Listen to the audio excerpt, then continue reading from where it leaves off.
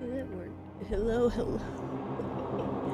Let me just mute a couple things really quick. Here we go. You found okay. My manager is here today. Hello, hello, Drago.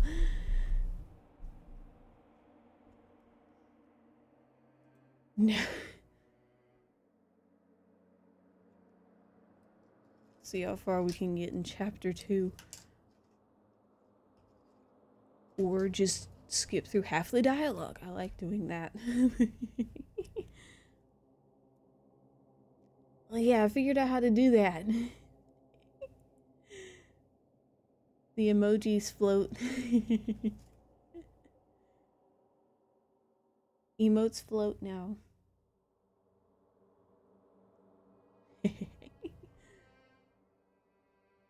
Also, they do but I've got it set to when someone follows or something like that, or anything, they explode, like they firework across the screen. So that's great. I'm so glad it works. Dragon Master 2422 just redeemed at a flower. I hope Paul has been well for you, Lunar. Lunar 39 Lunar head pats Lunar 39 Lunar tail. Yeah, things have been well. How are you? Let me just you're gonna see all the menus. That's fun. Is it not called the Lunar Tier on here? Of course it's not. What is it?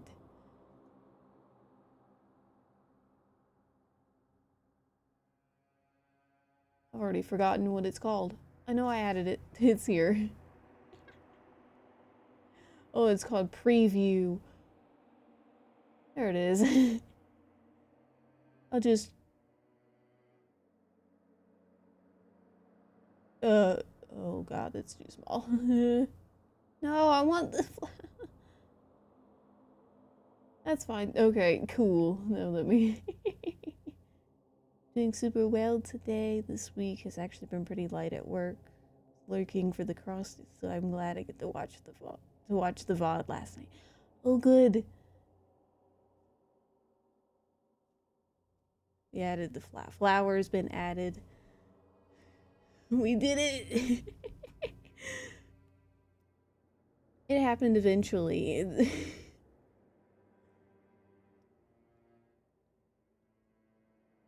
Alright. Let's see what's happened. We finished the first trial. I think that's all we did. We only finished the first trial. Fun. Oh, I like this. This is great. No speaking. Thank you, Makoto. Small steps. Everything is small steps. Can I leave? No. Perfect. Just just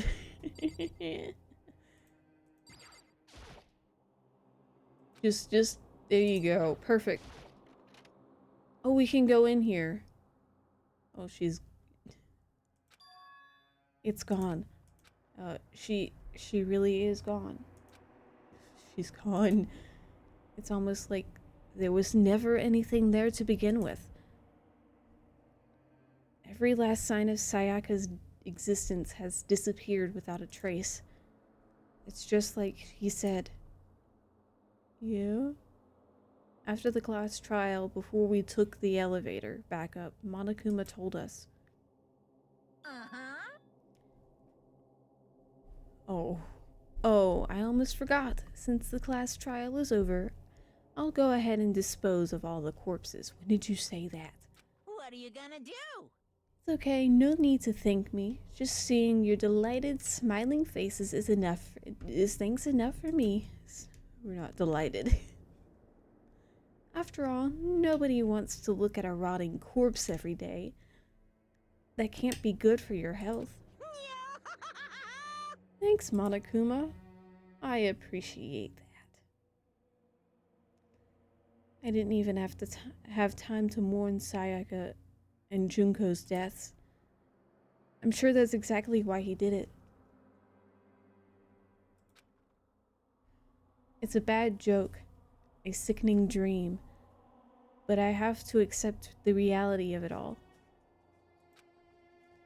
I headed back to the dining hall to meet up with the others.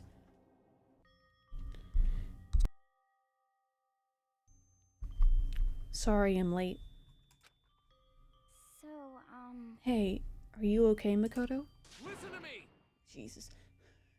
You sure took your sweet time. I was just about to go get you and drag you back here. Sorry. Okay. So what happened? Was your room fixed up just like he said?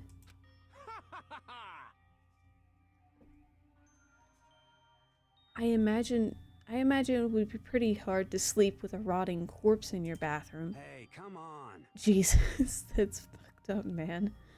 Why would you say something like that? My room was spotless. There wasn't anything left. Like the whole thing never happened. I see. It must be tough staying there, knowing what happened. Why don't you just stay in Sayaka's room? Well, staying there with her scent still hanging in there in the air, that would hurt just as much. Plus, I've decided that I can't turn away from her death. Makoto. Hey, cheer up. Getting depressed isn't gonna help anything, right? If we all work together, I'm sure we'll find a way out of here. you got it.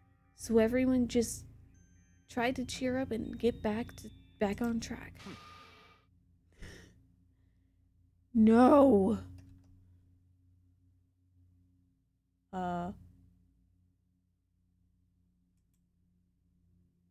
Goodbye, bot. Is that honestly supposed to make us feel better? Oh. We were already working together, and yet someone was still murdered. Anyone could betray us at this point. It's true. Now that it's happened once, it's a question of when, not if, the next one takes place. Yeah, because Sayaka made the first move. Well, But if we work together against the mastermind, nobody will have any reason to do something like that. Stop talking. Keep telling yourself that. I'll be over here in the real world, working together, fighting a common enemy like that. It's like it or not, it's not that simple. It's true, actually. What do you mean? are you okay with this? The mastermind seems to be much more powerful than we ever suspected. They took over Hope's Peak, which was supposed to be well defended, and modified it to fit their desire. They created Monokuma, which seems to be incredibly advanced. And they're providing for our every need. And the cherry on top is the execution we witnessed. Honestly. Everything has been planned down to the last excruciating detail. This is not the work of your everyday psychopath. Defying them may be too great of a risk. So Then, what are we supposed to do? Anyone who truly does want to escape will just have to follow the rules. In which case, the only option is to deceive those around you and win the game. No, What? Know what? I can't take it. I don't want to live if it means killing someone else to do it. I don't want to kill anyone else. Huh? Anyone else? What do you mean? It's because Leon died because we all voted for him, right?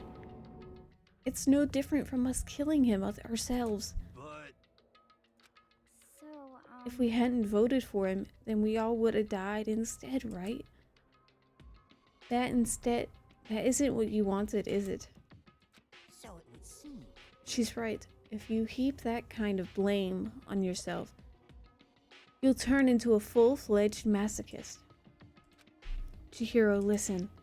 You're not to blame. Not you, not Leon, and not Sayaka. The mastermind is responsible for everything that's happened. We had no choice but to vote. I can't imagine what would have happened to us if we'd refused. And in the end, it was Monokuma who ultimately killed Leon. So don't waste your anger on yourself. Instead, direct it at the mastermind.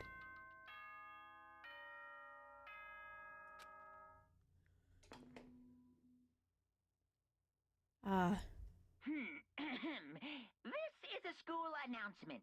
It is now 10 p.m. Fun. As such, it is officially nighttime. Soon the doors to the dining hall will be locked, and entry at that point is strictly prohibited. Oh, and one other Oh? thing. It was totally obvious before that you were trying to make yourselves feel better and justify what you did. See you, don't see you, see you. That's about how much I can see you, even when you try to hide. Now pay attention and remember this well. The burden of judging others is a heavy one to bear. Oh my So god. be well aware of your actions. Order and stability rely on the sacrifice and responsibility of everyone. Fun. Okay then. Sweet dreams, everyone. Good night. Sleep tight. Don't let the bed bugs bite. Okay. Thanks, Monokuma. What was that about just now? He was saying it's our fault what happened. That's pretty cool, man. Don't fuck with me. That piece of shit. Who does he think he is? ... And so the day drew to a close. A tense, maddening day that saw the deaths of 3 classmates. Sayaka, Junko, and Leon. But this is just the beginning. Our despair has only just begun.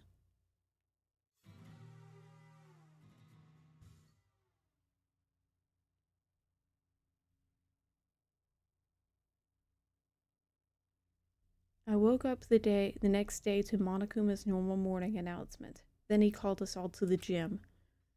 What's he gonna do to us this time? We were practically frozen with fear, but Monokuma was determined to get us involved in his little game. And with that goal in mind, he began it. Okay, lift your arms up and Oh my god. down. 1, 2, 3, 4. 1, 2, 3, 4. Oh, Kiyotaka. Oh, Taka. Now reach way up and bend way down. Tighten those muscles. Let's add a little strength, a little speed to those young bodies of yours.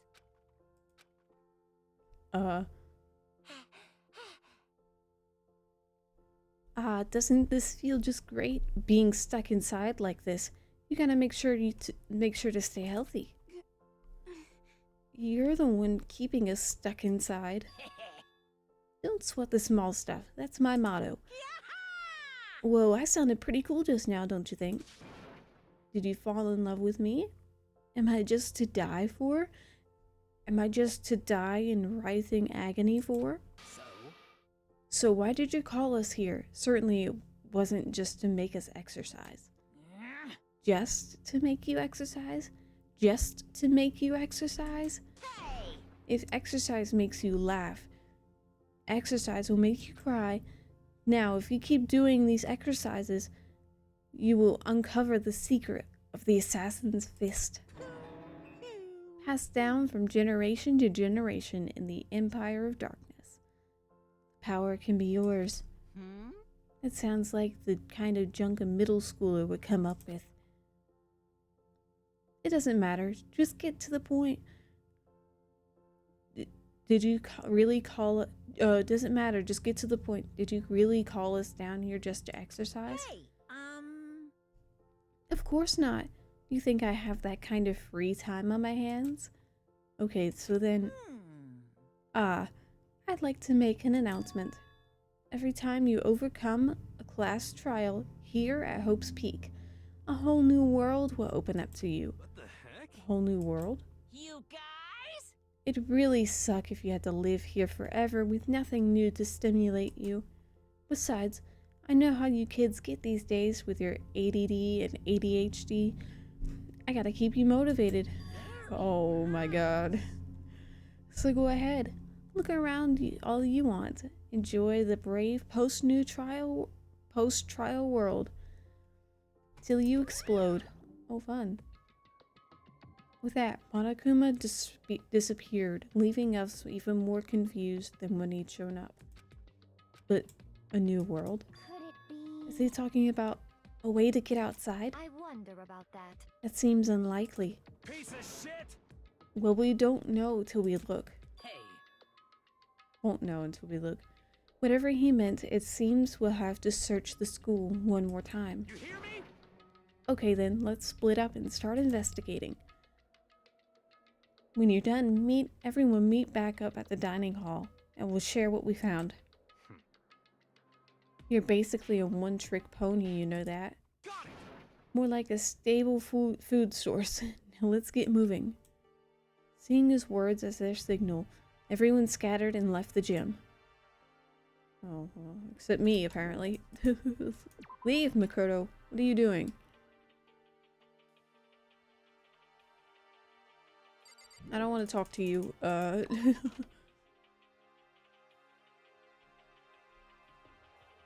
Ah, would you look at this? The gate was blocking the stairs. That was blocking the stairs have been opened. Is this what Monokuma meant by a new world? If so, what's up there? Oh, you know, the second floor. This is the second floor of the school. Maybe there's some kind of clue here. Yeah, I'm sure of it. There's gotta be something here. Whee! Besides classroom 2A. Where's 2B? 2B? It's gotta be here somewhere. Where is it? That's all I care about. That's the library. That's not classroom 2B. This is far more important to me. Aha! Perfect.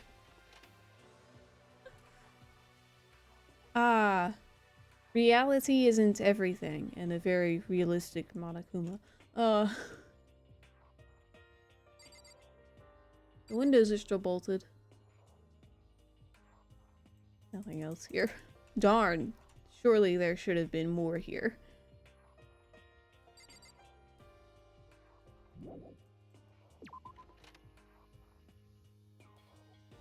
Tubi should have been there. That. Did we only get the library? Surely we did not just get the library. No, there has to be another. Where's the other place? 2A. Oh. No. What? That's floor 2. Where is anything in this? That's a classroom. Damn it, I know there's another place here. It's not just the... Did I not go down far enough? Am I crazy?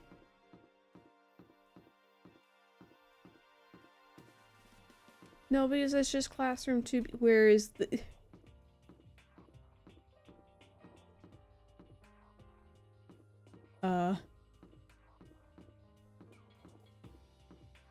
I mean, there's also other places to go, but wasn't there supposed to be like a... Oh, there it is. I found it. The... Oh, well, that's lovely to see. Just a second. Hey, Makoto. Hey, guess what? Oh, Makoto. Guess what? I found a pool. There's a pool here. A pool. Pool. So many pools. You don't have to keep repeating it. I got it. Okay. And there's a ton of exercise equipment in the locker room. Sakura's gonna go nuts when she finds out. Yeah, you're right about that. Hina seems way more excited than usual.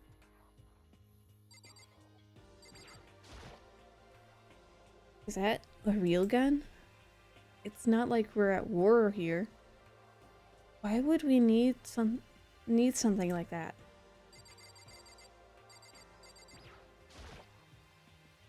Behind this door is the locker room. This is the girls' locker room. This is fine. A true gentleman will respect our space, yes. Well, yeah, but I was just checking it. Calm down. Hey, Chihiro, have you checked out the pool yet? No. I don't like wearing swimsuits. Yeah, you don't seem like the type who might not be into that kind of thing. But still, it sounds like the locker rooms here have all the exercise equipment you could ask for. Maybe I'll give it a try. I kind of like to get a little stronger. You want to get stronger? I have to say that's kind of unexpected. Yeah. But I'm not even brave enough to step foot into the locker room. Huh? You don't want to go in the locker room? It's not that I don't want to. It's I don't get it. Is she afraid of locker rooms or something? That's a pretty weird phobia, though. Well, you shouldn't judge, Makoto. Behind this door is the locker room. Yeah. Oh, and I guess you need your handbook to get into the locker rooms. Really? Of course. Really? Hmm. If you want to unlock the locker room, you'll have to swipe your personal e-handbook across the card reader next to the door. However, to ensure maximum security within each locker room, only the boys' handbooks can unlock the boys' locker room, and the same goes for the girls. And that's the bottom line. But what if someone opens the door and then someone else sneaks in? Anyone who commits such indecency will be punished without mercy for their scandalous sexual depravity. Of course. See, there's a Gatling gun mounted on the ceiling, right? And that'll be all, yep. Just a second. I bet it really hurt to get shot by that thing. No, I think it'd be a little worse than that. But what happens if someone loans their handbook to someone else? Boy could borrow a girl's handbook, and that would get them into the girl's locker room, would it not? What? That never even occurred to me, to think someone could be so low, so cowardly, so devilish. Okay, then how's this sound? I got it. For a new rule. Time for a new rule. As of this moment, loaning your e-handbook to another student is strictly prohibited. There. Now nobody can give their handbook to anyone else, right? You like that? I'm kind of a genius, right? That's because my brain is 100% cotton. Honestly. I do not imagine anyone would have lent their handbook out in the first place. Is that okay? After all, that would likely be held responsible for anything that person might be using the handbook. So, But you know, you seem awfully concerned with all this locker room security stuff. Of course. It's because all you teenagers are sex-crazed maniacs. Yeah, for sure. So to keep anything unseemingly from happening, I have maintained a rigorous... Oh, thank you for following. I would pronounce, hold on. Yushko, I'm sorry, I'm probably gonna... Thank you for following. Welcome to the garden.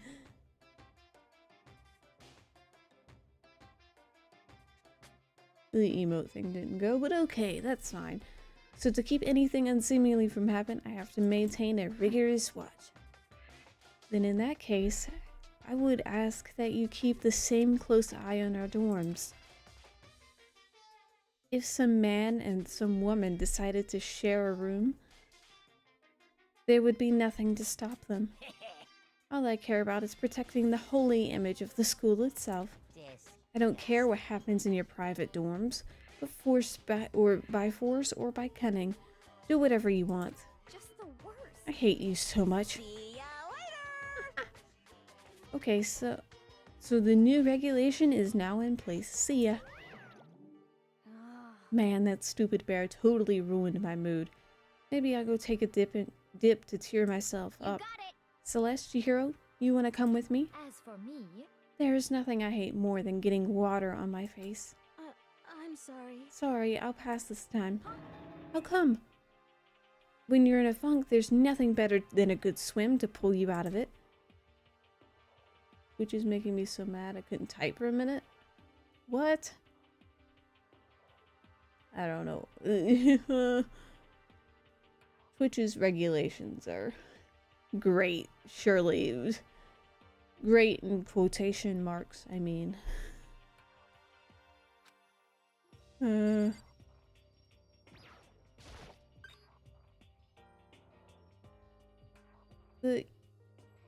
Was there a firework of emotes? I could not tell. Oh well.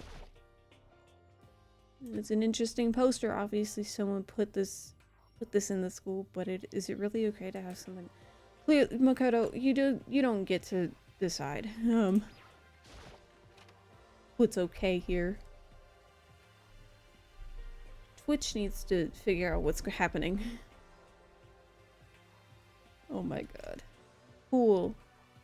It's a pool. There's a lockers. I would expect to see that in any normal pool. Oh, good money. Nothing.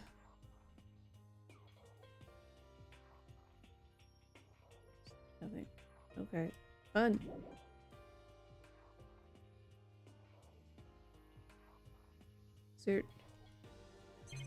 Is that the only reason we came in here to? Oh,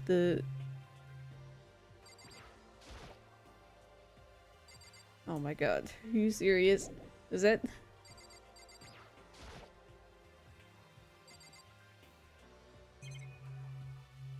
Is there what? Oh. Oh my god, there's only two.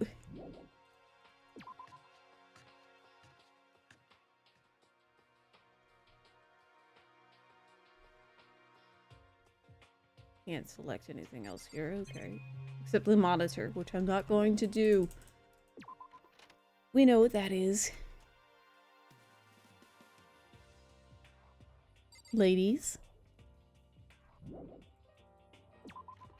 I'd love to leave the area after it took me a minute to find this place.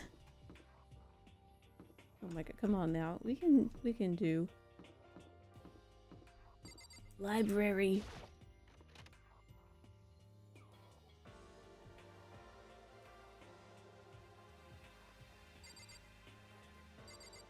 Yo, what's up? But still, this library is most interesting. Huh? What's interesting about it? Stop talking. Oh, nothing. I was just thinking out loud. Oh. You must be pretty happy to have all these books around, huh, Toko? Not particularly. Nothing's really caught my attention so far. Indeed, there's a plethora of books, I swear.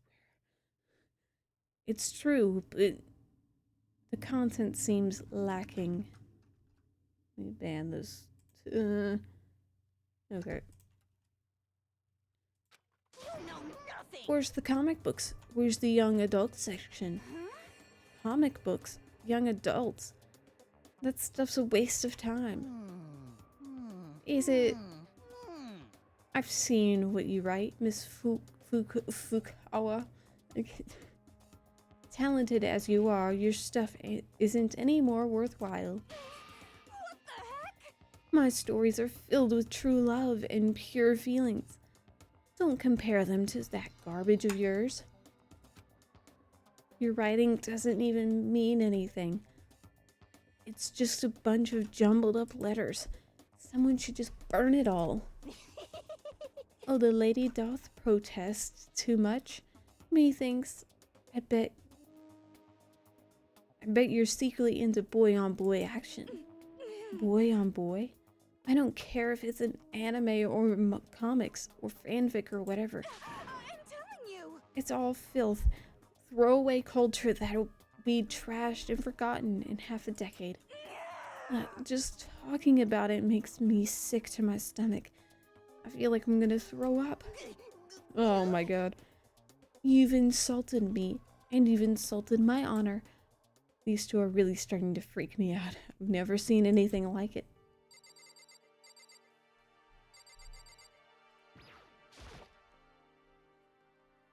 The shelf is packed tight with books. Looking at it, the whole thing is incredibly dusty. It looks like this library has been neglected for a pretty long time. As nice as the school itself is, whoever's in charge of upkeeping has been pretty lazy. Strange.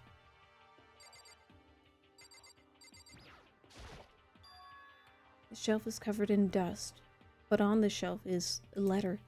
What's this? Hope's Peak Academy. Indeed. It was buried under a thick layer of dust. It must have been sitting there for quite a while.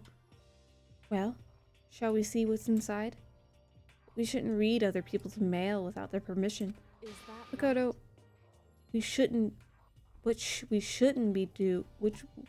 we shouldn't do is leave this here without finding out what's inside. Okay. I broke the seal on the dusty envelope and pulled out the single piece sheet of paper I found inside.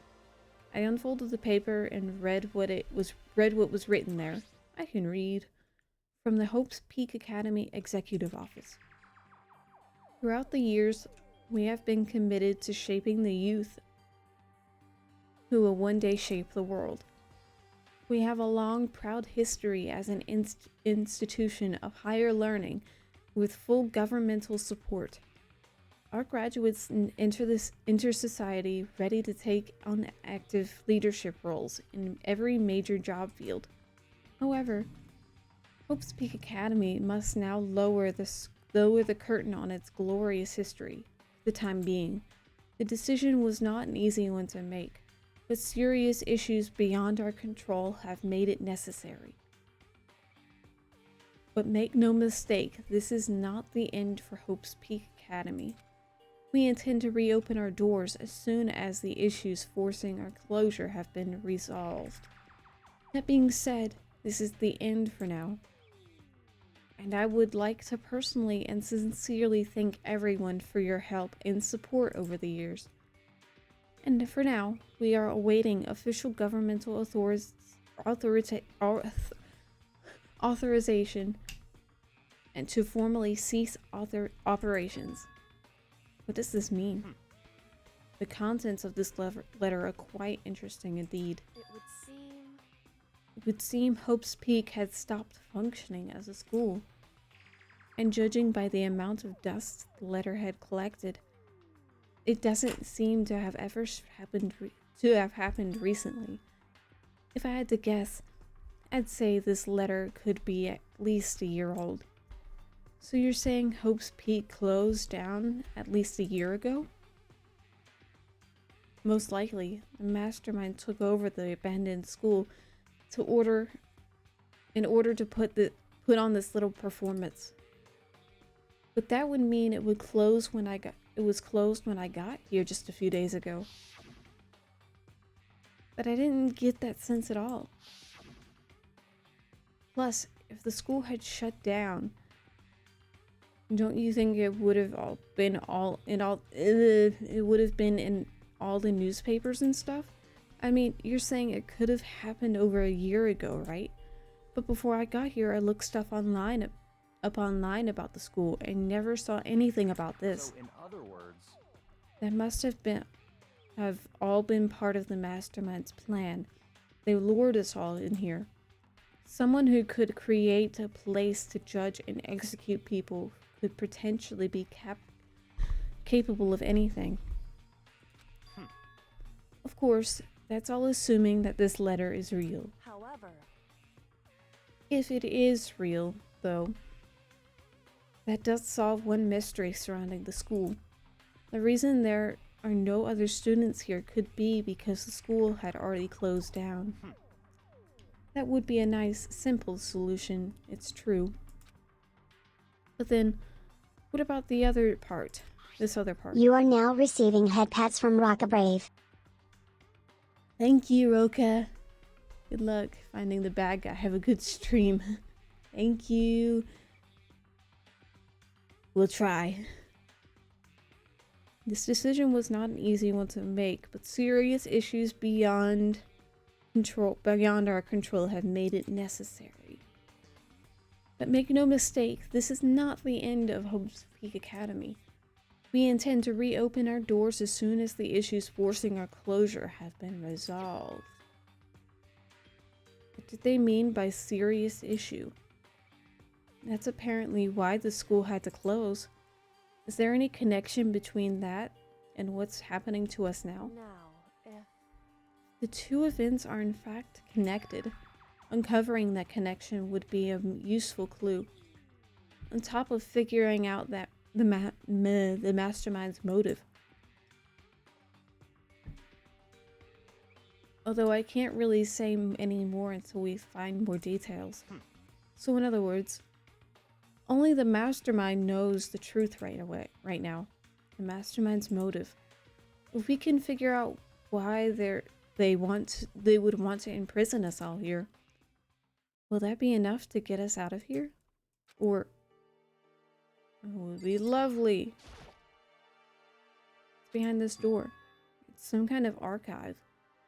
All I saw in there was stacks of old books and files. Can't imagine what business you would have in there. That's true. I don't really have any reason to check it out. Oh, a computer. It looks like a laptop. This laptop looks pretty old, and it's all covered in dust. so, It's broken. I tried pressing the power button earlier, but nothing happened. It's broken, huh? Too bad. I was hoping I could use it to go online and see what's going on in the outside world. If it's broken, there's nothing I can really do about it. Anyway, now I have a pretty good idea what's on the second floor. But I didn't see anything that might lead to any kind of exit or anything. All I can do now is hope someone else finds something worthwhile. Okay, I'd better head back to the dining hall as soon as possible. Okay.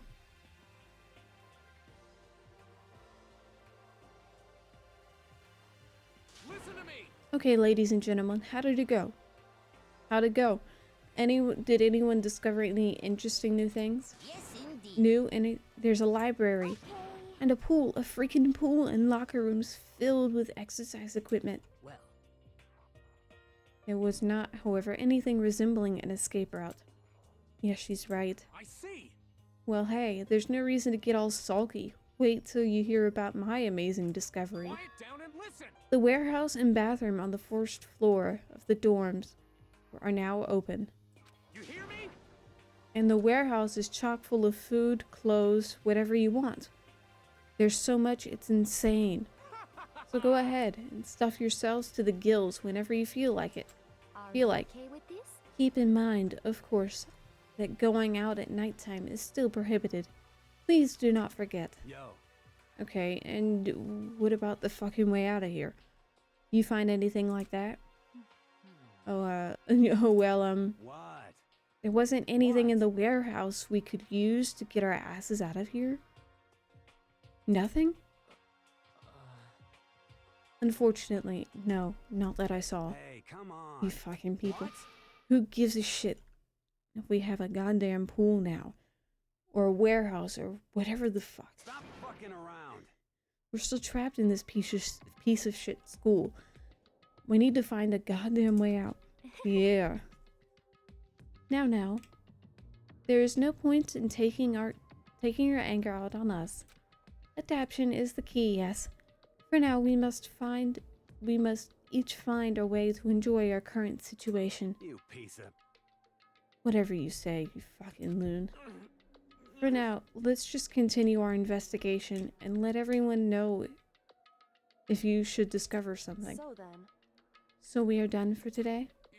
Yeah. Well, yeah, I guess so. The air seemed to suddenly grow heavy again.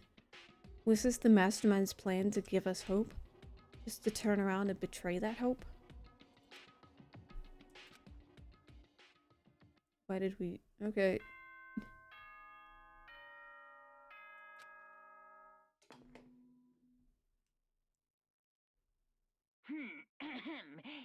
This is a school announcement. As such, it is officially nighttime. Soon the doors to the dining hall will be locked, and entry at that point is strictly prohibited. Okay then. Sweet dreams, everyone. Good night. Sleep tight. Don't let the bed bugs bite. Okay. We all promised not to leave our rooms during nighttime. There's not much else to do, I guess. I'll just go to bed. Oh, fun. Mr. Monokuma, do you have a second? No, I don't really like myself. I don't have any kind of skill or hobby I could say I'm super good at. My grades are totally average too. My reflexes are okay. Not great, not awful. I could get into a decent college where I'd make a few friends, maybe even find a normal girlfriend. Which is exactly why I don't like who I am. I understand that now. My life is just one giant copy-paste. I don't have any imagination. I'm a perfectly average cardboard cutout. You see what I mean, right, Mr. Monokuma? Yeah. Sure.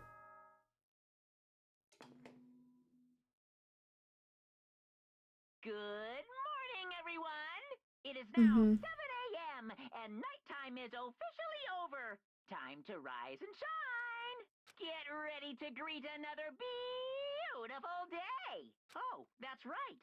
I wanted to let you know that your e-handbooks have been updated. New regulations have been added, so please take a look and enjoy your school life more than ever before. Oh, fun. A new rule has been added. Okay, fun. You must be referring to yesterday. Loaning your e-handbook to another student is strictly prohibited. But right now, I need to hurry up and head to the breakfast. No, we shouldn't. We should check the regulations just to make sure, Makoto. 1, nighttime, sleeping anywhere other than dorms, free to explore, violence against headmaster, nope. Anyone who kills, murder, class trial, guilty parties exposed, they will be executed. Loaning your e-handbook, oh, an additional, okay. It is the same. Fun.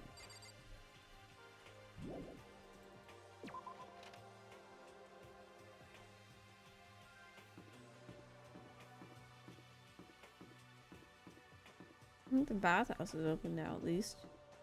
I think.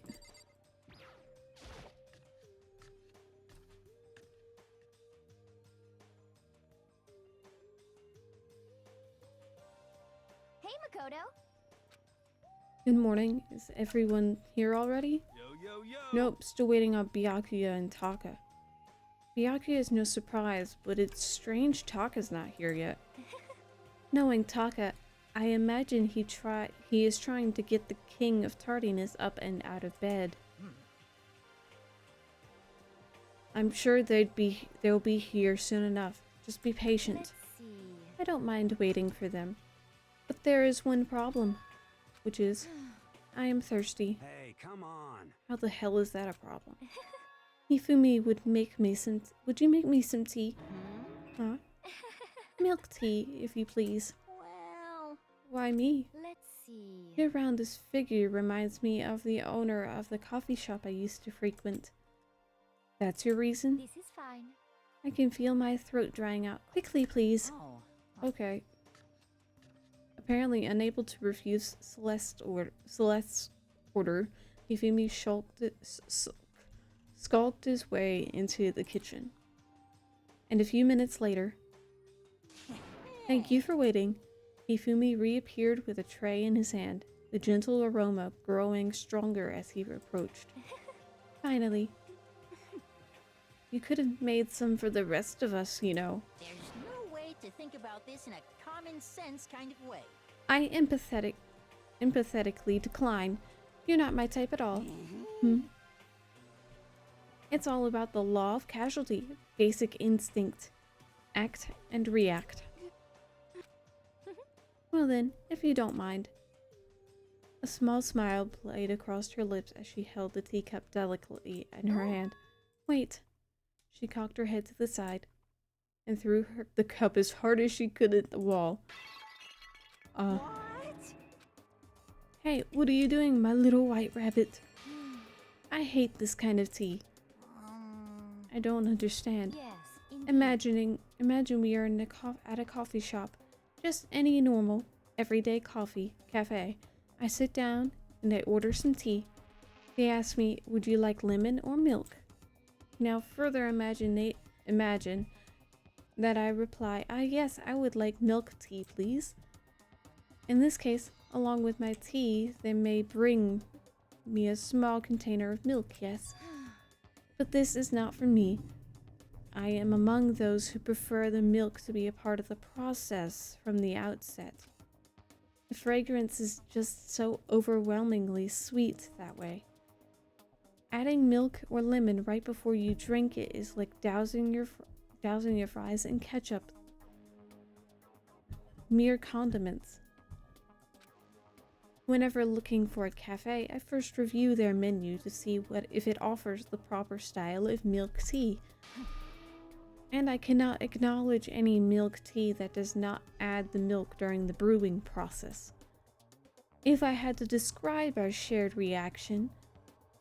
if I had to describe our shared reaction to what we just heard, I'd have to go with wide-eyed bewilderment.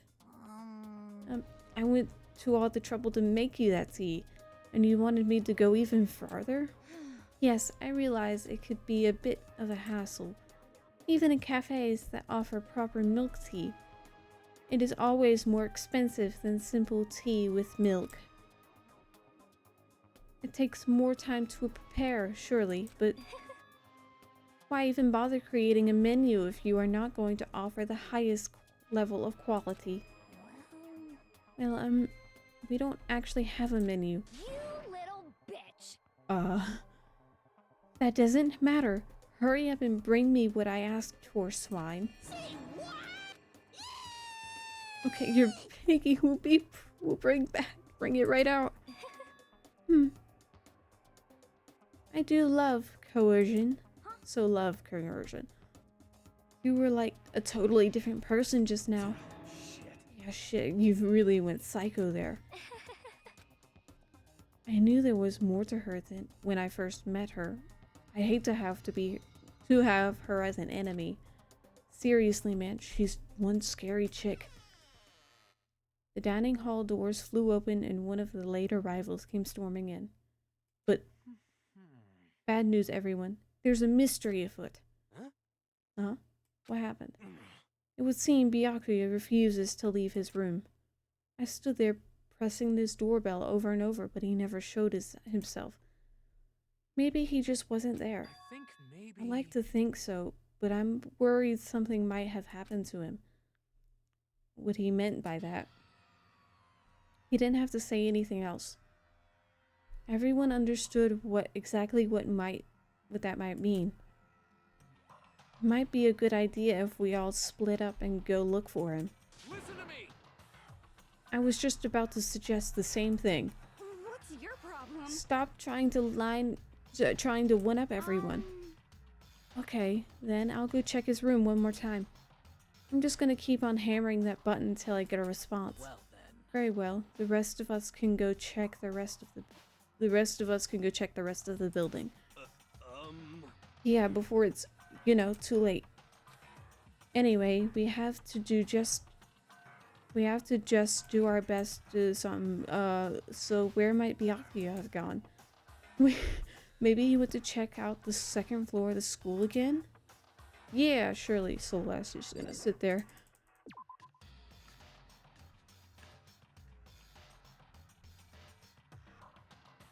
Where am I? Academy.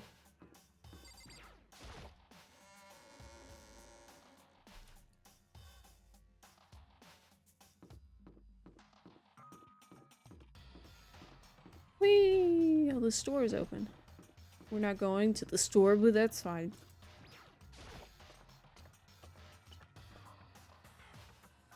Hi, Kyoko.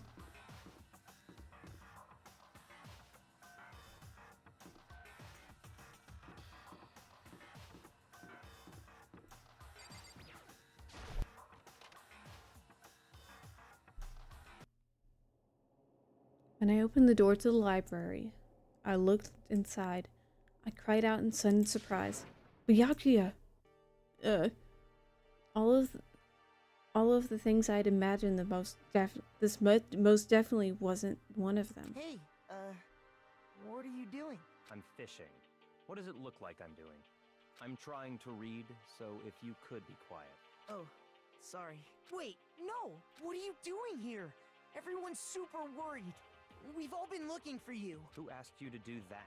Because we're all supposed to meet up in the morning and eat together. We made a promise. A promise? Can't I get a second's peace and quiet around here? No, sorry. Byakuya snapped his book shut and slowly stood up, smooth and silent as a shadow. Meanwhile, the others must have heard me yell and started showing up one after another.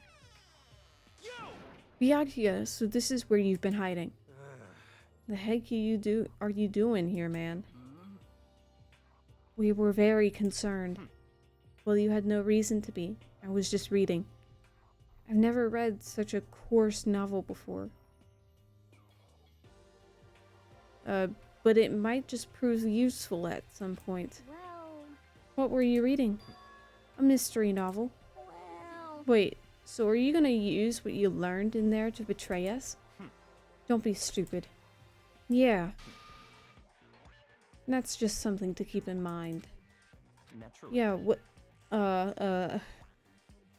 But if I decide to fight, of course, I'll come up with something original. Otherwise, this game of ours will be totally boring, right? It's not often you get to take part in such high stakes, high tension activity. So if you're going to do it, you have to make sure it's entertaining. His words sent a chill down my spine. But there's an undeniable smile on his face as he spoke. He looked like he was actually enjoying himself.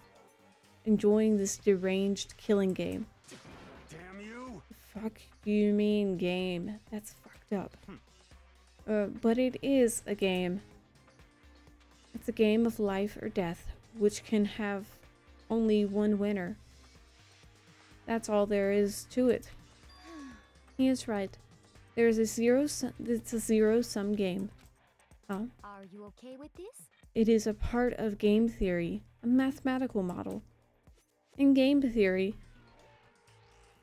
what we are going through now is called a zero-sum game. In this type of game, in order for one person to gain something, another must necessarily lose something. In other words, it is a situation in which participants must compete for position or resources. I see. You mean like a kind of elimination match? Actually, Entrance exams, sports tournaments, job openings. Most social interactions fall into this category. Everyone must scramble to obtain something which is limited. For you to succeed, everyone else must fall. This also applies to the school life we have been subjected to here. In this case, is that okay? our limited resource is that only one of us can successfully become the Blackened. So, in other words, So this game was designed from the beginning to force one of us to try and defeat all the others. That can't be what they had in mind. This is why adaptation is so crucial. If those who want to escape were to disappear, there would be no reason to continue playing the game. what? But why would I want to stop playing? It's so much fun. He smiled again as he spoke. The smile was filled with evil intent. It twisted his face into something not human. It sounds as if you do not acknowledge even the possibility that you may lose. Am I right? Naturally. Of course. You do not speak like the others. Exactly what I would expect from the Togami heir apparent. It's just normal arrogance, isn't it?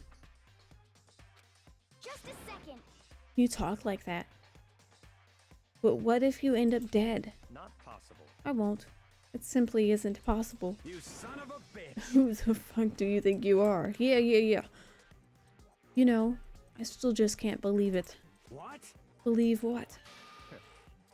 That an undead, educated, brain-dead, useless piece of garbage like you has survived this long. Piece of shit! Okay, Mondo. Let me repeat myself. Like I said, I won't die. You keep saying that, but do not bother arguing with him. For him, the concept of simply losing simply does not exist. He is the ultimate affluent progeny, after all. A boy is raised to succeed from the day he was born. He considers victory his destiny and has lived his life accordingly. Tests and challenges are merely ways for him to stand victorious, even if it is a life and death situation. Is that not so, Byakuya? At least one of you seems to understand. Isn't it wonderful? It is because I am the same as you. Games are meant to be won. That's enough. Are you trying to suggest we are on the same level? Close that vulgar mouth of yours. Oh, Well, I do apologize. Anyway, let me just say this to all of you. You all need to try harder, for an opponent isn't going to give it their best. Where's the fun for me? no. That's a terrible way to look at it. What? It's because... This isn't a game. Our lives are on the line, you know. To kill your own friends is That's horrific. friends who decide that? Huh? We're not friends. Not quite quite the opposite. We're in competition. We're enemies. But you know, What? but what? Trying to force your contradictions on me and just accept what I'm telling. Stop trying to force your contradictions on me and just accept what I'm telling you. Come on. Yes? If you have something to say, say it. Otherwise, keep your mouth closed. I'm sorry. Stop fucking around! You shithead. You get off bullying people that can't fight back? You want to try that on me? So you're back to pretending to be friends, huh? And how long do you think that's going to Piece last? of shit! Yep. What? Is that all you can say? It's unfortunate you would waste your breath on such a empty gibberish. Bitch! Yeah. Just a second. Hold on, just calm down. Piece of shit! I am calm. How is this calm? Anyway, I don't have any intention of working with the rest of you any longer. To cooperate during an elimination game is, well, frankly, it's a waste of time, and I hate wasting my time. Waste of time? Engaging in friendly group meals is out of the question. Someone could easily poison our food. And I'd rather not be part of the Last Supper just yet. Oh well. Shit. Quit talking like you're in a fucking movie or something. Goodbye. All I'm saying is that ultimately you are all free to do whatever you want on your own time. On your own. Goodbye. Without a second glance back, Byakuya left. There wasn't anything we could do to keep him from going. His way of thinking was just beyond anything the rest of us could even comprehend. But Was he seriously all about all that? He was, without a doubt. don't fuck with me. Maybe. But what he said, he might not necessarily be wrong. I mean, can you say for sure someone won't poison our food? Hey, come on, you too, Toko? Anyway. Well, it's not like anyone would even care. would care even if I was gone, right? Actually, I bet you all won't. I bet you all want me to be gone. Y'all think I'm disgusting. None of us think that. I'm telling You just think you don't know that. Thank you for following. Oh, there's the... Okay. Whee! Thank you for following Akari the Etaloid. I can... Yeah. Thank you. Welcome to the garden.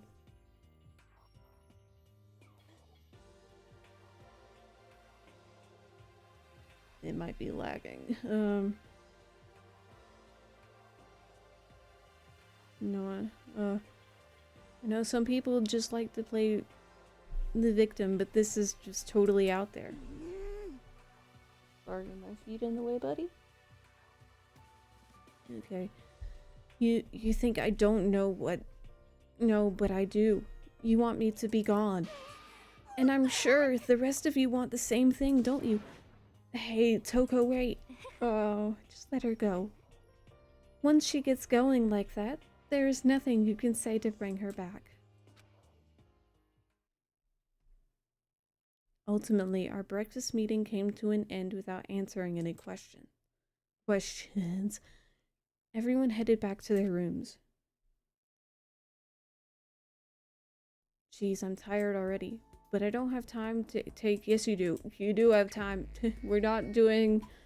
Free time means it saves us time.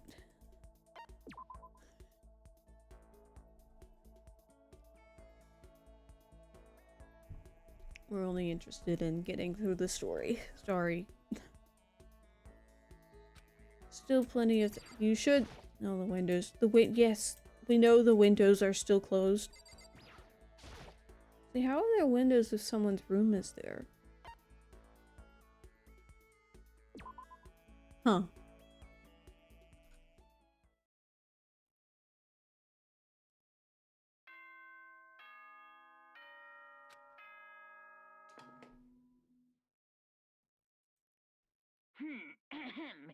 This is a school announcement. It is now 10 p.m. As such, it is officially nighttime.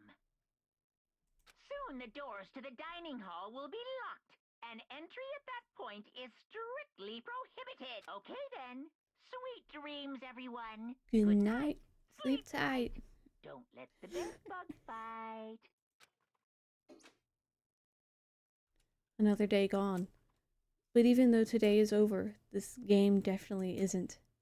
How long is this game? Is this gonna keep going? How long is this game actually? This game is way too long. All the stress and anxiety kept me from falling asleep until late in the night.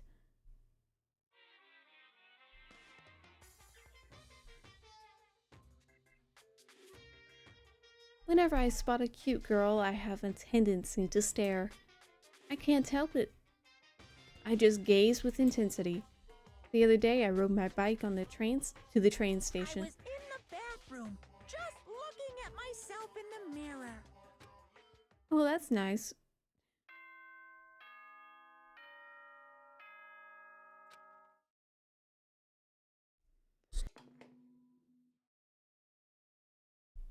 Good morning, everyone! It is now 7 Oh. a.m. and nighttime is officially over. Get ready to greet another Beautiful day. Well, I guess I better head to the dining hall before anything else.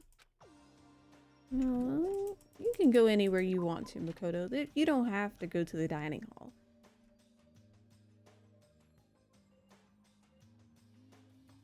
Yeah, there's a room next to us. And it's Kyoko's. Dining hall.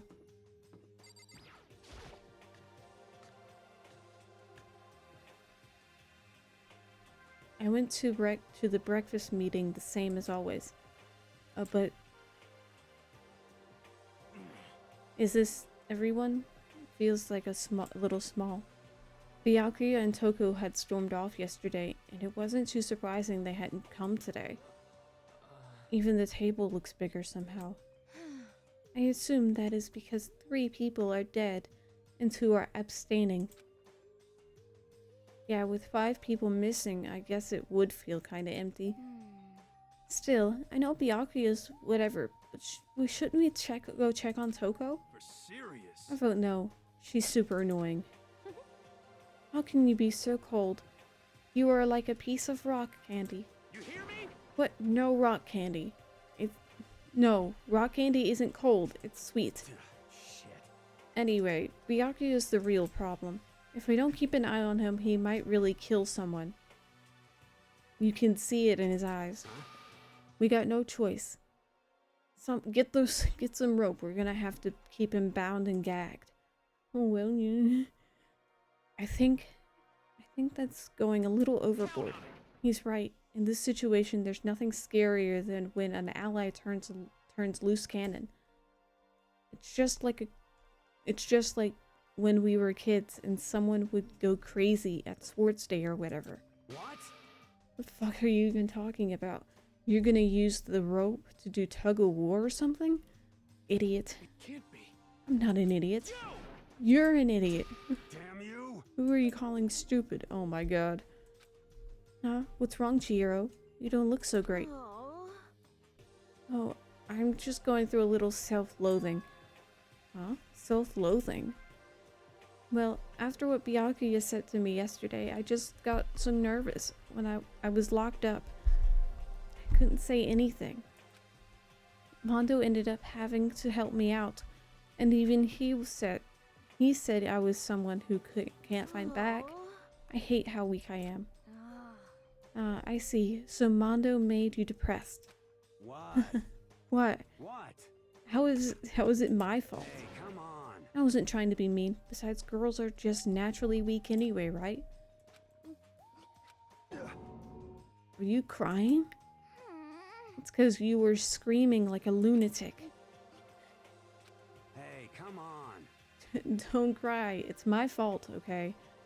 I won't yell at you anymore. Really, I'm not sure I can believe that. Huh? Just shut up. What? I got it. What? I'll make you a promise as a man. Promise as a man? Yeah, that's right. Maybe I mentioned this before, but ever since I was a kid, there was one thing my brother told me over and over again. He said no matter what, a real man always keeps his promises. That's what he left me. What? Oh yeah, my brother's dead. Oh, I see. That's true. Anyway, I don't want to talk about it.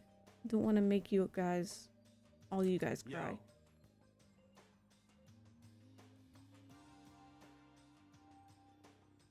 Do you want out, Gray? My cat's standing on my door. I'll be right back. I'm gonna go let him out and get some more water.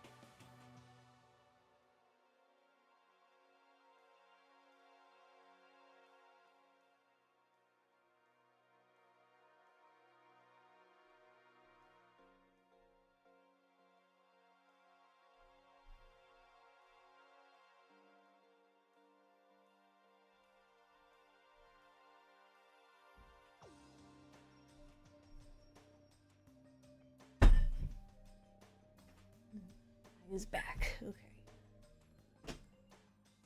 That stuff is still on the floor. I never picked it up. I need to do that. Okay.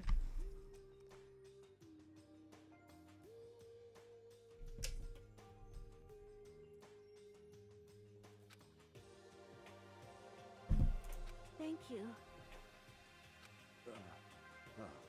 Sure. But I still don't like how I am right now. I have to get stronger. If I'm so weak, anything I can make me cry. That's not good. Still. I'm gonna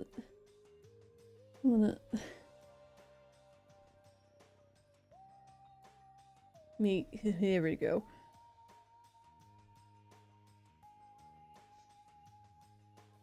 Still, don't stress out too much about having to get stronger. No, I want to get stronger. Maybe I should start working out. In that case, I would be happy to help you out anytime.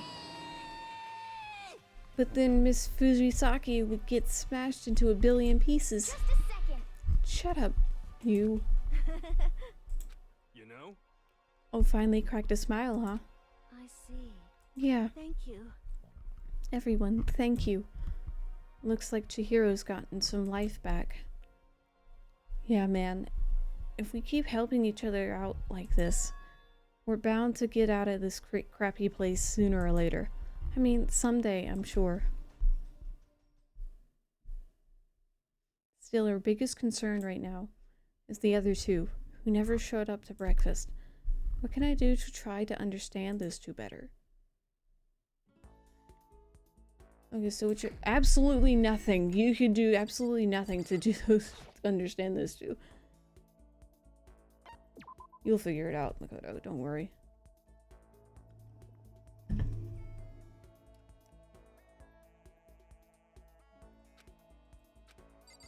Well, you're gonna sit here. Sorry, Makoto.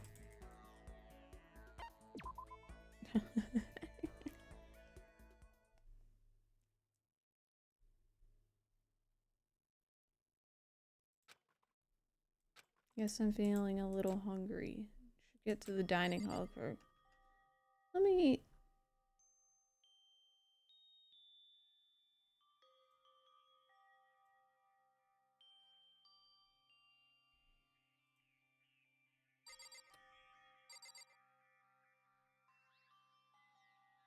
Dining hall. Yes, okay.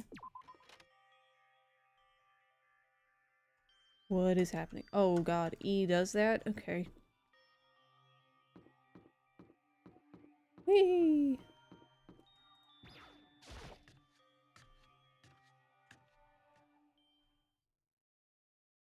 I just wanted to get something to eat, and now I'm about to get roped into something like this.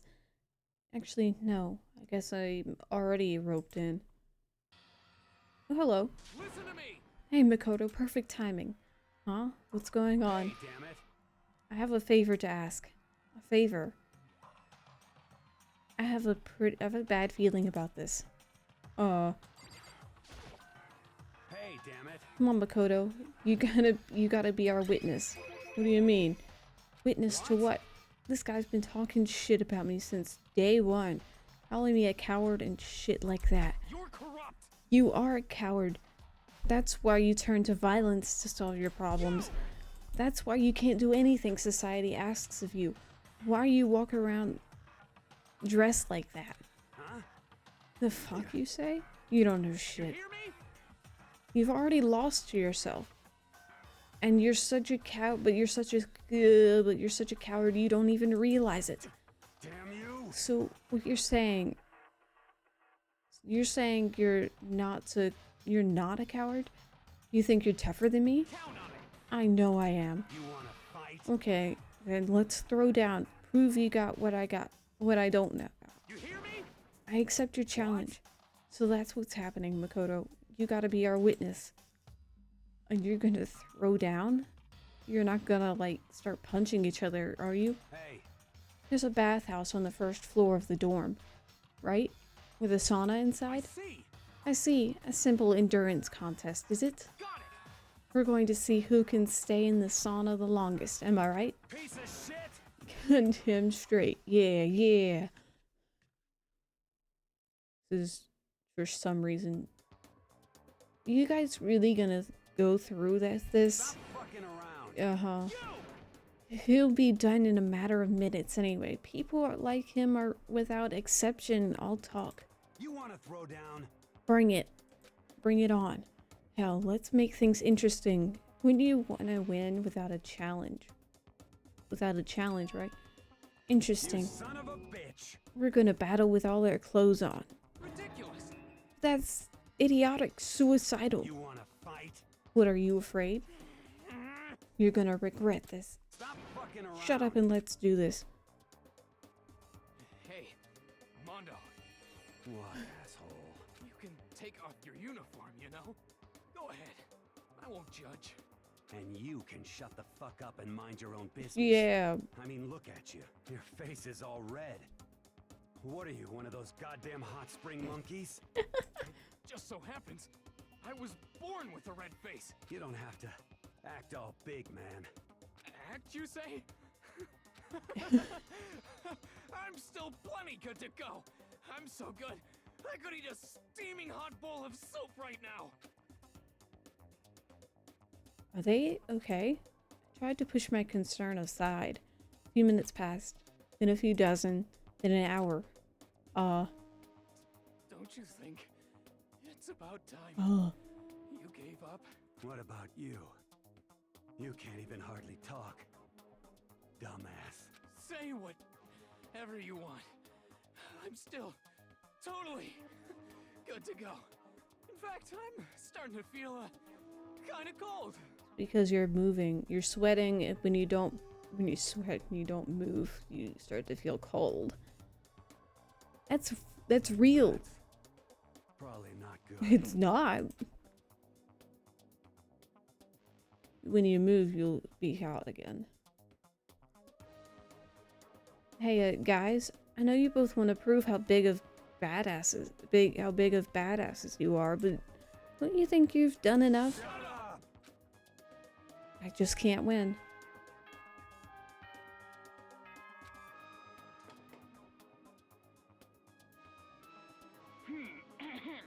This is a school announcement. It is now 10 p.m. As such, it is officially nighttime. Soon the doors to the dining hall will be locked, and entry at that point is strictly prohibited. Okay then. Sweet dreams, everyone. Good night. Sleep tight. Don't let the bed bugs bite. Okay. Hey, did you hear that? It's nighttime. How about we call it a tie? In a true competition, there's no such thing as a tie. Taka, You win or you lose. That's the only thing that matters. or you could tie. Listen to you, you son of a bitch. Then bring it on. I'll push you right up to the gates of hell. Oh, good. The gates of hell. That's not a good place to push someone. This isn't good, guys. Oh, Yeah, you hear him? Better crawl on back to your room. I'll let you know how it went in the morning. Then you can start spreading my legend. Come tomorrow morning. You'll fall down in front of me, down to your knees. I'll show you where to do it. Big talk from someone whose face is about to explode. Right back at you. Okay, well, good night then. Bye. I really hope those two don't overdo it. But I'm sure... to the death. No, surely they wouldn't go that far. Surely. The concern stayed with me as I slowly succumbed to sleep.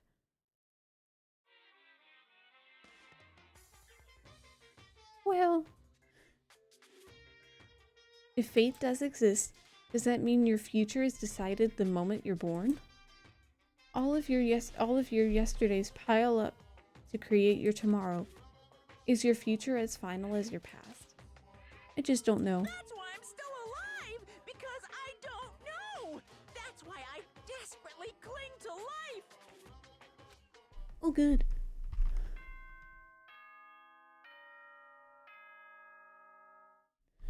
Ding dong, bing bong. Cool. Good morning, everyone. It is Unless you have something new to say. A beautiful day. Morning, huh? I hope Taka and Mondo and Taka survived.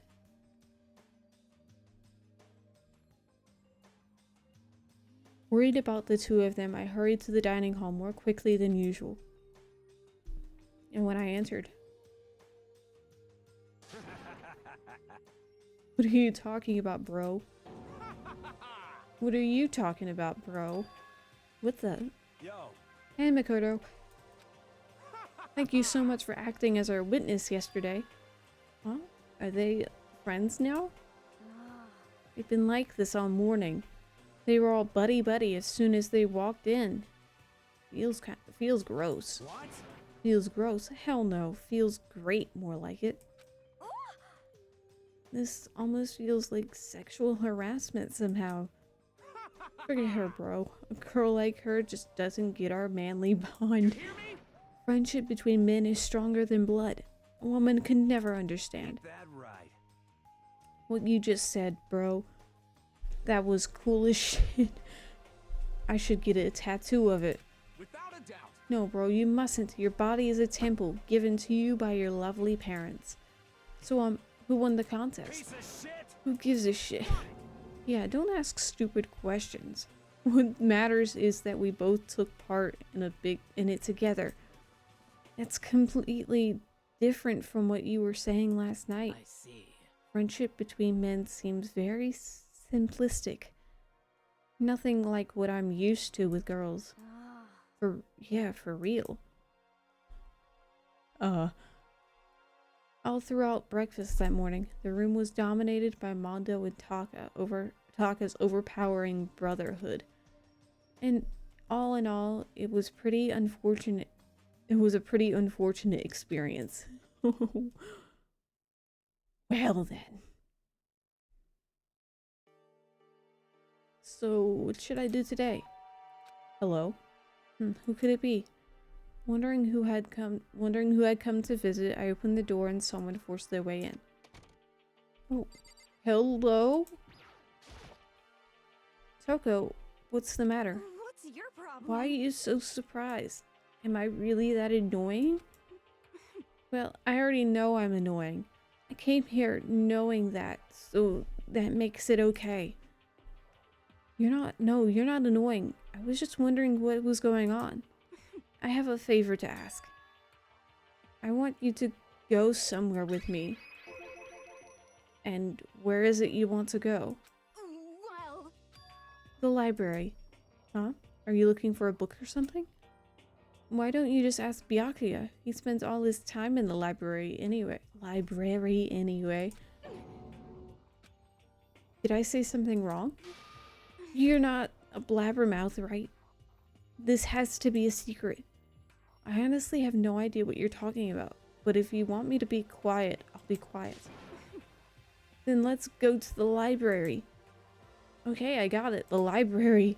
Jeez, why so pushy? She could have just... Quiet. Be quiet when you go in. Don't let him see you. She actually was starting to get annoying. But I did what she said and gently crept into the library. Hello. Unsurprisingly, Byakuya was there by himself, absorbed in a book. he's here. He's really here. Okay, Makoto, go talk to him. What? What? Stop being so loud. Just hurry up and go talk to him. You go talk to him if you want to so bad. I can't. I don't want to interrupt him. That's kind of crazy.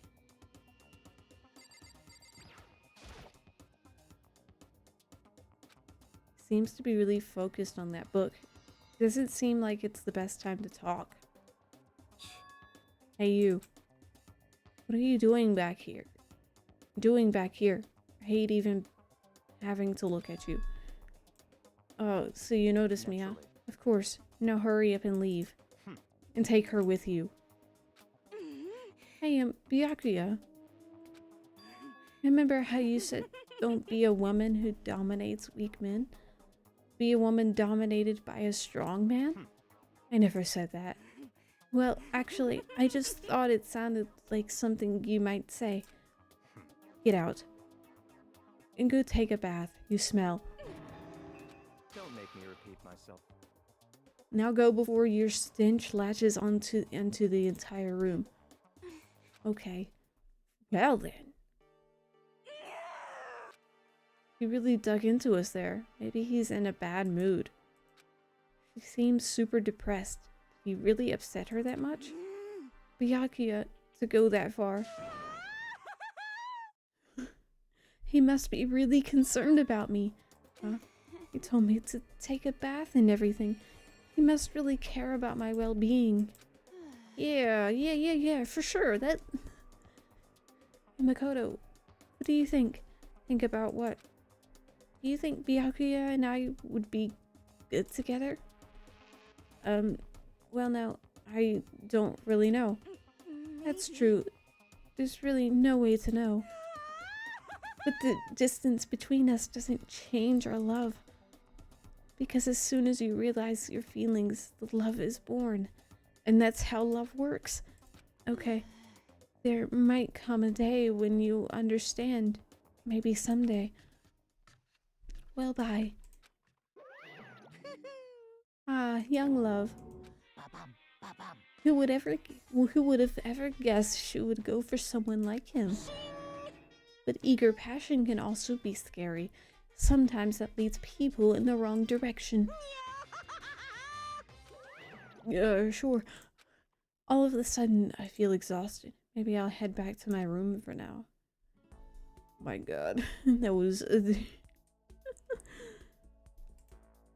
There's still some time left in the day to do nothing. We're doing nothing, Makoto.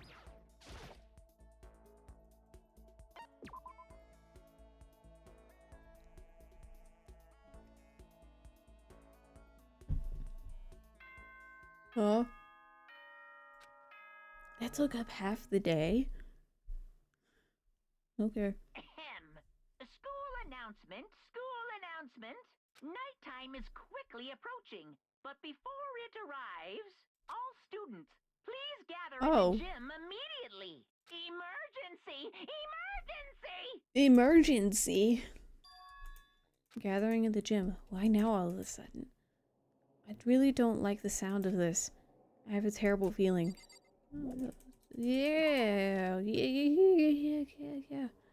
Kyoko! Oh, Kyoko, did you hear the announcement just now? Yes. I don't want to go, but we don't have any other choice, right? I can't imagine it's going to be good news, but it's not a good idea to defy him here and now. Goodbye. So I'm going on ahead. I really can't do anything except what Monokuma tells me. Okay, we're going. We're going! Oh my god, come on now, game. Or not. We're just gonna slowly... Hi, Mondo. What's up?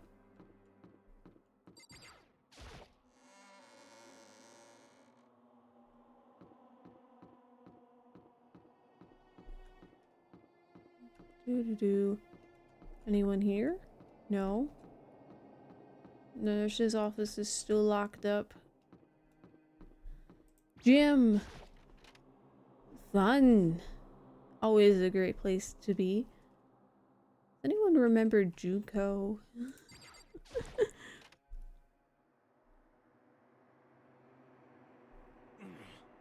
Asking us to gather together all of the sudden like this. What could he possibly want? Indeed. What might await us this time? Keeps things interesting, that's for certain. How is that funny? Can't you smile like a normal person for once in a while?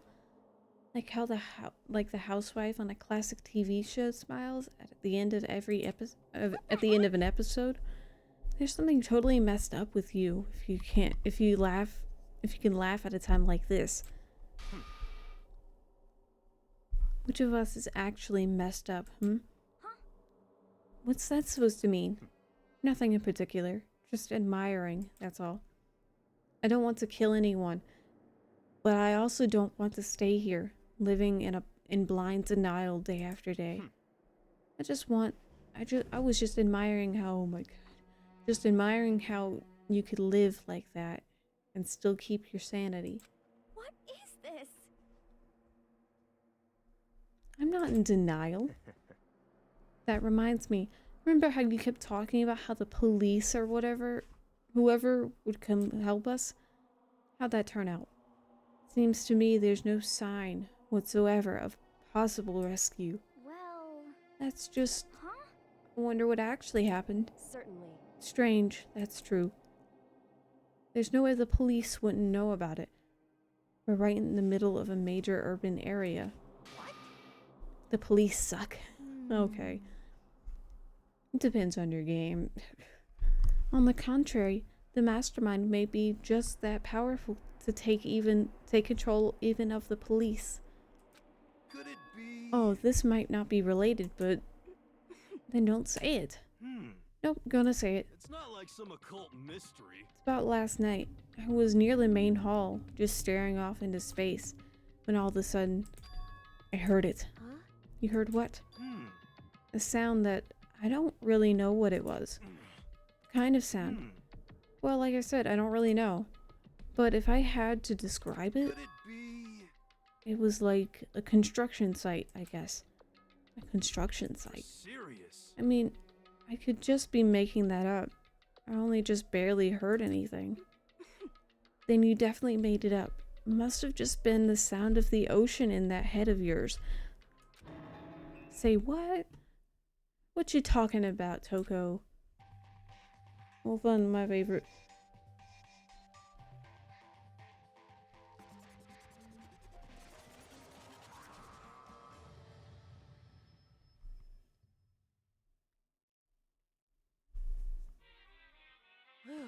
He's arrived. What Hiro heard wasn't the sound of construction, but it could have been an explosion. Huh? Or maybe a machine gun. That kind of sound like that kind of sound like construction in a way. What are you talking about? Beyond this point, my mouth is zipped. My lips are sealed. I am fully puckered. It's a secret. It's a secret, little secret. Fine, then let's move on to what you can tell us. Why did you call us here? Say what? You don't beat around the old bush, do you? Ready for me to get to the point, huh? If you please. Before that, you mind if I vent a little?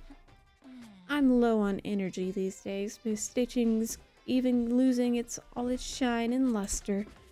I'm thinking it's probably become this hoo-hum, boring old everyday life. I'm looking for something with a little more stimulation, something rife with danger and intrigue. Yep. Listen, can I just be frank? Today, The I'm ne- feeling black. The next blackened hasn't shown up yet, and I'm getting bored. Hey, So I decided to come up with a new way to motivate you. Motivate? Is it another set of videos or something? Are you gonna show us some demented thing to try and drive us all to murder? Drive you to murder? What a thing to say. Just awful. I don't know what about I don't know what you've got planned, but we're not gonna kill each other anymore. No matter what you do, I swear to God we won't. That's very big talk. Do your very best to back it up, okay? Now then, with your permission, let me begin. So this time it's embarrassing memories and secrets. As long as you're alive, it's given that there's things you don't want other people to know about you. So I did a little investigating of my own, and I dug up some of your darkest secrets. Oh, and fun. those embarrassing memories and secrets are all contained in the envelopes I have right here. Secrets? I'm going to hand them out now, so take a second to take a peek. I like secrets. As Monokuma spoke, he tossed the envelopes at our feet. I quickly snatched the envelope with my name written on it. I nervously pulled out what was written on it, and my entire body went rigid. Makoto wet the bed until he was in the 5th grade. What? How? How'd you find out about this? Everyone started talking at once. You have 24 hours. If someone doesn't become the Blackened by then, all your deepest, darkest, most embarrassingest secrets will be exposed to the world. Maybe I'll roll by a crowded intersection in a van strapped with loudspeakers and spill the beans. Wouldn't that be so embarrassing? So that's what you meant by motive. Yep. You got it.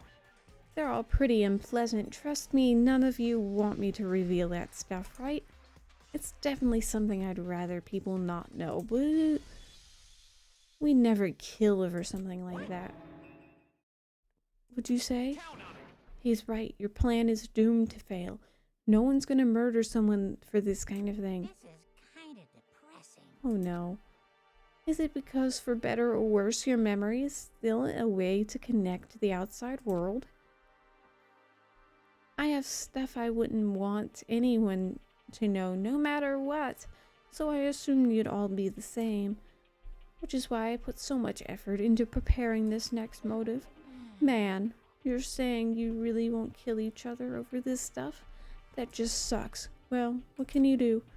Okay then, in 24 hours I'll expose all your secrets just to make myself feel a little better. Okay. So sad, so depressed. Fare not well.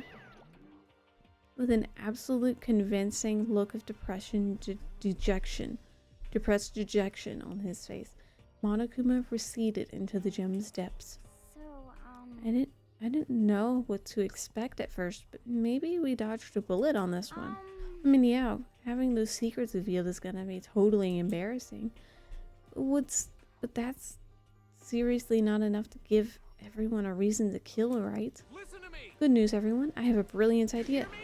Why don't we just confess the secrets in those envelopes right here and now? Without a doubt. If we do that, any and all motive for murder will vanish. That's pretty smart, right? Quiet down and listen. Okay, so my embarrassing thing is, I don't want to hear your stupid story.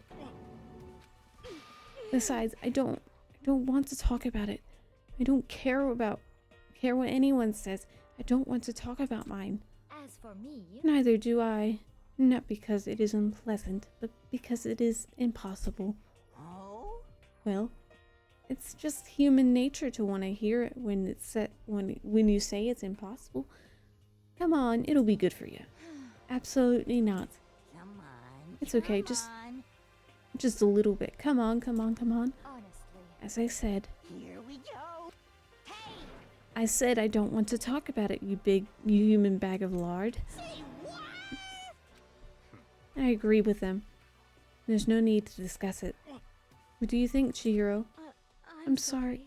I really don't want to talk about it right now. But I also don't want to leave things the way they are, so maybe I can talk about it later. After I try my best to become strong, then I could tell everyone. so, If you don't want to talk, you don't have to. I'm not super excited to talk about it either. That's true. If everyone's that much against it, then even if my bro's the one that suggested it, I gotta say no. Well, that's okay then. Either way, if it's just a few seconds. Hello, dream clouds. Welcome. I'm sure nobody is about to kill anyone over it. I hope you're right. A secret so bad you'd kill someone to keep it. Nobody's got something like that, right? Oh well. Okay, I'll stop with all this secret talk, but each of us has 24 hours to get ready.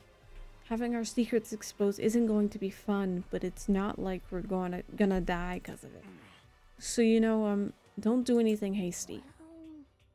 The way you keep repeating it kind of makes me worried even more. Okay. I know it's gonna be tough, but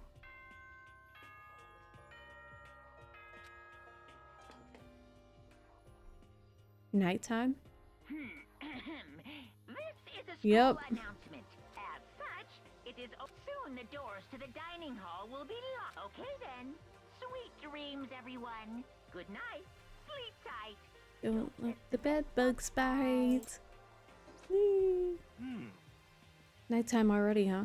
Okay, let's call it a day. Of course. Good idea. I need to prepare for tomorrow. I was left with an anxiety I just couldn't shake, but we left things as they were, and left things as they lay. One by one, we headed back to our rooms. Secrets are memories you don't want anyone to know about. A way to connect to the outside world. Honestly, all that crap Monokuma was spouting didn't have any effect on me. There's no way anyone would kill over stuff like that. At least, that's what I thought.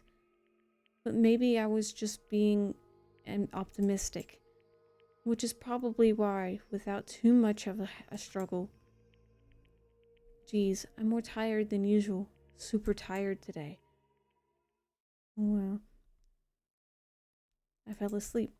But what I didn't know was that even then a tragedy was taking place. Can't just say that. Hey, do you have a second? I want to confide in you. It's about the prevailing world attitude right now. The difference between passive and active, I mean. For example, it's the difference between like, oops, I killed him, and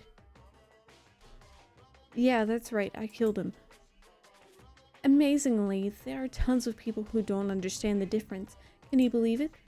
But there's a huge difference between oops and that's right. You know what I'm saying, right? Anyone can kill in the heat of the moment, but surprisingly few can do it with calculated intent. To make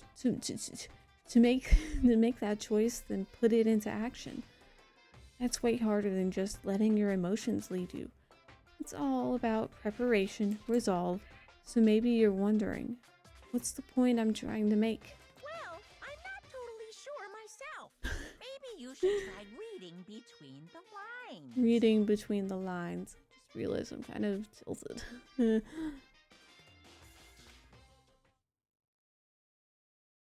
Okay.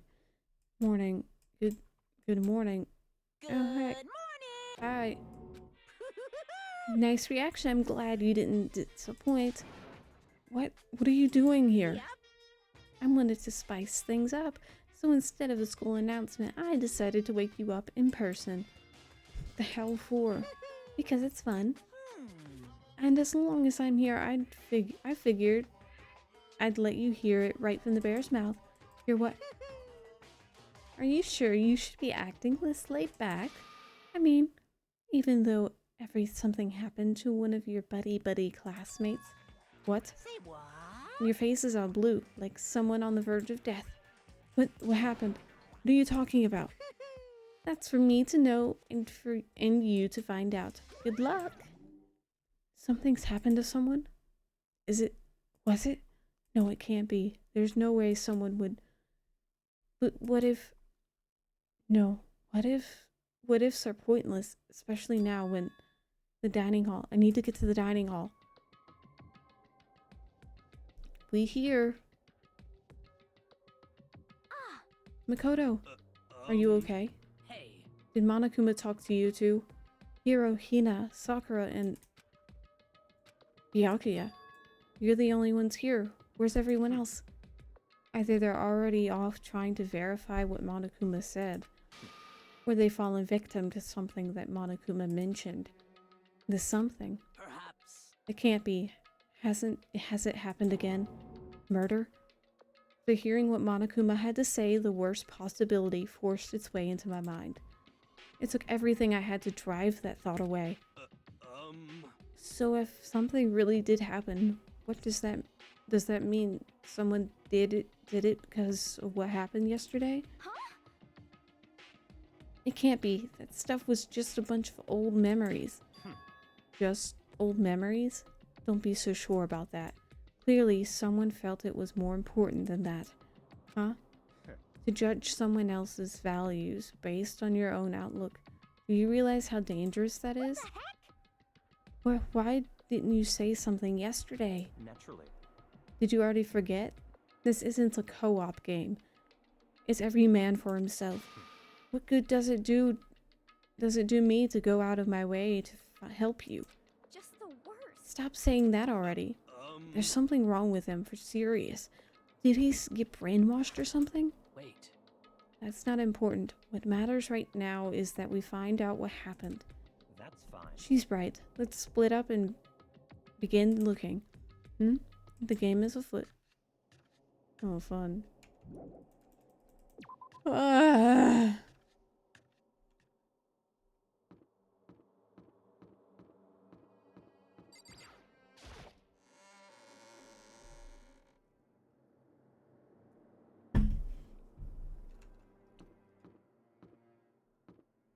My hero.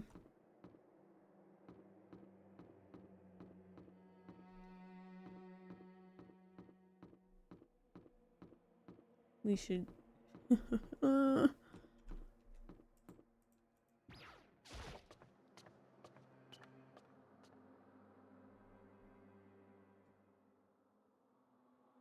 Yeah, I'm just gonna go straight for it. I know where it is. I remember.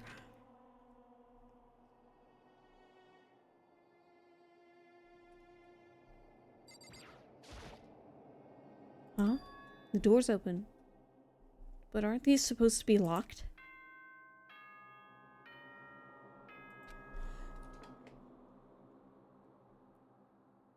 For this investigation, I have unlocked the doors. Please look around to your heart's content. Oh, fun. That's always a good sign. Investigation. It's all clear now. Just as I thought. Byakuya, See. judging from what he just said, there can no doubt be a murder. There can no doubt be a murder really has taken place. Come on. And the locker rooms. They're suspicious. Very suspicious indeed. Wouldn't you agree? Suspicious. Seems nobody searched the locker rooms. Let's start with the girls' locker room. He was muttering, as if talking only to himself. Without waiting for a reply, he pressed his hand against the girls' locker room door. And the door swung open without a second. In that moment, time seemed to freeze.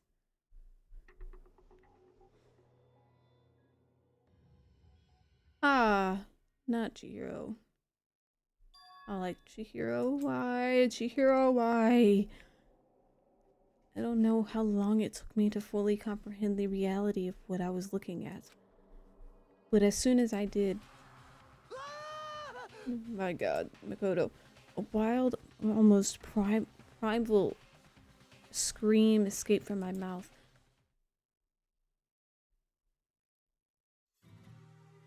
Oh, it's deadly now. I tried to suppress my screaming, but it was useless. It surged out of me like water from a spout gushing out of the ground. Byakuya, on the other hand. Very strange. Most unusual, don't you think? Was totally calm, almost like he was watching this all unfold in front of a TV screen. I see.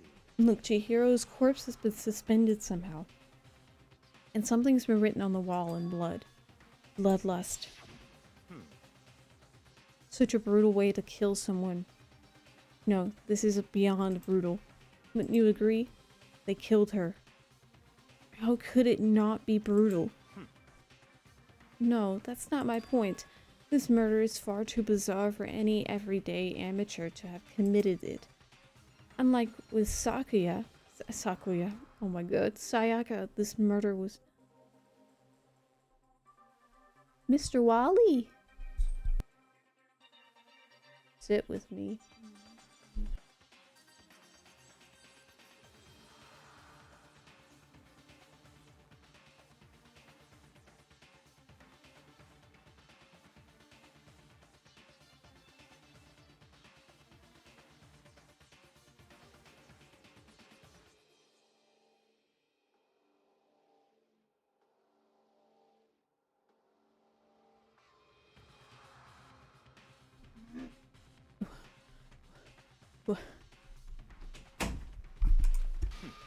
Wally's left.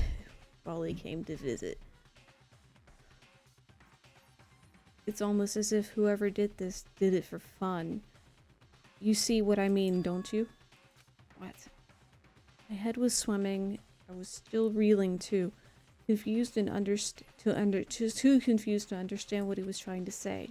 And before I could even begin to clear my head. What the heck?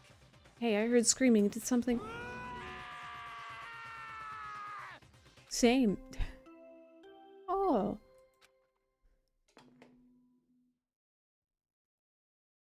A body has been discovered.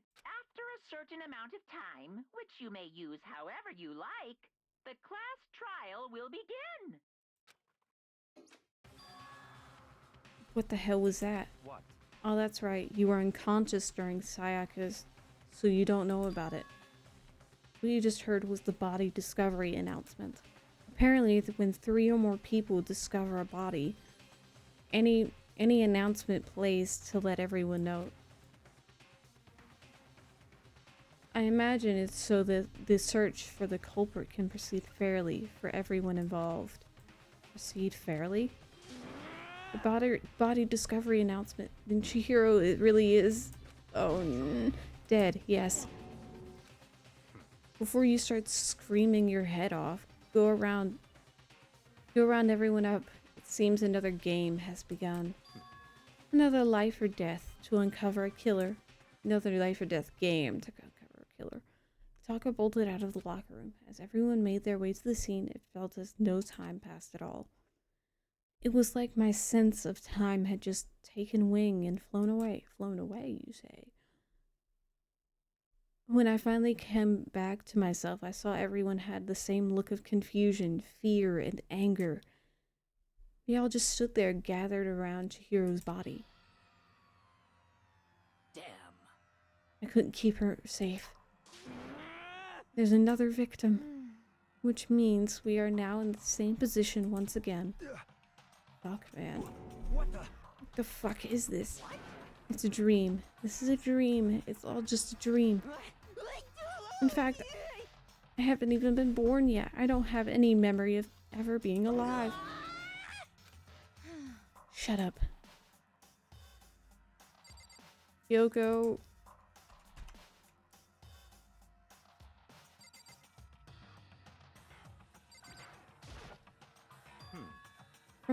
For now, pay attention to the wall, huh? I said it once already. There's a word written here. There's more than one word on the wall. The word bloodlust is written on the wall in blood. So... I don't think it's any kind of dying message. It's just too strange. Lust is one word. But, you know, that thing about writing bloodlust in blood, doesn't it sound kind of familiar? A murderous fiend who kills again and again using a bizarre and brutal method. And at the scene of each crime, the word bloodlust is written in the victim's own blood. They're like a ghost, attacking suddenly, then slipping away before the police can catch up to them. And what nickname did the internet give this mysterious serial killer? Genocide Jack. Genocide Jack, the murderous fiend who grisly attacks the famous all across the world. Were famous all across the world. The ultimate murderous fiend, creating a reputation for abnormal, downright cruel killings. What is this? Then this is some kind of copycat killer trying to imitate Genocide Jack's style? But why would anyone do that? Perhaps it's the work of the real Genocide Jack.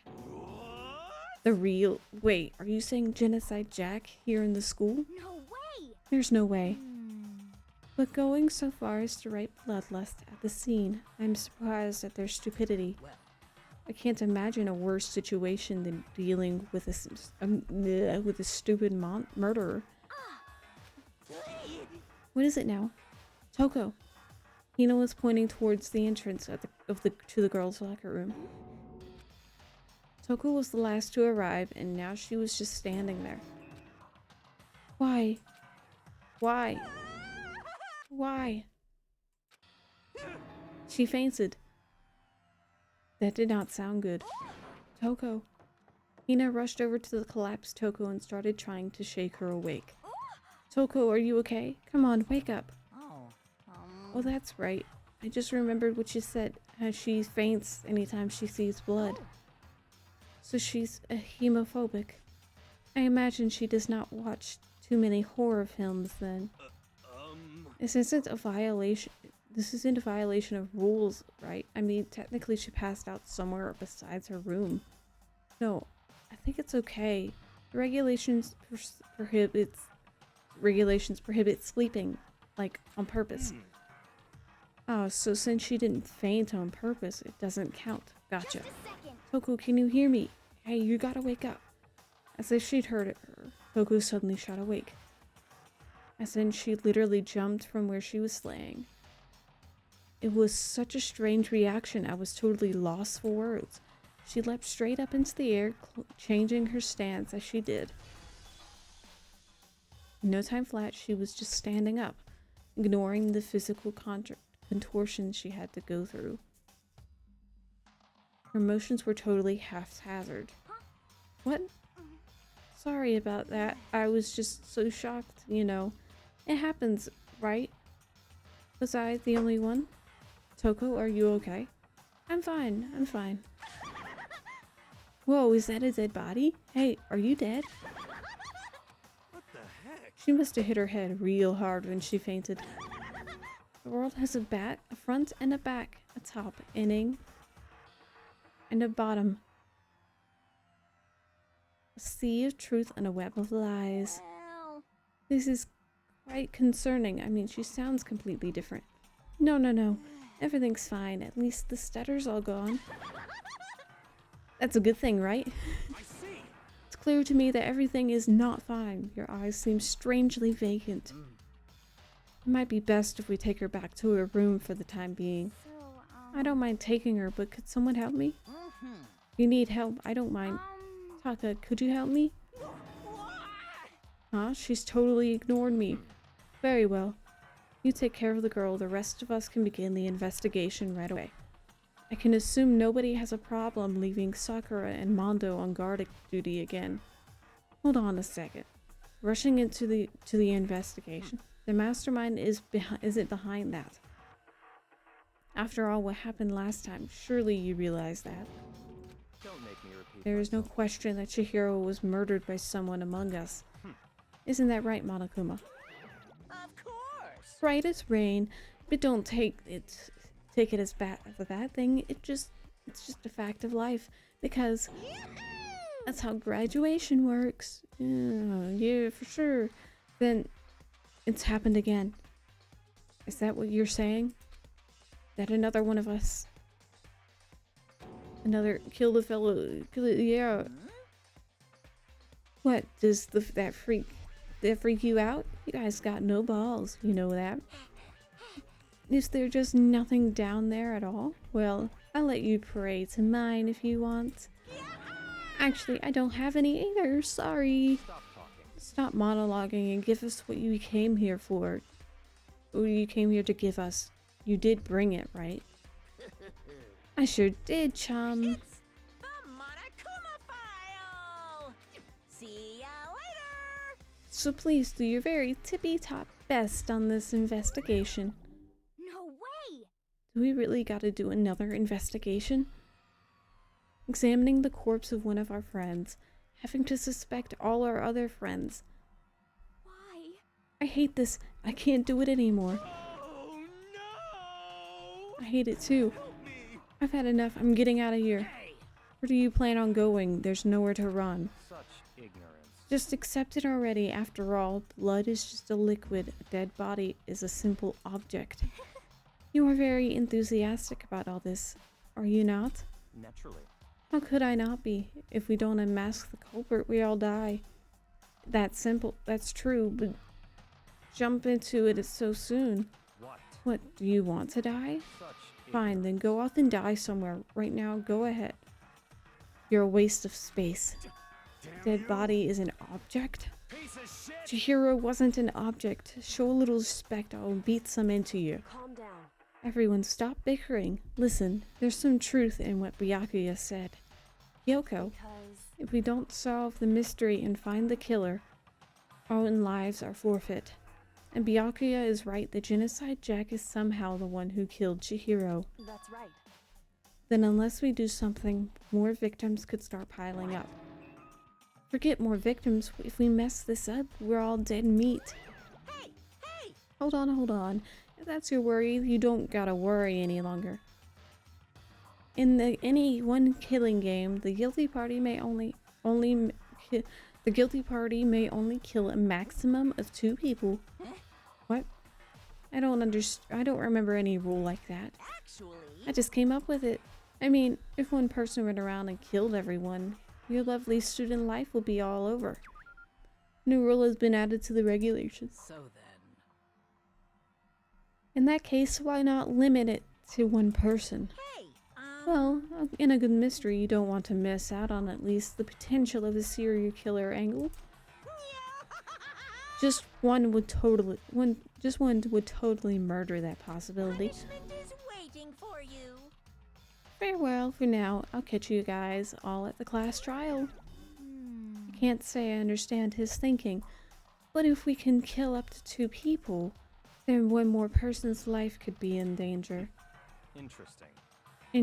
Which is definitely not good. We need to uncover the culprit before something else happens. You son of a. You need to shut the fuck up. So, Well, for now, Taka and me are gonna drop Toko off at our room. Nice. I'm gonna get dropped off. There is nothing to be done. We have no time to stand around here. We must begin our investigation. Totsue. Yeah, I think I said that right. If we don't solve the mystery of who killed Chihiro, Is that okay? then we will quickly follow her into the afterlife. That's true. I hate this. But if I want to survive, me and everyone else, we have to do it. We don't have any other choice.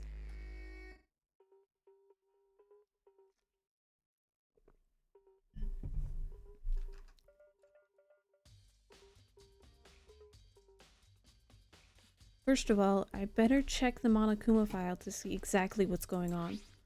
The victim was Chihiro Fujisaki. The time of death is estimated to be around 2 a.m.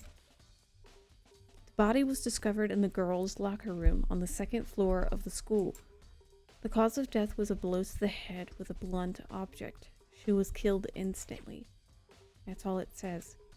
Well, it's not like there's any point in complaining about it. No matter what I gotta do what I gotta do. Okay.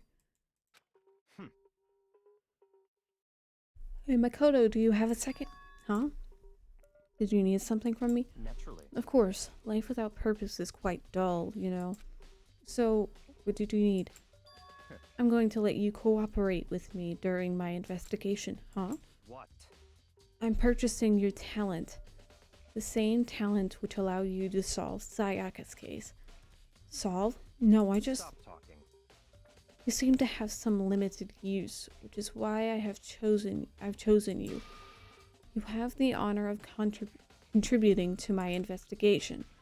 So you're inviting me to come with you? You're doing it in the most arrogant way possible, though. Let's go. Now then, shall we get started? But we need to get moving. There's no time to be standing around. Don't really know what's just happened, but it looks like we'll be working with Byakuya on this one.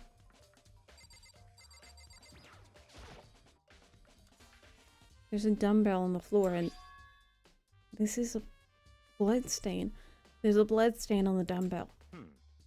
Monokuma file said a blow to the head with a blunt object is what killed her. Does that mean this dumbbell was actually the murder weapon? That's right. I don't imagine it could have been anything else.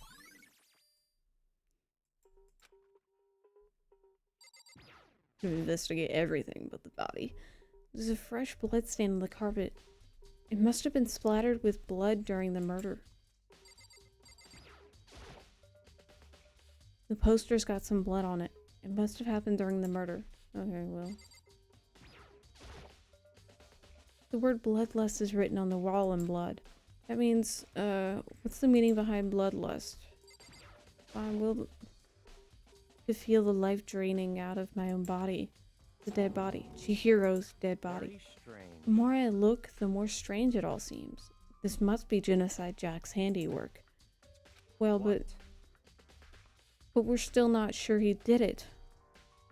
Is that what you want to say? I wonder about that. No, I don't want that.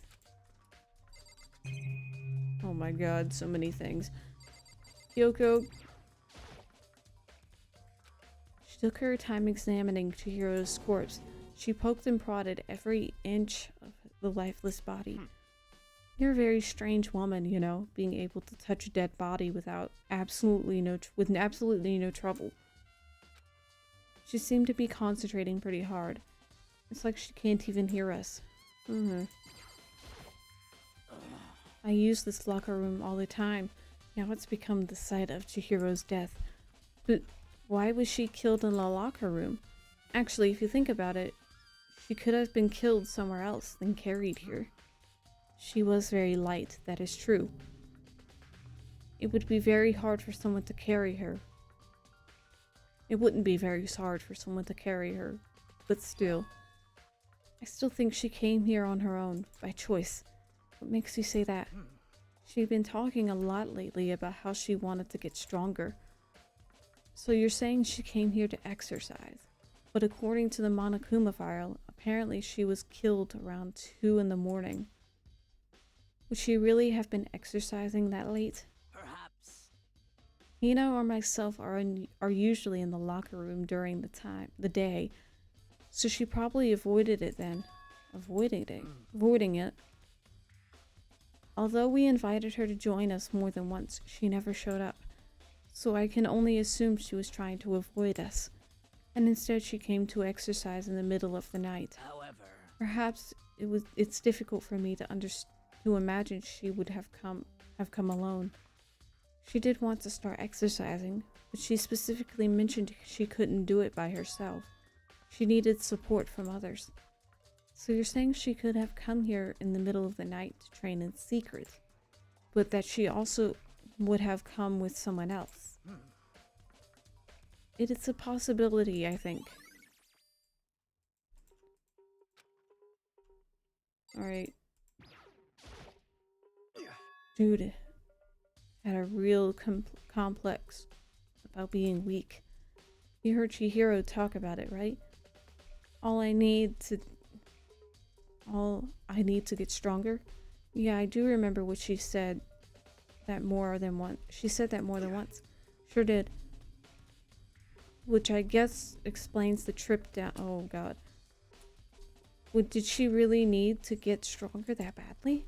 You already mentioned it, but she was a girl. After all, most girls aren't that strong. I don't know, man. I haven't really thought about that stuff. Because of the Chihiro complex? I can't help wondering what it might be. Okay, Mondo. Now I believe it's time for us to move on. Huh? Already? New clues won't magically appear by standing around here. We need to check every aspect of this case. That's true, but if you're satisfied, let's hurry up and proceed. So pushy. I got caught up with the wrong person this time.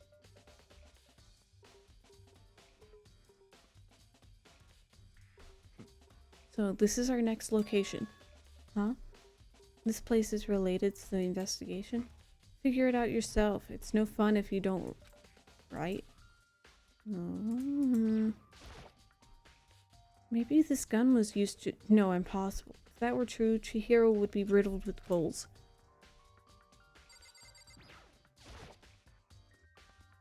If I remember right, this card reader is meant to work with our handbooks, right?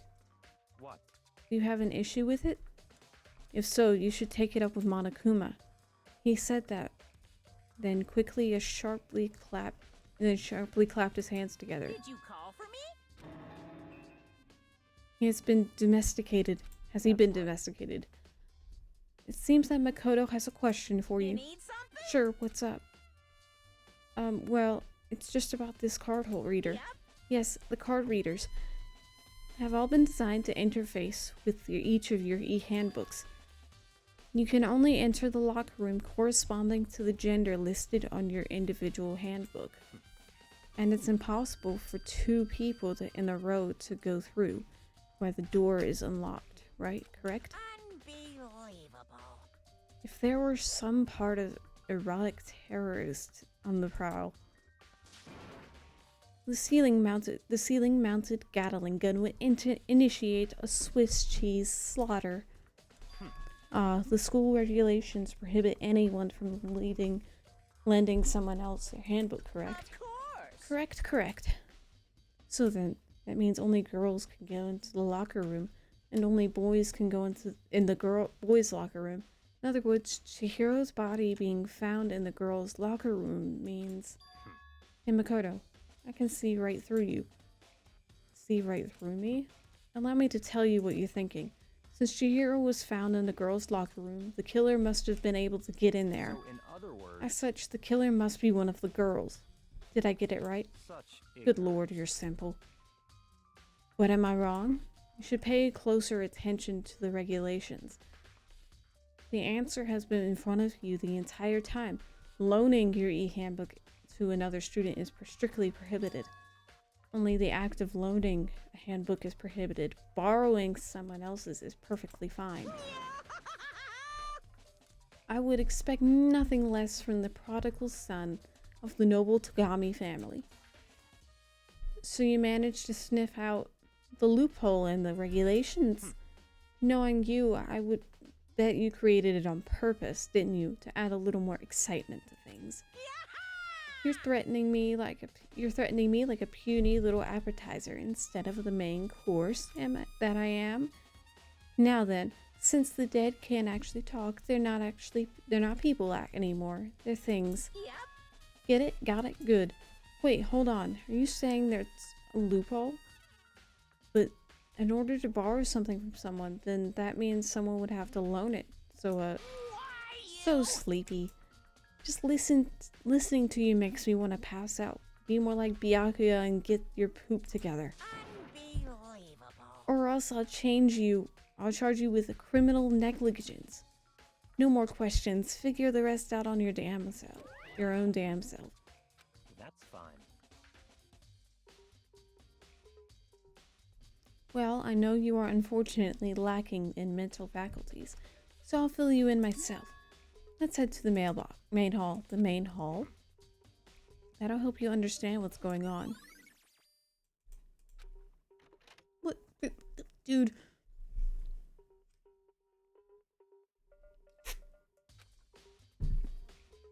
So what are we looking for here? Does that mean I'll have to figure it out for myself?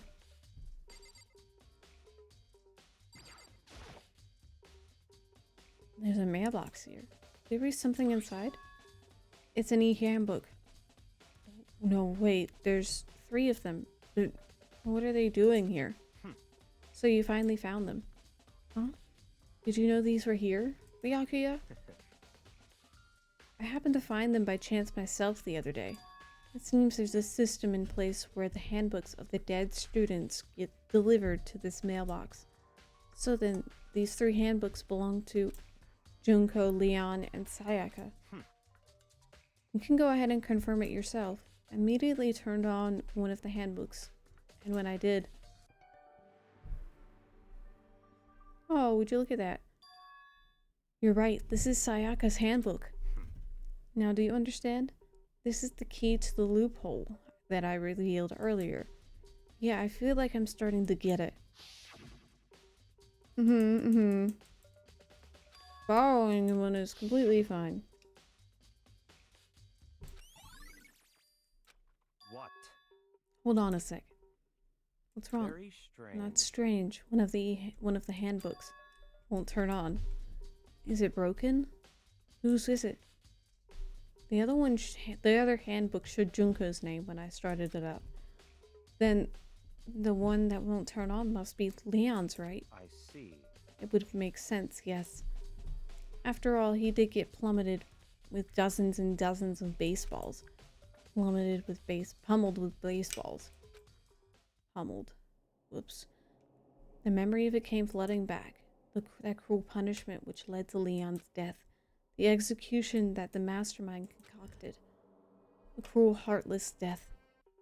Well, 110337 deserved it, sort of. You're right.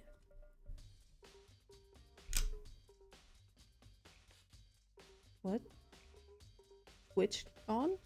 What happened? Well, that was nice. Thanks. You're right. It would have been surprising for the handbook to break during that kind of assault. Damn it! Hey, hey. Hey, hey, hey, hey, hey, hey, hey! What?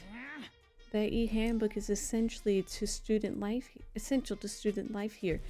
Crucial, integral, instrumental, a super big deal. There's no way it would break that easily. But it did. That's impossible! If I say it wouldn't break, it wouldn't freaking break. It can withstand up to 10 tons of pressure, and it's waterproof up to 100 meters. Okay, I don't care how many baseballs you hit it with, it won't do crap. Oh, but even my amazing handbook does have one single weak point. Does? I can't hear But it's a you. secret. I wouldn't want you to go breaking any more handbooks. What? Then Leon must have broken it somehow without realizing what its weakness was, right? Hard to say. You know what I think? I think his handbook isn't actually broken. What? But you might ask, how could that be? Leaving the question hanging in the air, Monokuma disappeared. What was that? What just happened? Monokuma said it's not broken, but it's undeniably fact. It's an undeniable fact it's not turning on. That's fine. Well, I don't see any connection to the case, so it doesn't matter for now. If you think so, either way, something about it still bothers me. We're keeping it. Okay then, this should be enough to get things rolling. Let's begin our investigation in earnest to track down the culprit. Yeah. Oh no, there's still more. What are you talking about?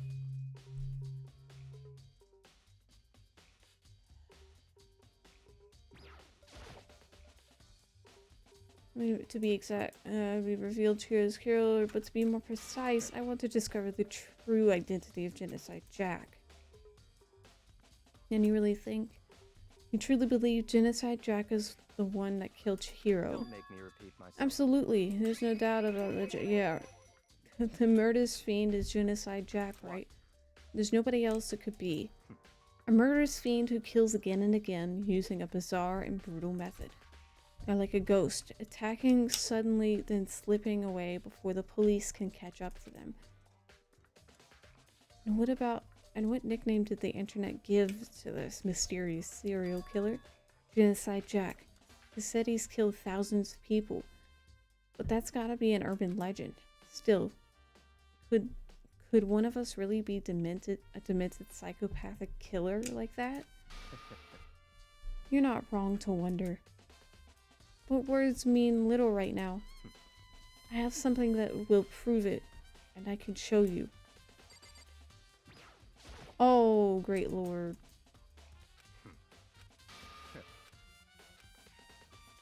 Don't make me repeat myself.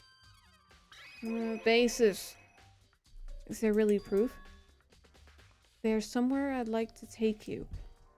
This will provide all the evidence you need. It's all clear. Evidence that Genocide Jack is the one that killed Chihiro. Evidence does something like that, right? Hey, you two. Big trouble, we need your help. I don't have time to We're play busy, leave us alone. I mean, It's an emergency. Emergency. Come on, please. You gotta help me. please. This is serious emergency. Please, please, you gotta help me. Just calm down, okay, Hina? I mean, Yeah, we know it's an emergency. What happened? well, Something's wrong with Toko. She's acting super strange. Well, I mean, she's acting pretty strange earlier, right? What should we do, Byakuya? Very Since it's strange. Toko, I must admit I'm intrigued. I suppose we could take a second to see what's going on with her. Are you sure? Don't make me repeat myself. I didn't expect that. I thought for sure he'd just say no. And that'd be the end of it. Yeah. Okay, come on, hurry. Wait for us, Hina. Let's go. She's heading to the dorms. Okay.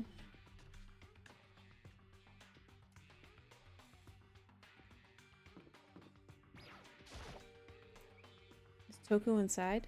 Some kind of emergency?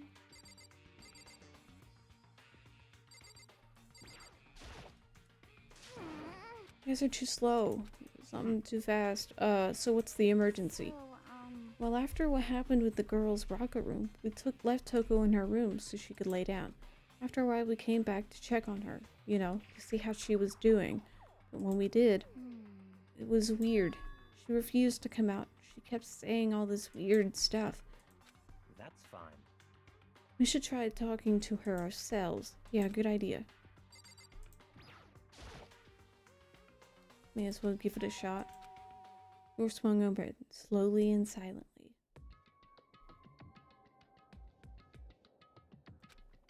Holy crap. An aura of negativity flowed out from behind the door, forcing a gasp out of myself. What? Oh, nothing. It's just that, Hina was really worried about you. Holy... Leave me alone. Yeah, sure thing. But, could you open up, just for a second? Won't allow it. Huh? I won't let Genocide Jack have control. And just like that, she slammed the door in my face. What was that? He's been acting like that the whole time when I rang a little while ago. Drive out the killer. Drive out the murderous fiend. Doesn't make any sense, right? I was afraid to leave her there alone, so I tried to bust her door down. Or bust down her door. But it felt like something was holding it shut on the other side. I couldn't even budge it. Toko was scared enough to even bar her door. Does she think the same thing as Byakuya? Does she really think that, yeah. Apparently, whatever it is, I'm really worried about her. Isn't there anyone who might be able to persuade her? Hey, Byakuya! Hey, Byakuya, do you think you could ask her? To come out of her room, I mean. That's fine. Sure, whatever. Huh? You're gonna talk to her, Byakuya? Wow, I guess you can be nice when you want to be. Byakuya stood in front of her door, not making a sound, and pressed the doorbell. After a few moments... What do you want? Leave me alone. You're all so annoying. Ah. It's Byakuya. I'm sorry. I couldn't keep our promise. Don't worry. Never again. I won't let Genocide Jack have control ever again. With that, the door slammed shut. Even Byakuya couldn't pull it off. There's something else we can do. Let's get back to the investigation. Hold on. Hey, Byakuya, what was Toku talking about just now? Something about a promise? What? Oh, I have no idea. Another one of her delusions, I'm sure. But Stop talking. if I say I don't know, that means I don't know. Just let Hina take care of her. Oh yeah, okay, I'll stay here and keep an eye on her. Let's go. Well then, let's go. Without waiting for a reply, Byakuya sped away. Byakuya? Oh my god. Byakuya. Just kept on walking with us towards his, front of a certain room. Ah, the library. Come on, let's go in.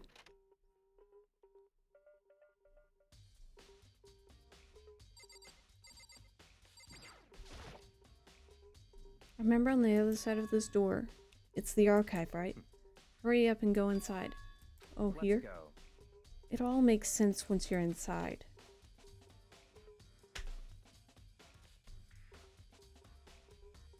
Oh, there's so many books and files.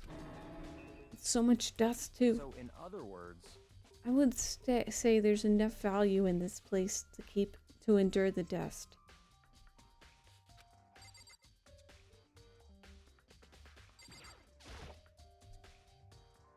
This shelf is stuffed tight with files. Without really thinking about it, I picked one at random. You have a sharp eye indeed to select that file, huh? that's right. That's the report on a presidential assassination. The original is kept at the National Library. It won't be declassified for another 30 years. Are you sure you want to look at it now? There's no telling whose crosshairs you might wind up and for peeking at it. Without making a sound, I returned the file to the shelf. Okay. There's a ton of thick files stuffed onto the bookshelf. If you're thinking of looking through any of them, let me give you a little warning. Those things are filled with graphic and disturbing photos from all kinds of crime scenes. It's the kind of thing any normal person wouldn't even want to look at. Be careful. Huh? What do you mean? All those files there are investigation reports related to different cold cases. Those are internal documents for police eyes only. They're not the kind of thing you'd expect to leak. Huh? That's enough. Those documents are dangerous. Dangerous? They detail all the people who control the world from behind the scenes. Dangerous truth for a commoner. You mean like members of the Diet or something? No, I mean the ones with real power, the secret council, controlling everything from the shadows. If you're ready to be disappeared for it, take a look. There are some very interesting people in there. You're just kidding, right? Am I? I'll just go for it for now. If you pay attention to your surroundings, you're sure to discover that value for yourself.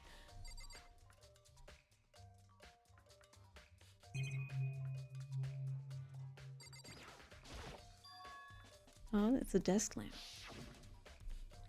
Oh yeah, it's the same one I saw Byakuya using the library before. What? Do you have a problem with that lamp? It was here before, then I moved it over there. It's too dark over there, so I thought I'd put it to good use.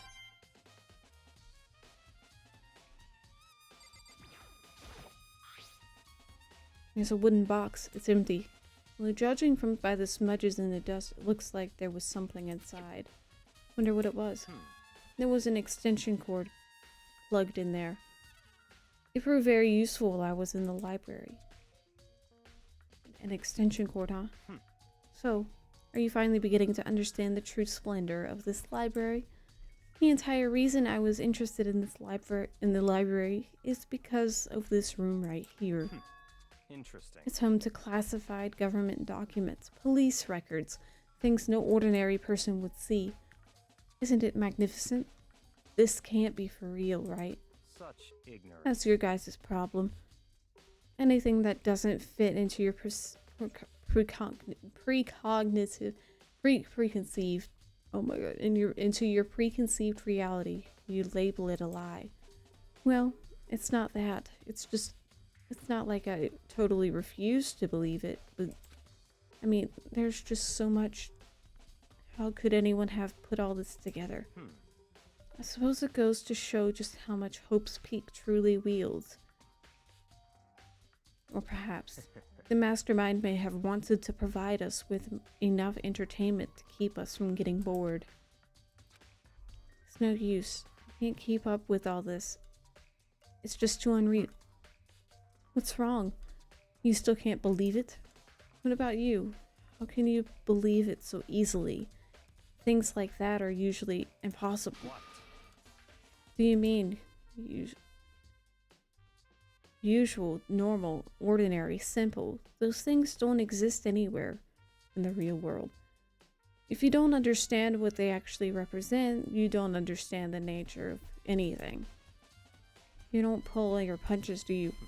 Besides, what you considered unusual is based on your common sense, right? But what makes you think of your own common sense applies to me at all? What are we talking about anymore? Reviewed them. Hold on a second. Are you saying you read all these documents and more than once? But all that has to be like top secret, confidential stuff, right? So why? My family has a reading room just like this at our home. Ours is bigger, of course, and not as dusty. Members of the Togami family have access to any variety of government-related documents. That includes foreign powers as well as domestic. How is that possible? I already told you that there's a small council that controls the world from the shadows. My family is a member of that council. And I have within me my bloodline that will allow me to one day bend the world to my will. But to become such a ruler, I must know all levels of this world backwards and forwards. So whenever I have time, I like to review whatever documents and materials that interest me. Which is why I can proclaim without a doubt that the material gathered around here are the real thing. This is beyond believing or not believing. Byakuya is actually starting to scare me more than the actual mastermind. And what always interests me most were the cold case police investigation reports. Reading through those reports has always been a hobby of mine ever since I was little. It's excellent mental exercise. I solved more than a few of those cases just by reviewing the reports. And among all those reports, one of my recent findings is the Genocide Jack case. As he talked, Byakuya grabbed a specific file from the shelf. That's right. This is the complete case file. Every single report surrounding the Genocide Jack cases has been compiled in here. Because there are so many, allow me to quickly summarize the main points. To begin, there are two main notable characteristics in every Genocide Jack murder. The first characteristic is every crime scene, the word bloodlust is written in the victim's own blood. The second is when the victims are murdered, their bodies are suspended in a certain way. Bloodlust is written in blood, and the victim's body is suspended. That's exactly the same as what happened to Chihiro.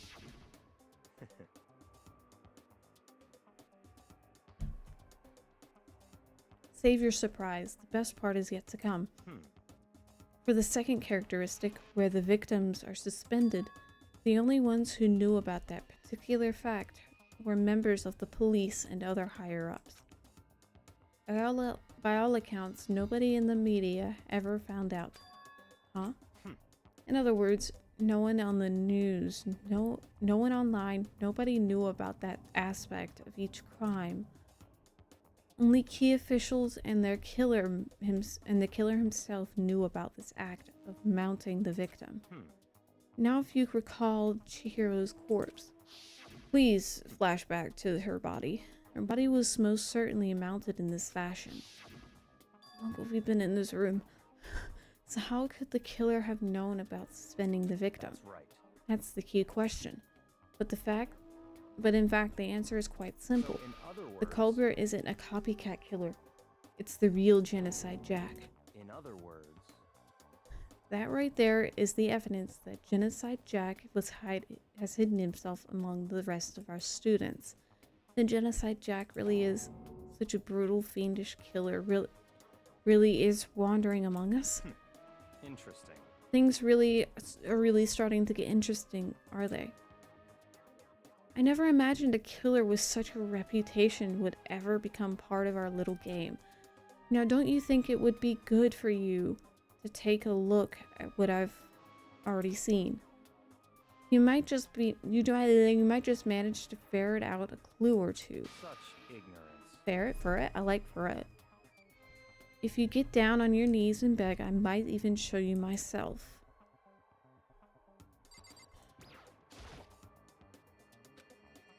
Well, let That's me see. fine. Well, you didn't beg, but I guess it's okay this time.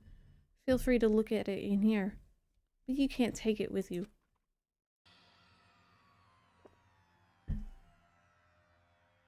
Byakuya handed me the file, and I flipped through it with tense, nervous fingers. Suddenly, my hand stopped, and I reached the page where photos from the scene of each crime had been collected. Oh, would you look at that? The names of genocide Jack's victims ran on for several pages. Ken Harada, 32. Tetsuhiro Honda, 17. Shoji Gaku, 23. Kano Isai, that's something, 14. Takashi Yoshida, 30. I'm not gonna read all those names. But one thing became perfectly clear as I read. All of the killer's countless victims were killed and suspended in exactly the same way.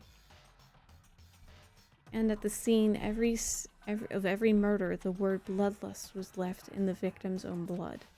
Now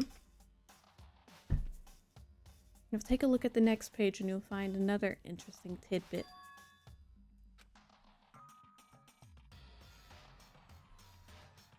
Profiling results. All of the crimes take place either on weekends at night or during holidays, either day or night.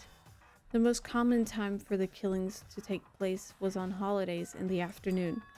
Based on these facts, it could be suggested that the suspect may be a student.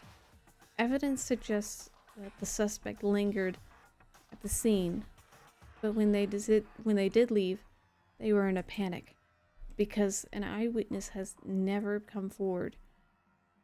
It's unlikely there was any external reason for this. This confused behavior suggests that the suspect may potentially suffer from dissociative identity disorder. So, in other words, The key point here is that the culprit may well have a split personality. A split personality, like the kind of thing you see on TV. But this one is way more unbelievable than anything. Yeah? Yeah, we got it.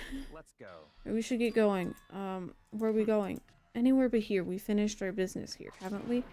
Wait, Byaku... I'm at the point of this stream where I'm tired of talking. Well, this is the point where we part ways. I have some things I need to take care of before the class trial. Huh?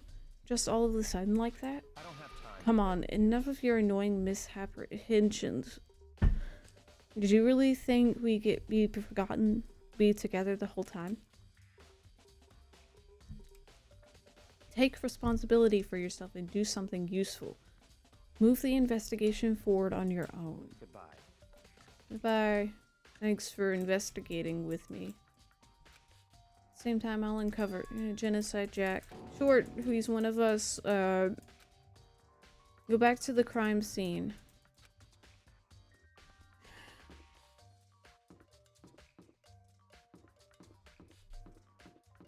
Rate it.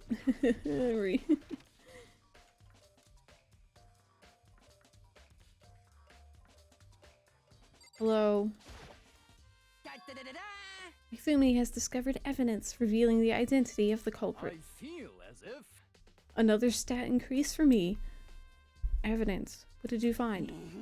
I cannot reveal that just yet. But I guarantee that what I found will steal the killer's breath from his lungs. Are you sure about that? Oh yeah, Miss Ludenberg said she'd witnessed something worthwhile too. Really? What'd she see? She refused to tell me. It's like when a girl bullies bullies the boy she likes, right? Right? Okay, so where is Celeste now? In the warehouse by the dorms. She was there, but at the same time not there. What's it gonna be? We need to get in here. Byakuya rudely. This poster, it's a popular boy band called Tornado. Somehow it doesn't quite seem to quite fit in the boys' locker room. There's a strange stain on the carpet. What is it? I think that's all we needed from here. I'm just gonna go around collecting things. I think I know it. Fumi.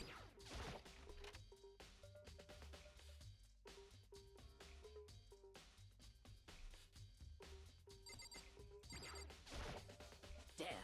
Chihiro's presence here was especially weak. Her body and her soul. No forgiveness. The target of such a helpless being is unforgivable, and a wretched beast cannot forgive this. Thanks. Hey Kyoko, have you made any progress on your investigation? Generally speaking. However, But I have to get going. I have something unrelated to take care of. Something besides the investigation? What is it? well, Nothing you need to worry about. Just concentrate on the murder. But so then. before I go, let me give you one piece of advice. You should examine Chihiro's body one more time, thoroughly. Also, her handbook is missing. You might want to determine its whereabouts. Goodbye. That's it. I'll be praying for your success. That Kyoko turned and left the girls' locker room. I guess I'll take another look at the body then. Chihiro's handbook is missing. Okay.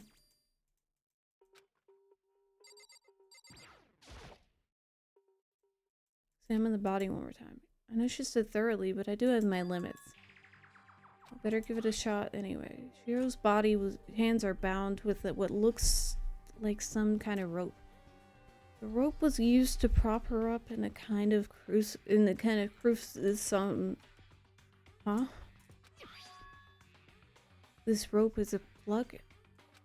Has a plug. Wait, so then this isn't a rope at all. The more I think about it, the more that's not the only thing that concerns me. Chihiro's fatal injury was the blow to her head, which means one struck her in the head in order to kill her. That's right, there's an issue with her being suspended and the fatal blow. At first, I didn't see any reason to think too much about either of them. But seeing them again after looking through the Genocide Jag file, something's not quite right. What does this all mean?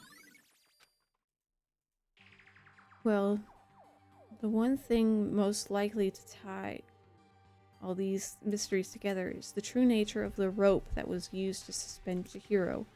Figure out, yeah, we have to revisit the library. Calm down. Are you still upset? Damn. No forgiveness. Yeah, you're still upset. Okay. What about you? You got anything new to say? No. You're saying the exact same thing as...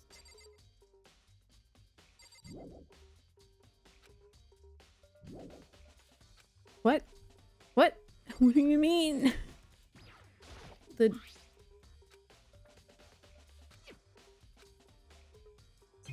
are you talking about? You want me to investigate this again? The big-breasted swimsuit model is pretty noticeable too. The girls' locker room doesn't seem like the kind of place you'd find something like this. But wait, that reminds me. The poster in the other locker room is... That's right. There's definitely something strange about this. The boys' locker room, there's a poster of a popular boy band. In the girls' locker room, there's a poster of a big-breasted swimsuit model. Could the posters have been switched? But if they were, why? What reason would anyone have? Maybe I should talk to someone who knows a little more about the locker rooms. Oh, Sakura! You spend a lot of time exercising in the girls' locker room, right, Sakura? Of course. I use it nearly every day since it opened up. Sometimes Hina and I used it together. Okay then, let me ask you something.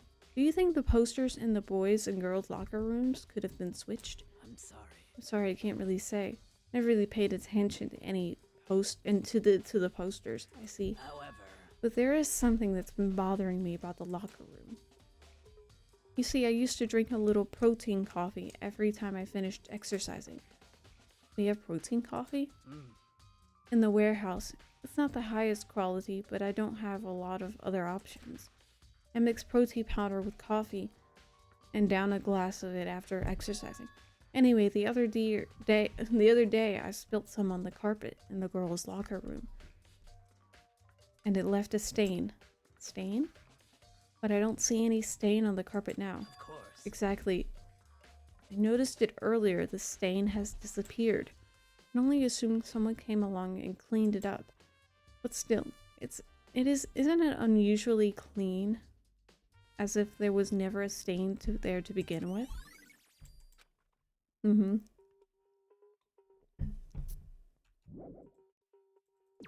Thank you. We have 2 more places to go that are known currently.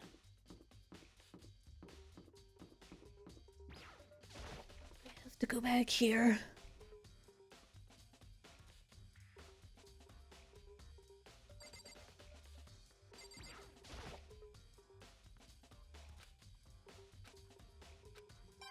No, well, I was trying to investigate this, but you know, that's fine. It's not plugged in. Cord isn't long enough. Well, that's right. Byakuya was using an extension cord. But there's no extension cord here now. I wonder if... Cool. No, there is not more. You need to check.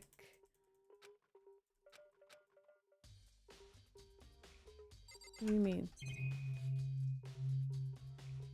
Whoops.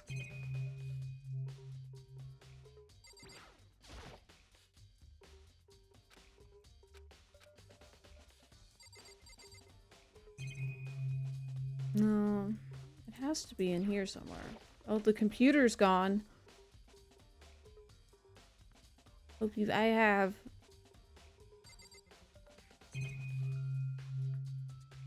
The box again? I don't remember.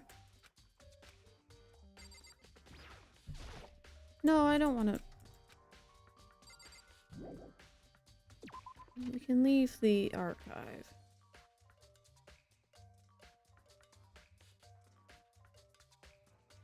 Oh, that's nice. I can't leave. There's things I need to check. I don't want to check everything. Please don't make me check everything. Oh, fun. The note again? It stopped functioning over a year ago. Mastermind's motive. If we could figure out that, okay. Well, that didn't help.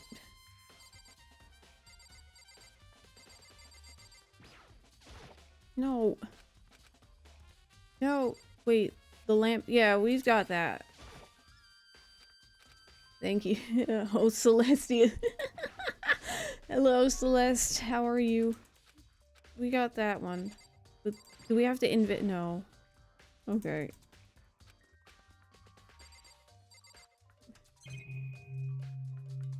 Oh, surely makes Byakuya suspicious. Yes, it does.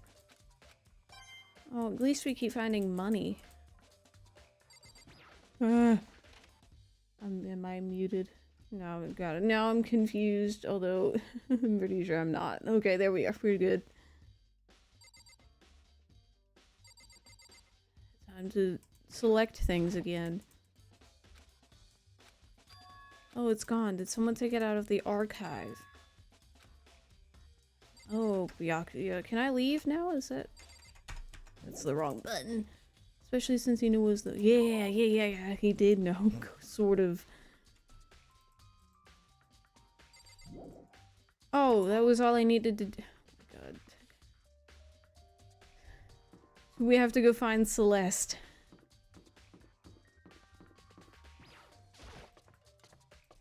Who's in the warehouse, if I remember correctly. Alright, goodbye.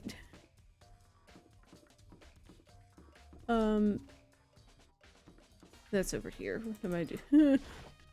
And we have to find Chihiro's handbook.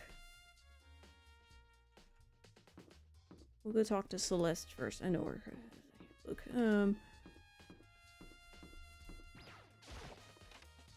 Who's useless in this game as far as so far. Yeah, he is pretty. He's not the greatest character, but you know, he's fine. He's there.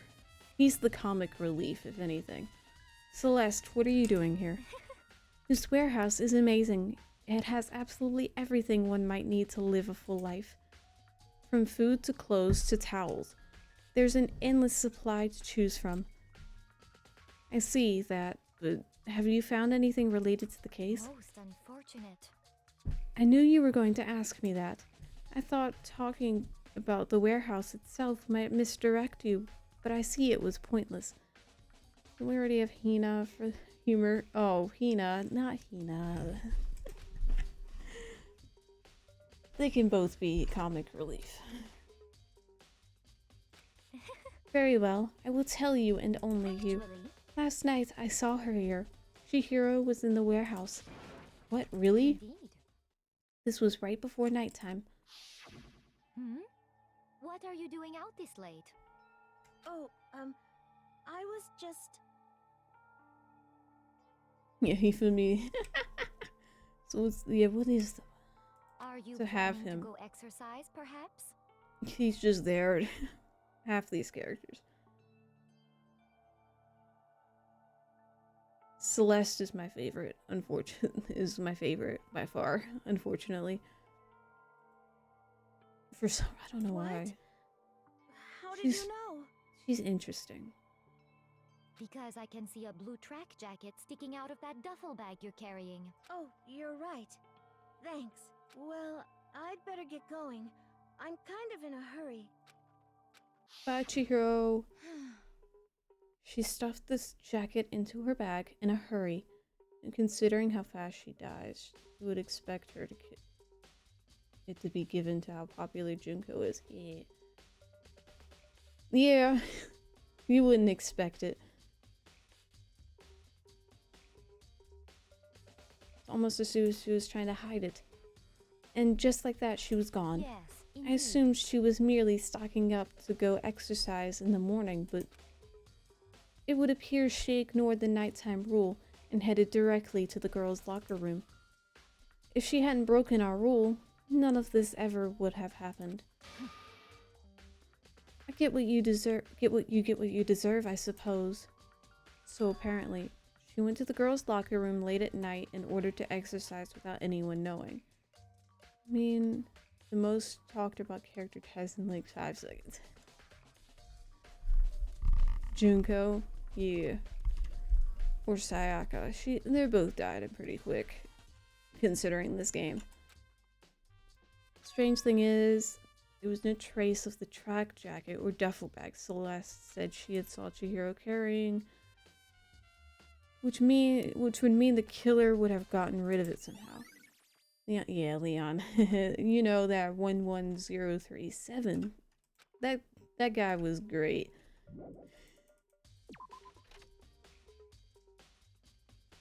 It's about the only thing I remember about. Whee! We saw that last time.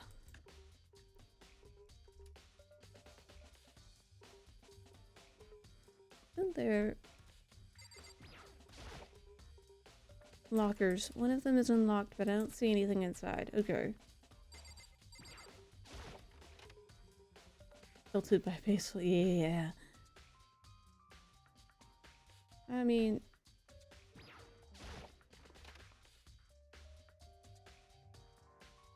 I think you're supposed to talk to the owie. Maybe.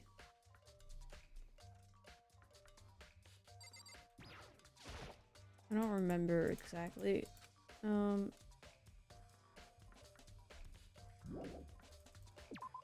They're letting me leave. There's nothing here. Okay. She's still in the dorms with Toko.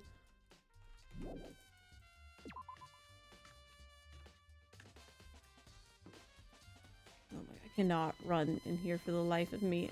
No, she is not. Okay, fine. Then.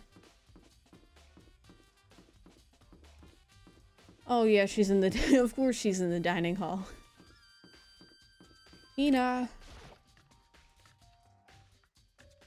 Where else would she be? Hina? There you are. Her voice actor. I like her voice actor. Her voice actor is good. Oh. Same as before, she won't come out. And she just keeps on mumbling something about Genocide Jack. So I just left her there. You left her?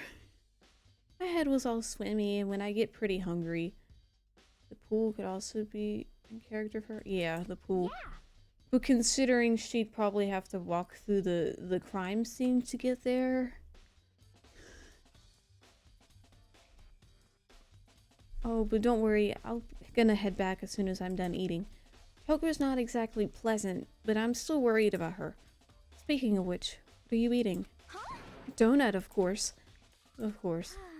There's two things I'm sure God created. Outer space and donuts. Either that or hanging out with Sakura. Yeah. Sakura's at the crime scene. Really? I bet Chihiro would have liked to eat more donuts. Maybe that was her one big regret. I should have tried to spend more time with her. Come to think of it, who did she spend time with? Well... Yeah, she was a little strange. Didn't really hang out with other girls much.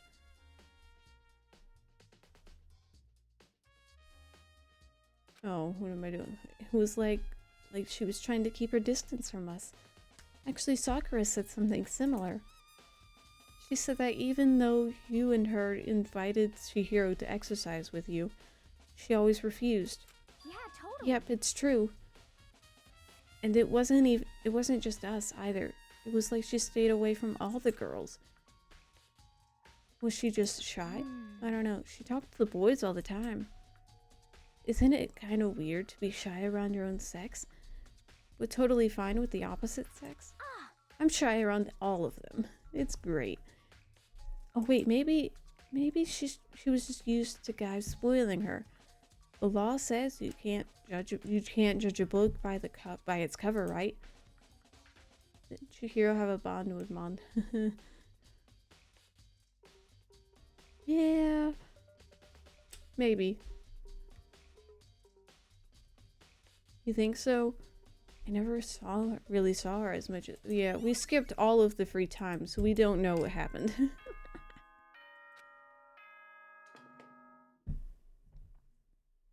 After being... I'm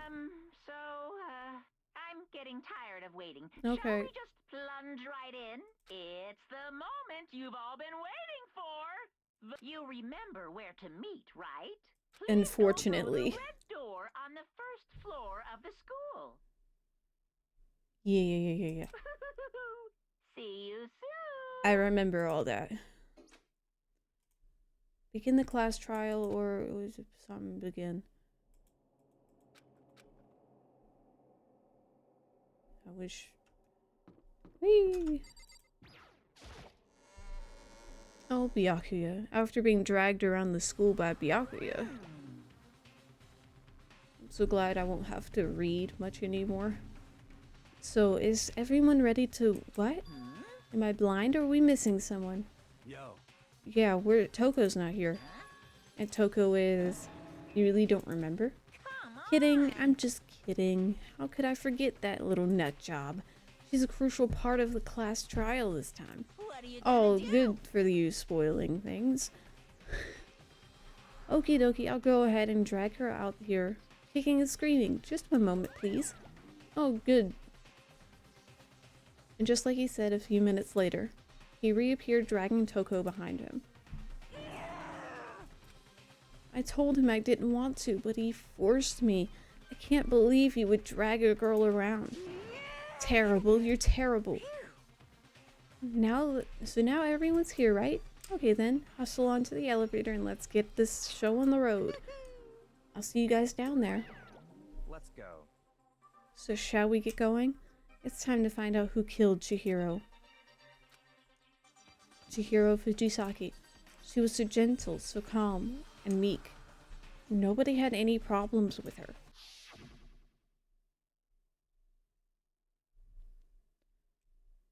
Someone made the choice to kill a girl like that. And that murderer is one of us. Someone's standing right here.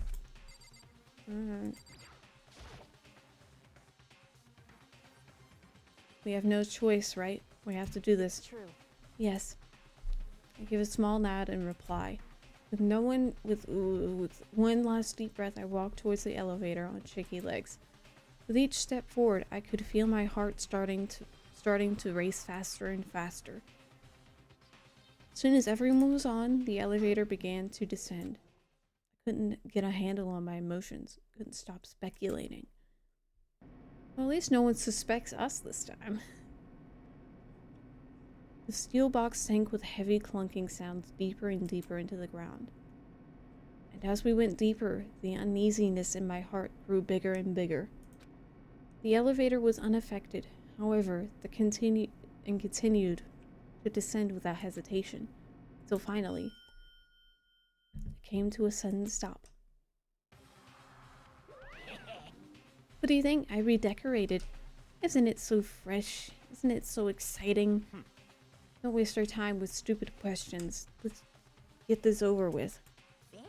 Good. You're raring to go. Gotta say, I don't hate it. Not at all. Well? Okay then, let's get the show on the road. Thrills, chills, kills! Yeah! And so the curtain opened once again. A deadly judgment, a deadly deception, a deadly betrayal. We said this all last time. Deadly class trial.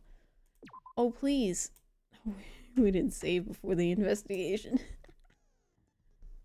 Yes. I'm pretty sure we have 0 skills. That's fine. I've played this with no skills. It's the same. Never played with skills. Let's begin with a Oh my basic god. explanation of the class trial. So if you can figure out who done it, then only they will receive punishment.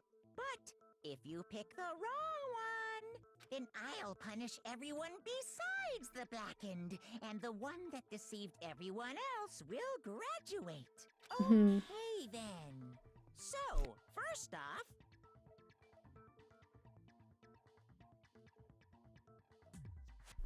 let's talk about the murder weapon! Yay! First we had to make clear what was used to deliver the fatal blow.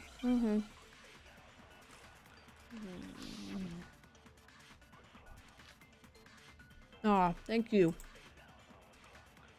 Chihiro's fatal injury. It appears it was a head wound. According to the Monokuma file, the killer used a blunt instrument. But what kind of blunt instrument could it have been? I bet it was an iron pipe. I don't believe that. Where are you gonna get an iron pipe from? Hero. Can we agree that the object that dealt the fatal blow was the dumbbell, found at the scene of the crime? It was covered in blood, and there was nothing else at the scene that could have caused that kind of injury.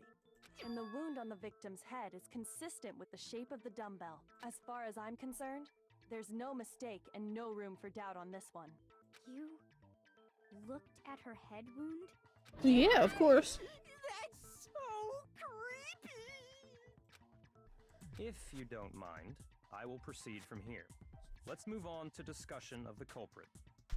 Yeah. Although, I believe the criminal behind this heinous act is already quite clear. What? For real? For real. Chihiro's killer is the fiendish serial killer, Genocide Jack. Genocide Jack, the fiendish stealer. You just said that. Did he really kill Chihiro?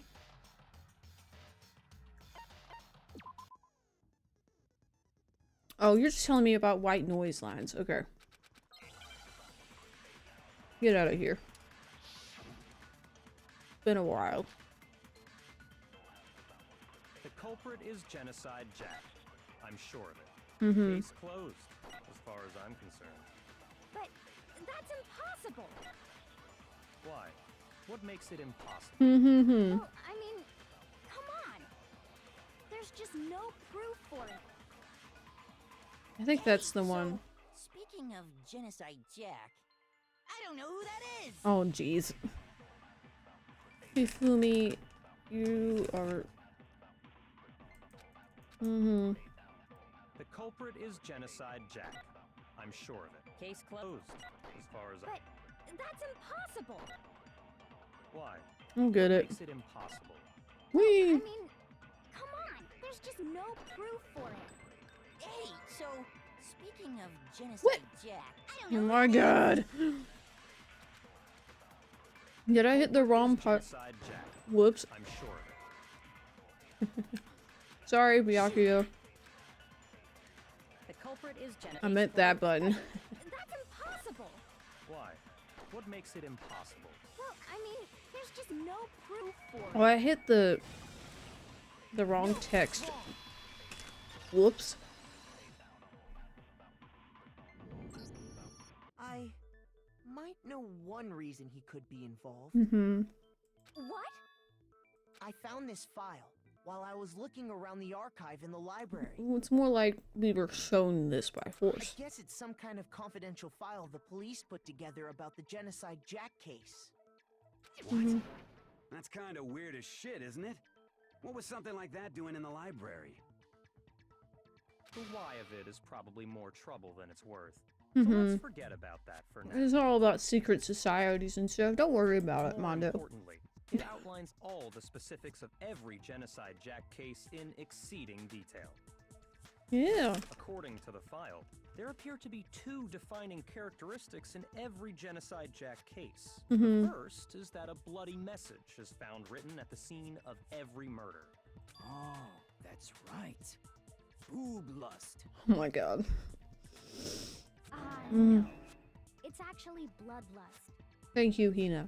But more important is the other characteristic, and it's something that has never been made public. Never made public? What the hell is it? Why don't you tell them, Makoto? Oh. I got it! Oh yeah, it's that one. Apparently, in every Genocide Jack case, the killer suspends the body in a certain way. My brain was not on at that moment. I just kept clicking. Other The than only the thing I killer, could do. The only people who know about this are the higher-ups in the police department. However, Chihiro was most definitely suspended in the same way. Well, So, how did the culprit know about this when only high-level police officials were aware of it? There's only one logical answer. I I found the think. file too. It's because the culprit in this case is the real Genocide That's Jack. another reason, Fucking way. logical reason for that. You're saying But yeah. Genocide Jack is one of us? Yes. In fact, it's Toko. What? Genocide Jack's true identity is Toko Fukawa. You lie! What? Hey, okay, wait, hold on a sec. Toko has like bloodophobia or whatever. Bloodophobia. remember? What kind of serial killer is afraid of blood? Is Toko Genocide Jack? The answer is yes and no. Another riddle. Man, why is this gotta be so complicated?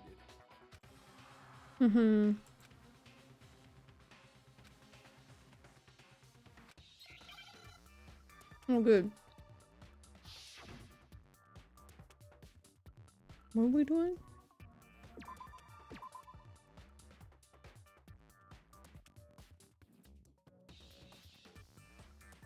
I guess they want S.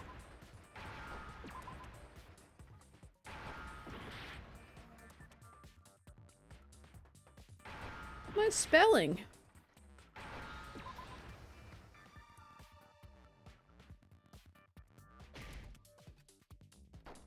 Oh, Now I understand. you can't just throw in a random word. Well, it's not random, but it can't Is it You because can't- Genocide Jack has a split You can't just personality? expect people playing this game to know that word game. I think I read that somewhere in the file too. They thought that the suspect might have, what did they call it? Dissociative identity disorder. Oh, okay. But still, to go and say that about Miss Fukawa is... Perfectly acceptable. Perfectly. Toko's strange behavior after seeing the body is proof enough that she has a split personality.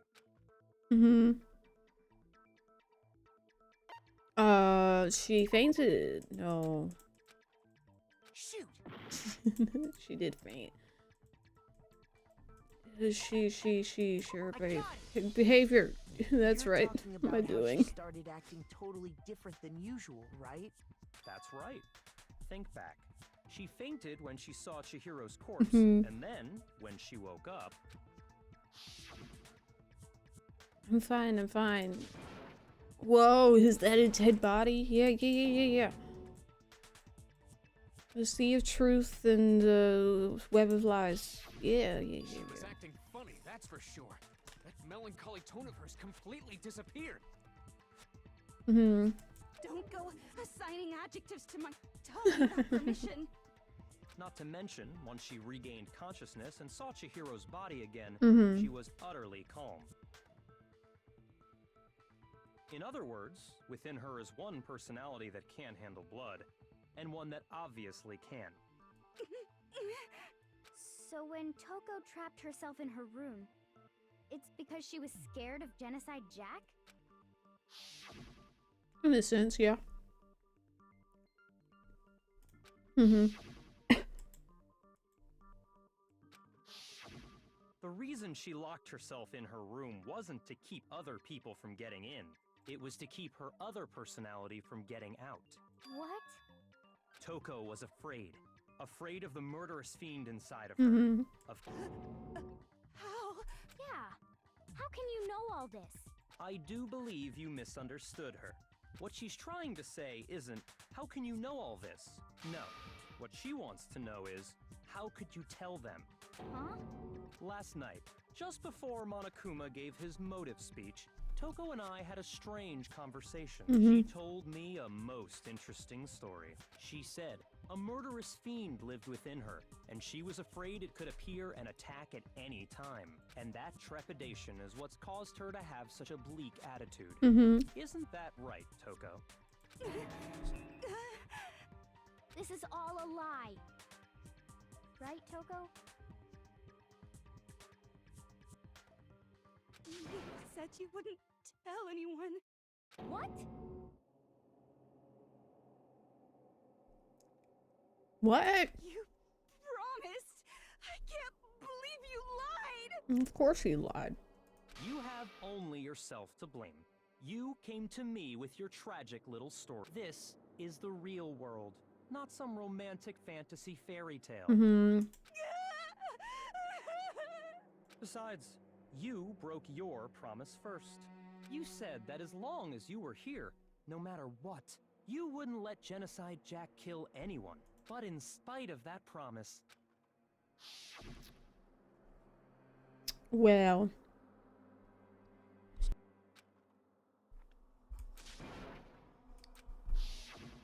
You said if I kept my promise, you would go out with me. That's the only reason I promised. How many times do I have to tell you? I never said that. But you weren't able to do it. You just couldn't resist that rush you got from killing, could you? Ryagyo. I tried. I swear I tried to control it, but... I don't remember. I remember you being a jerk, but I didn't remember you being this much of a jerk. But your efforts were useless. What a disappointment. I hate you. Well, the opening act is nearly finished. All that's left is to hear from the person in question directly. The person?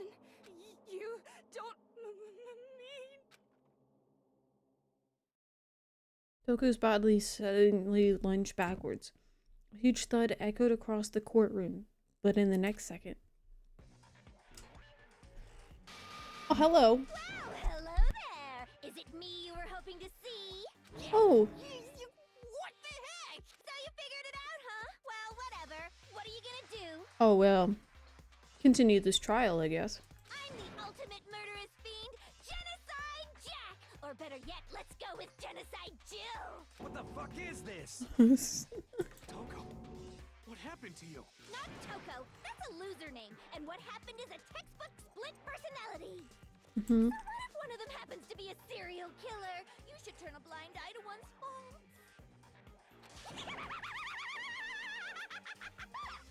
She's so intense. Like they say, sound in murderous mind, sound in murderous body. Yeah, they say that all the time. This one is so different from the one we've come to know. Yes, well, the world is composed of a front and a back, you know. Just like how every inning has a top and a bottom, or how in the depths of every truth lives a little lie. Behind every dark and gloomy soul lives another that shines as bright as the sun! This is the murderous fiend, Genocide Jack. This is beyond insane. Miss Jack, Jill, can I ask you a question? What's up? Some of us think you might be the mastermind behind our entire situation.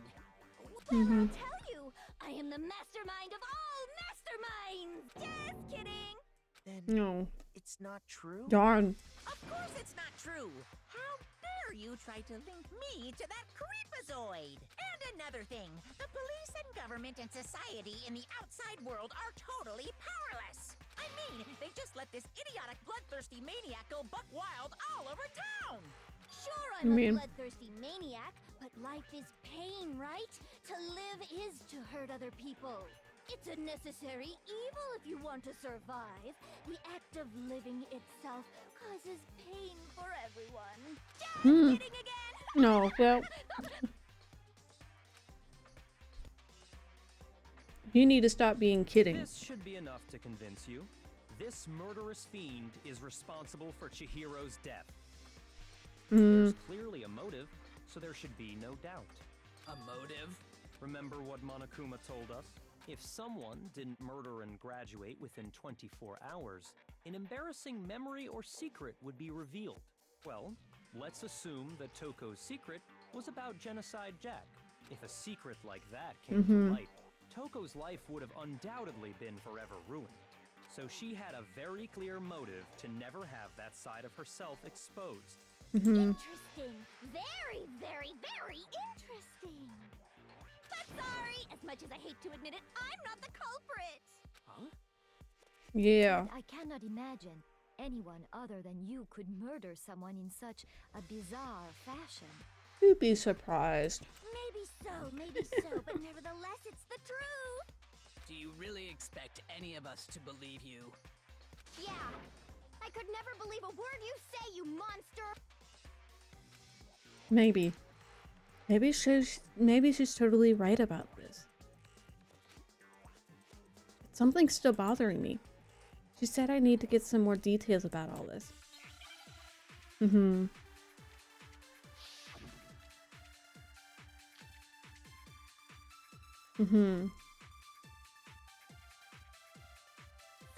but I didn't kill anyone. You say that, but do you really expect any of us to believe it? Perhaps if you had an alibi, that would change things. Oh, an alibi, huh? Now we're talking. When you compare your past murders to this incident, the modus operandi matches completely. What more proof do we need? Give it up. You killed her. Sorry,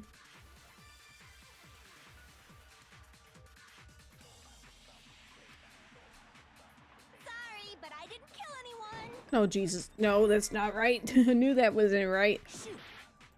Makoto, you... Sorry, but I didn't kill anyone.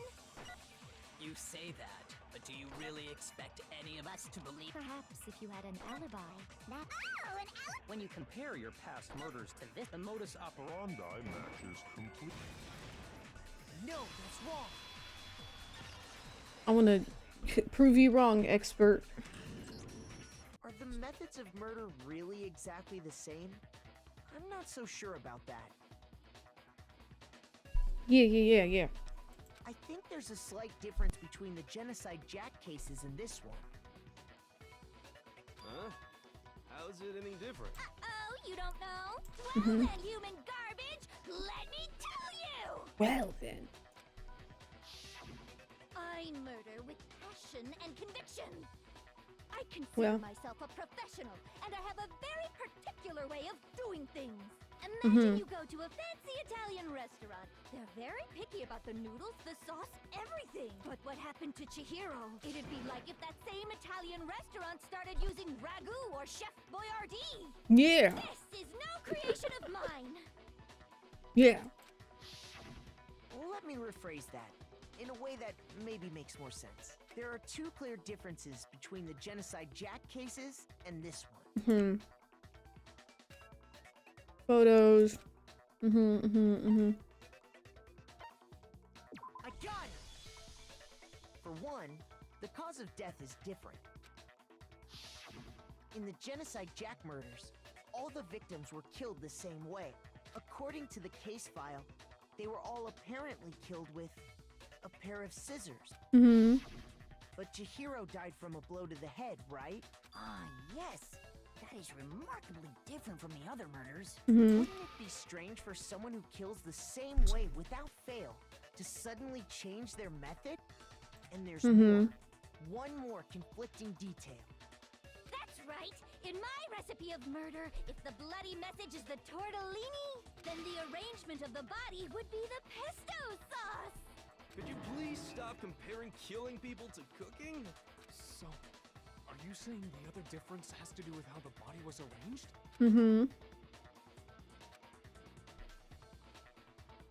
Well, you know, that extension cord. I got it! Do you remember what the killer used to suspend her?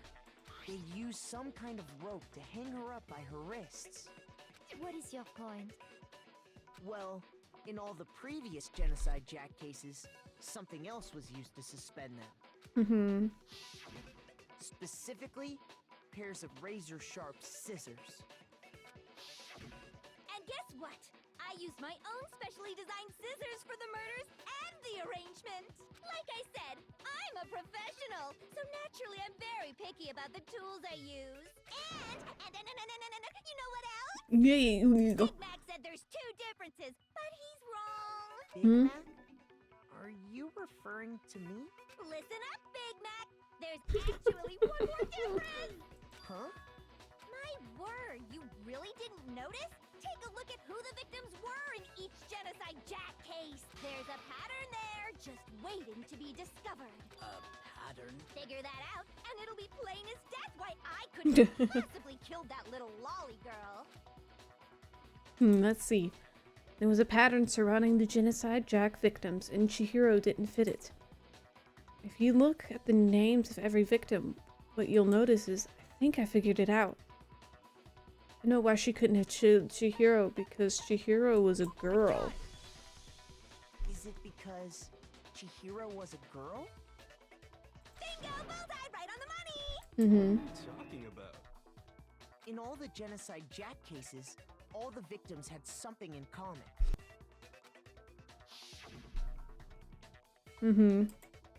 Look at all those girls. They were all guys? That's right! The people I kill with such passion and conviction are all adorable little men! I can't believe I said it! I'm so embarrassed! The hell is wrong with you? I can't help it! I'm just a full-throttle boy-on-boy fangirl, and the mopey side of me just hates it. But now I'm on the fast track to becoming a full-fledged fan madam! Yay! So, since Chihiro was a girl and not an adorable little man, you wouldn't kill her? Yeah. An Italian chef suddenly start making ramen just because they're both noodles? Don't be stupid. I have too much passion and conviction to cross that line. That's the absolute reality of the one and only. We get it. You've clearly explained your hobby and your philosophy. But that's not all there is to it.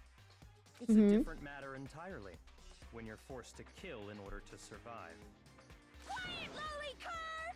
Lowly her? I would never Oh, kill shoot. for a reason as petty as mere survival. And if by some fluke I did kill to survive, why would I bother with the message and arrangement? It'd make me the obvious suspect. That does make some amount of sense. Plus, whatever reason I have for killing, I would never leave out my prized scissors. Who would go out of their way to use a big, stupid, heavy dumbbell? Maybe you used the dumbbell because you couldn't find any scissors in the school? Any scissors? I don't just use any scissors.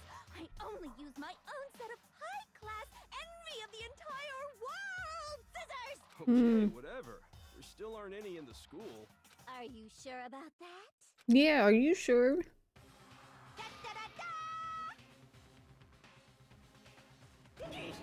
She's fully equipped! That's right! So I can kill anywhere, anytime! Why would I resort to dumbbells or rope when I have my trusty scissors by my side? Go ahead, tell me I'm wrong! You can't, can you? Gutter dogs, all of you!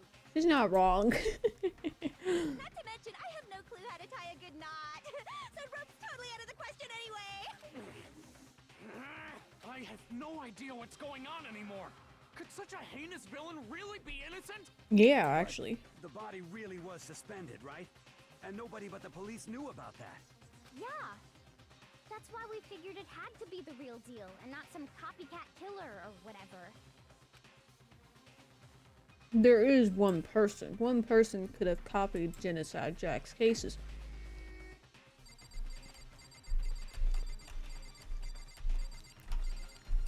There you are. Click. Here's my answer. Byakuya, it's possible you could have found out, isn't it? You'd have no problem gaining access to classified government documents or internal police records. Plus, you'd already looked through the Genocide Jack file before this all happened, hadn't you? Are you saying Mr. Togami did it? Then the reason he pushed the theory of Genocide Jack being the killer so hard was because he wanted to pin the crime on her. Oh, he rearranged the scene to disguise it and make it look like I put my stamp on it. The adorable glasses man was behind it all. Oh, I'm on fire! Well, Byakuya, what's your response? I see. So now the suspicion falls on me. Then I must ask, when would you say I began acting suspicious? Surely you must have The an answer. moment we discovered the body. Actually, moments before. Looking back and thinking about it now, Or the entire time, if you will. the way you were acting right before we discovered the body was a little strange.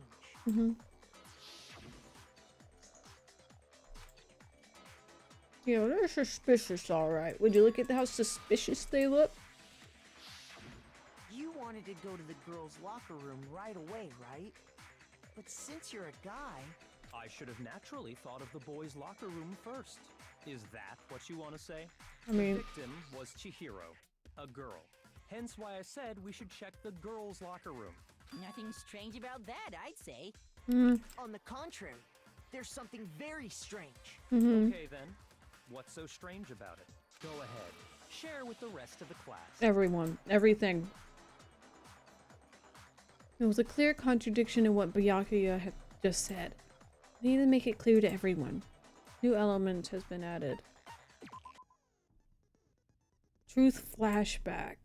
Weak spot. Oh, not this. Not this part. Oh, I hate these. These are the worst.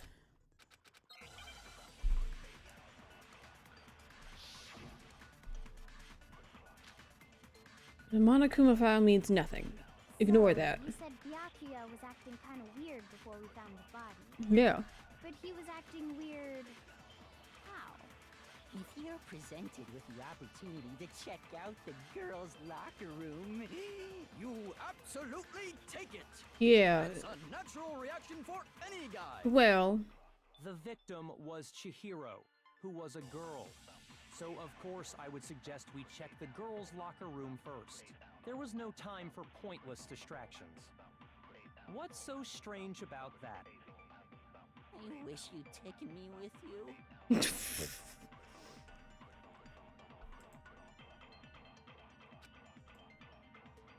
Could it have known before we found out? So, you said Byakuya was acting kind of weird before we found the body. But he was acting weird... how? If you're presented with the opportunity to check Do out we... the girls' This is where everything gets confusing. Who was a girl. So, of course, I would suggest we check that there was no time. What's so strange? I wish you'd taken me with you. So, you said Byakuya was acting kind of weird before we... Oh, it's the other way around. Okay. It was a 50-50 chance. Okay, look. So, you said Byakuya was acting kind of weird before we found... But he was acting... If you're presented with the opportunity, that's unnatural. The victim was Chihiro. But we didn't know that. No, that's wrong.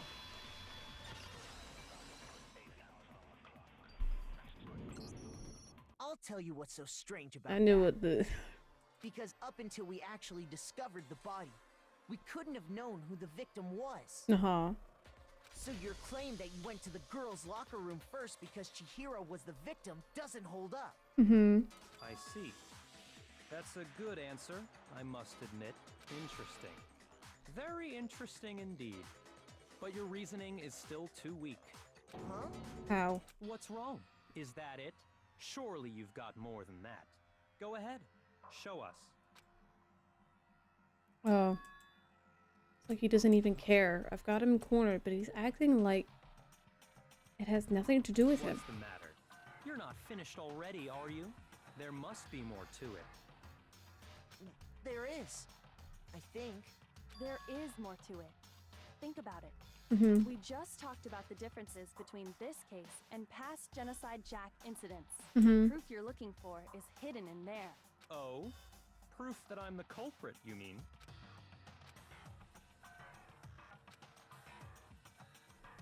Mm-hmm.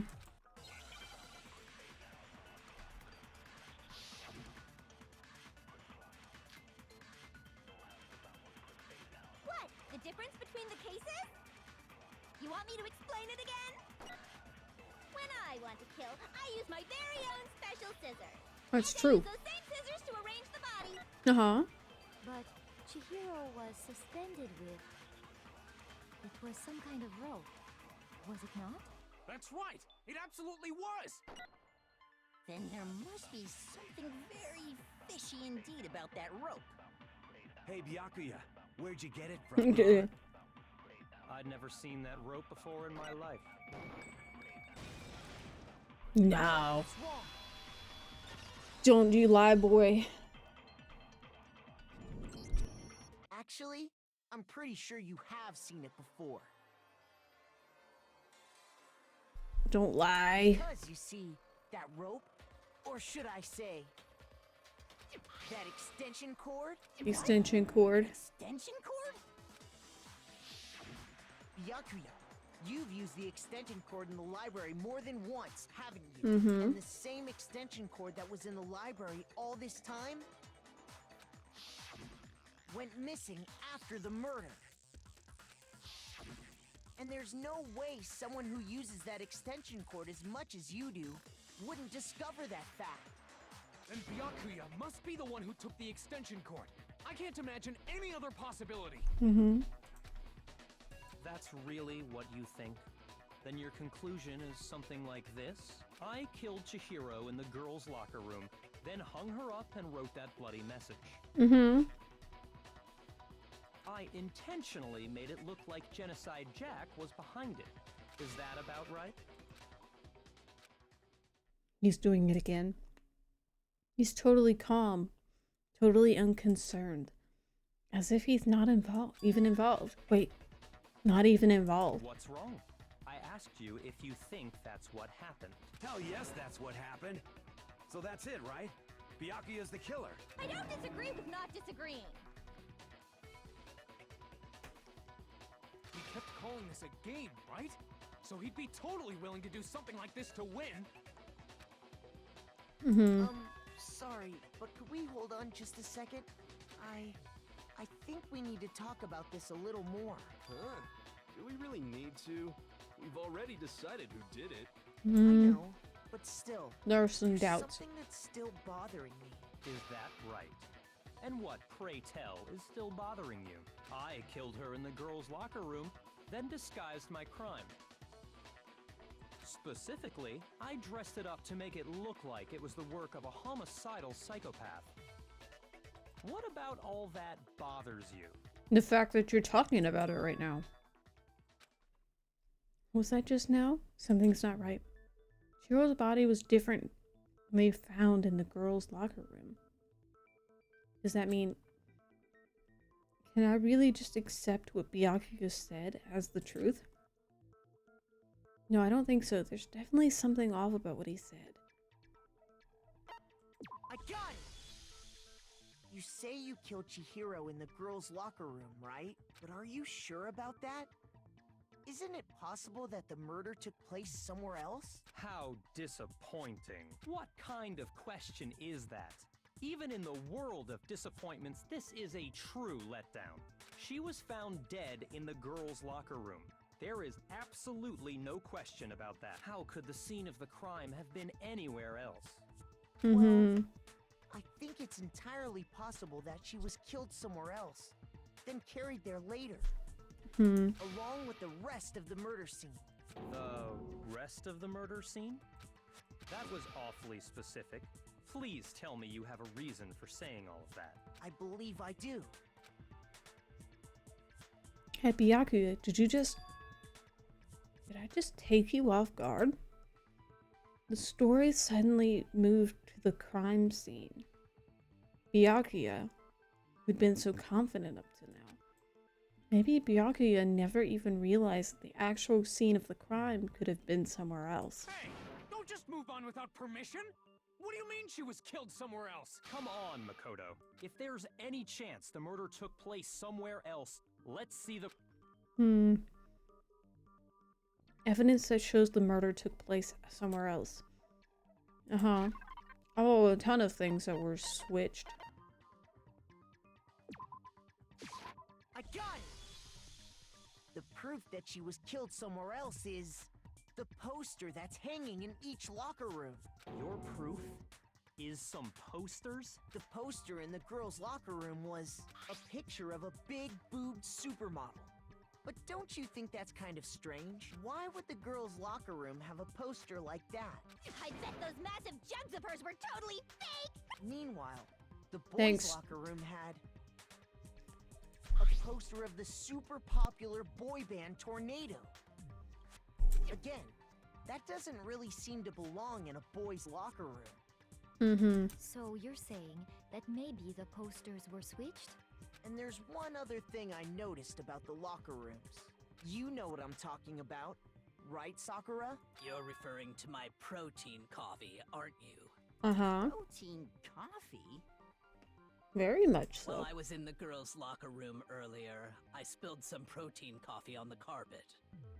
But I noticed that after the murder, the stain had been totally scrubbed away. No, it's not that the stain was scrubbed away. It was moved.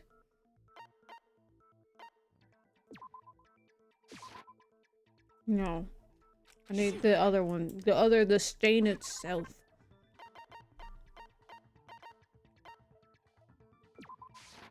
I got it! The stain on the girls' locker room carpet wasn't scrubbed away.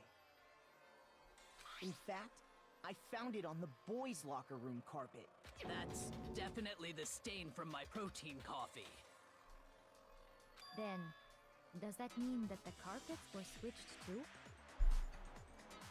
But why would anyone do that? Well, you know. To cover murder up. To move the murder scene from one locker room to the other. It's certainly plausible, don't you think? What? In other words, in order to completely swap the scene of the crime, the bloodstained poster and carpet were moved along with the dead body. By doing this, the killer was able to change the entire room where the murder took place. I can certainly follow your reasoning, but why would the culprit bother doing that? Huh? Why would they go through all that trouble of switching the scene of the crime? Actually, an even bigger question. If the murder did take place in the boys' locker room, then how did Chihiro get in the boys' locker room in the first place? Oh, well, you know.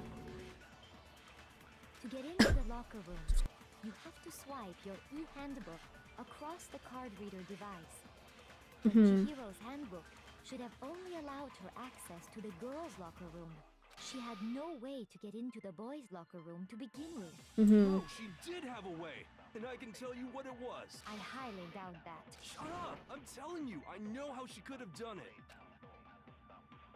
Is he right? Could Chihiro really have gotten into the boys' locker room somehow?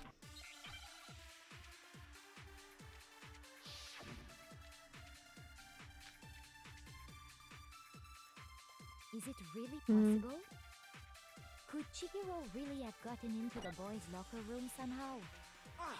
I got it! She must have hacked her e-handbook! No. She was the ultimate programmer, after all. I'm sure that would have been no problem for her. No, I don't think that's it. She used the thing that was in the main hall. Oh my god, you're actually worth doing. Good hero. Leon's handbook, of course. Thank you, hero. That was actually useful. No, I don't think Chihiro used Leon's handbook. Why not? Because Leon's handbook was broken. Oh. Well, then, yeah, I guess that'd be pretty impossible, huh? It was still a useful conjecture. I am struck silent by how quickly you gave up. Now you're back where you started. Isn't there a regulation against using someone else's handbook? Actually, the rule states that loaning your handbook is prohibited. It says nothing about borrowing one. In other words, you could borrow a dead person's handbook all you want, and you'd be safe. Yup, yup, yup! Hit the nail square on the noggin! Of course, if it were broken, that wouldn't make any sense anyway. So then, she must have hacked hers like I said. She used her ultimate programmer skills and... Psst! You can't fix an e-handbook! The instant you open one up, a security buzzer starts blaring! So, if she didn't use Leon's handbook, and she didn't modify her own handbook... Maybe Mr. Naegi's initial assumption is just wrong? No. Seems like there's no way she could have got into the boys' locker room. So I guess so. Okay then, I vote for Byakuya! Is that it then? Chihiro was killed in the girls' locker room, and Byakuya is the one who did it? Really? But still, I don't know what else I could do. Hold on a second. I agree with you, though. I think you're on the right track. What the? You finally decide to open your mouth and that's what you've got to say? There's no way she could get in the boys' locker room, right? So... Why are you so sure she couldn't get in? There's still one other way she could have gained access. What? What are you talking about? Well, to explain that, why don't we take a little break from the trial? I'd like you all to come see something. Wait! Just what do you think you're doing? Don't worry. This'll make the whole trial more exciting. I'm sure that thought must please you. Huh? It'll make things more exciting? Well, alright then. I declare an official class trial recess! Huh? For real? Now then, Recess. what is it you want to show us? It better not be boring or I'll be very unhappy! Oh, I have no doubt it'll meet your lofty expectations. So, shall we go?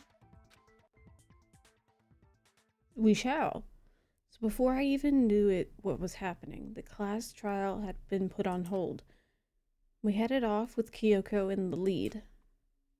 And where she took us was... Ah, hi Chihiro. The girls' locker room? We've already searched this place top to bottom! What are you trying to pull, Missy? I'd like you to examine the victim's body one more time. You want to check it again? Be sure to examine the entire body very carefully. Take your time. Examine her carefully? Like using our hands? No way! It's probably best if I don't run my hands all over a girl's dead body. It's not that I'm creeped out or anything, it's just based on religious grounds, you know? You're religious? Very well, I'll do it. But you're a girl. You shouldn't have to touch a dead body. Just let one of the boys do it. No, it's okay. I think Chihiro would rather have a girl examine her. So just leave this to me. Sakura. What is this? Some kind of secret girl-on-girl action? You two are about? That's not it at all. Stop screwing around. Okay, here I go. I'm sorry, Chihiro. Please excuse the intrusion. Putting her hands together in a brief prayer, Sakura then began to quietly examine her body. Be sure to check her entire body, and I believe we will solve this particular mystery. Her entire body? I know you say that, but what? This is... What is this? What is it? Not possible. It's not possible. Oh, but it is. Sakura's eyes were staring wildly at Chihiro's lifeless form, her massive frame trembling. This girl is what? Is a boy. Oh. Ah, I see. So she was actually a he. Interesting. Thank you for confirming this fact. You're joking, right? No. I wouldn't joke about this. Then it's really true? Chihiro was a guy? Oh, what? You guys didn't know? Heck, I knew that right off the bat. Oh, not Chihiro Akuma. Fujisaki was totally a guy. He was a cross-dresser? Oh, I'm really on fire! I wish I had killed him! So that's what Kyoko wanted to show everyone, huh? Interesting. Yes, that certainly does make things much more exciting. Now let's ride this wave of excitement back to the courtroom and get back to the trial. Yes, let's. This is enlightening. I do apologize for keeping you waiting. Now then, let's resume the class trial. We've all just learned of the shocking revelation that Chihiro was actually a boy. Let's pick up from there. Yes, well, I don't know his reason for hiding it, but the fact is, Chihiro was not a girl, but a boy. To think that Chihiro was actually a guy. The thought had never even crossed my mind. And because the victim was male, he would have had no problem gaining access to the boys' locker room. Yes. Assuming his handbook did, in fact, list his gender as male, then yes, that would be true. Of course his handbook said he was a boy. He dressed like a girl, but he was a boy through and through. So then, there should be no issue with Makoto's initial assertion. The victim was killed in the boys' locker room, and was then later moved to the girls' locker room. And the killer could have easily used Sayaka or Junko's handbook to get into the girls' locker room. So Chihiro really was killed in the boys' locker room? I still don't understand the motive for moving the body, but yes, that does seem plausible. Well, I must admit, I did find it rather odd. I knew he felt a little off. There was a certain incongruity to his female body. This is a most titillating situation! So now everything has been connected. All the mysteries have finally become clear. Okay, well, connected or clear or whatever. We still think you're the killer, remember? Very interesting.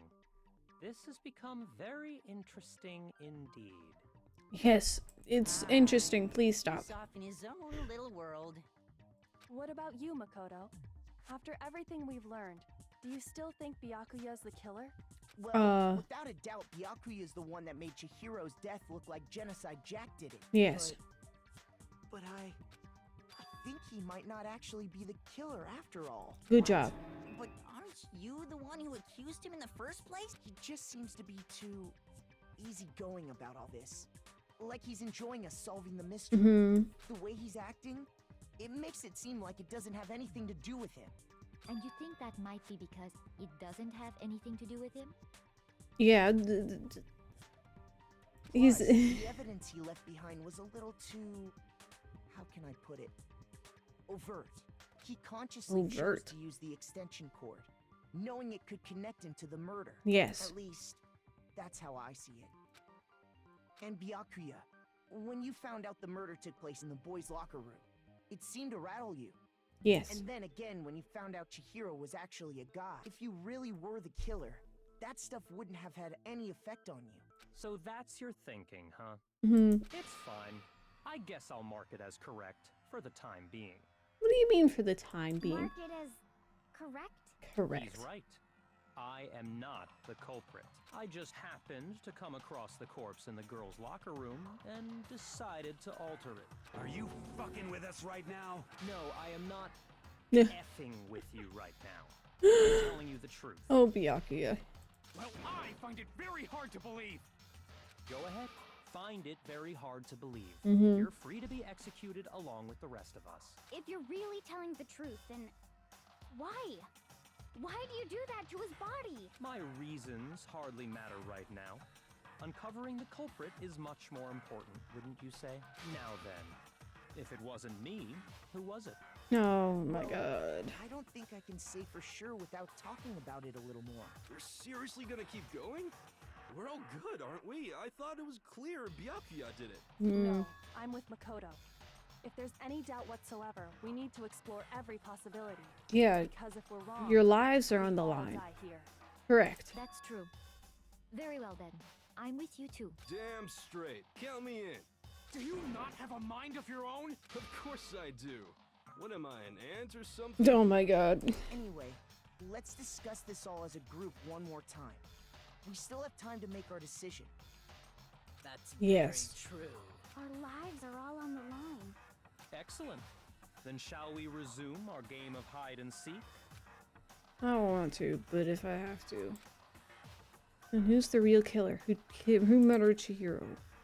The one thing we can be sure that we know about the killer was able to gain access to the real murder scene, which means the killer is Genocide Jack, obviously. Since the crime scene was in the boys' locker room, you would need to need a boys' handbook to get in. Since Leon's handbook is apparently broken, the killer would have had to use their own. In other words, it had to have been a guy. There's still not enough. But that's still not enough. I need to find some more clues.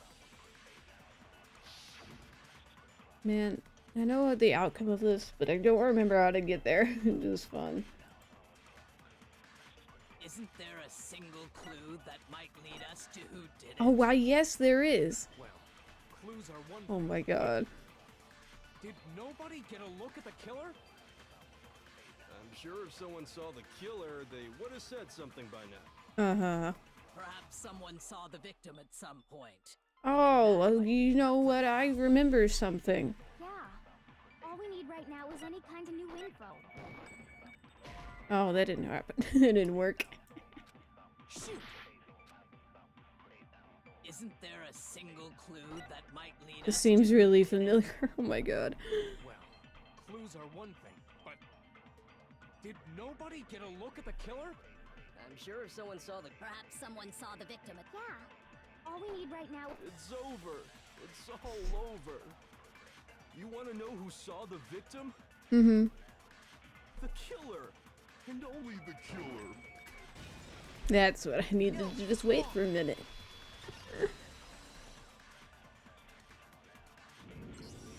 I believe someone else did see the victim before he was murdered. What do you think, Celeste? Now that you mention it, yes, I did see him. Huh? Really? Oh, but I suppose only Makoto knows about it. The rest of you had no idea, did you? That is why you're all making such ugly noises. Whatever! Just hurry up and tell us! You're impatient. It was last night, right before nighttime. I saw Chihiro. in the dormitory warehouse. I saw him stuffing a track jacket into a duffel bag. Mm-hmm. And then, I assume, he headed off to exercise. A track jacket and a duffel bag? But we didn't find anything like that at the murder scene. It seems likely that the culprit destroyed them to get rid of any evidence. Mm-hmm. And that is when he said something that struck me as rather odd.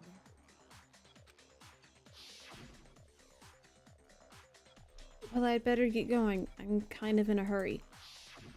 Chihiro told me he was in a hurry, but why would he be in a hurry? Only if someone were waiting for him, I should think.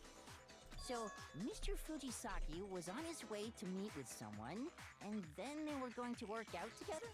But Hina and I had invited him to exercise with us plenty of times, and he always declined. Probably because he was afraid you'd find out the secret he was hiding, right?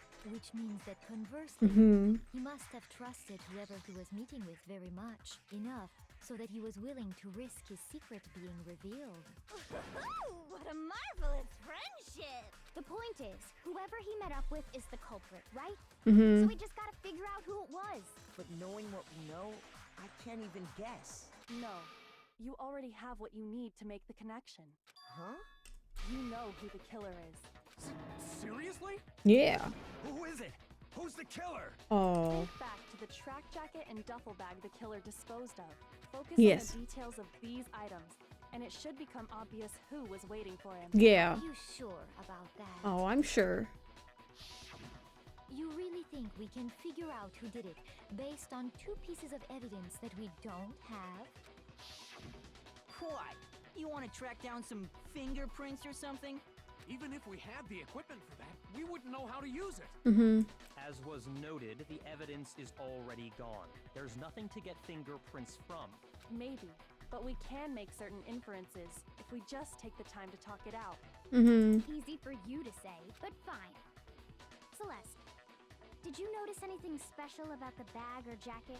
The bag was just a normal duffel bag from the warehouse. Mhm. All the bags in there are the same, so I can't imagine what would make that one special. Well, if I remember right, there was a decent variety of tracksuits to choose from. Do you think there might be some connection between the culprit and Chihiro's jacket? Perhaps. Let's explore that and talk a bit more about the jacket he took. Does Chihiro's track jacket really hold some clue about the killer? Somehow, it's really hard to believe. Oh my god.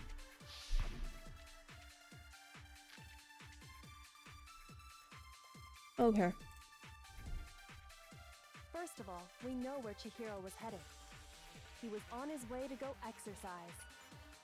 So next we have to ask, why did he choose the specific tracksuit that he did? What do you mean, the specific tracksuit?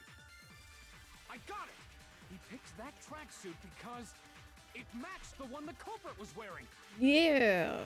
So, what you're saying is, the killer was wearing the same blue tracksuit as him? Mm-hmm. My tracksuit is black. I don't even have a tracksuit. Cause exercising sucks. I have a white tracksuit personally. Now we're just talking about colors. From the warehouse, if you must know. Did any of that really help us get any closer to figuring out who the culprit is? Oh, yes, it did. No way. Not a chance. Oh, You heard someone's... him, right? What he just said without even realizing it? I know, he screwed up.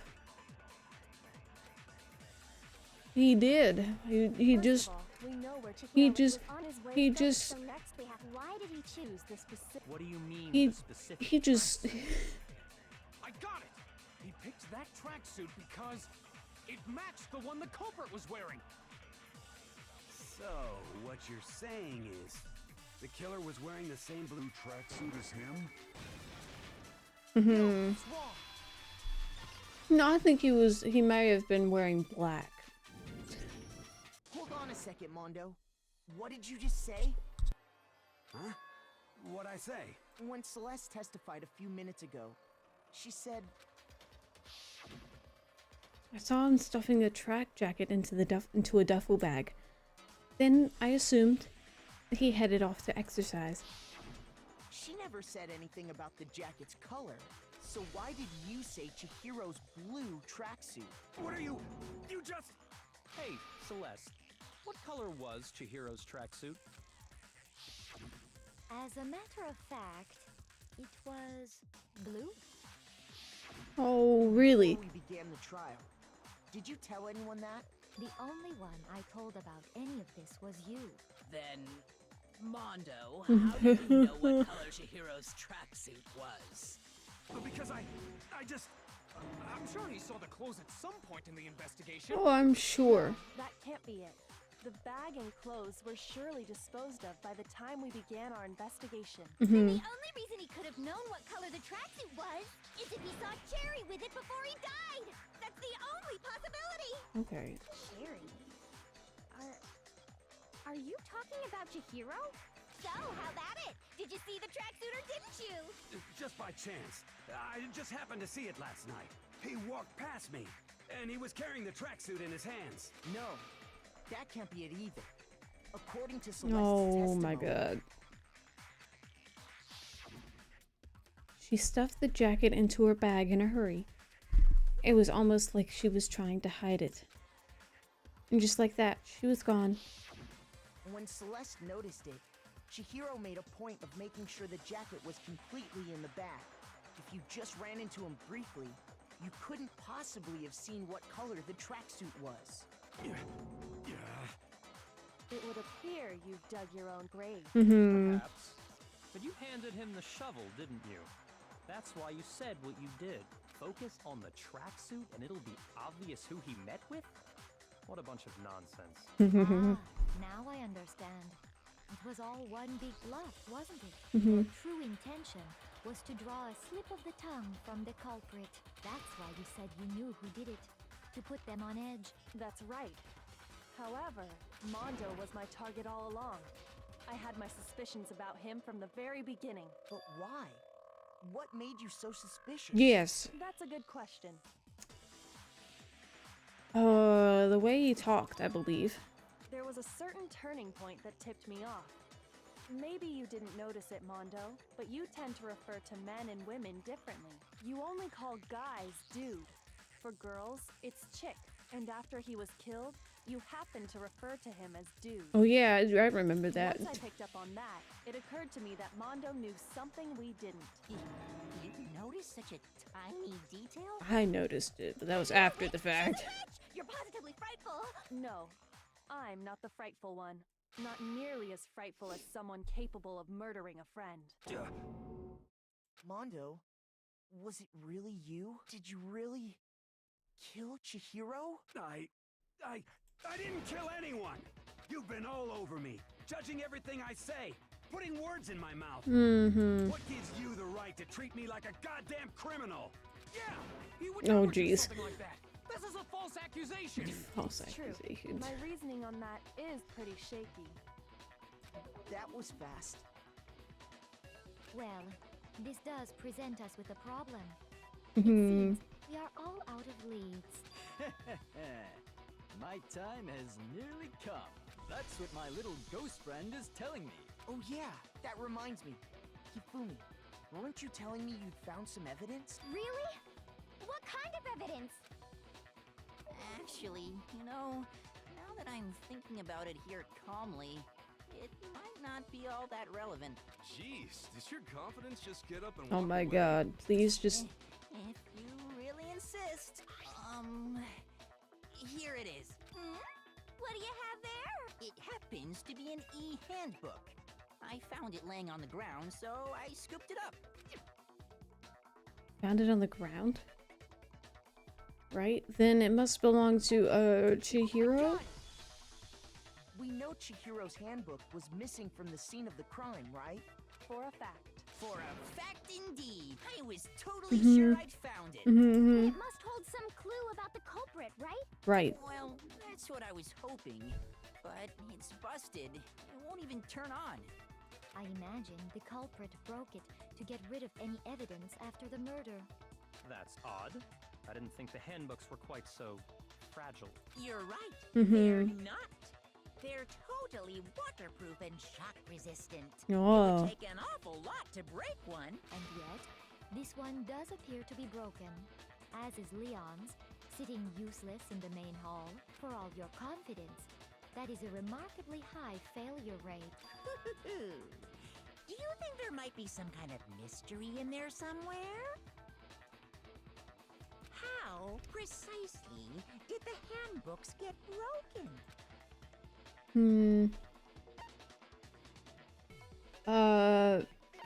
Exploiting a bug, no. It's the hitting weak point. You can't hack them. You already told us before that the handbook has one weak point, didn't you? Yeah! You remember that? Yes. Sure, maybe I let that slip, but I never told anyone what the weak point actually was. That is true. But if the handbook is supposed to never break, and two of them broke in quick succession, then we can only assume that someone's figured out its weakness. You know what the weakness is, right, Monokuma? So, what is it? Huh?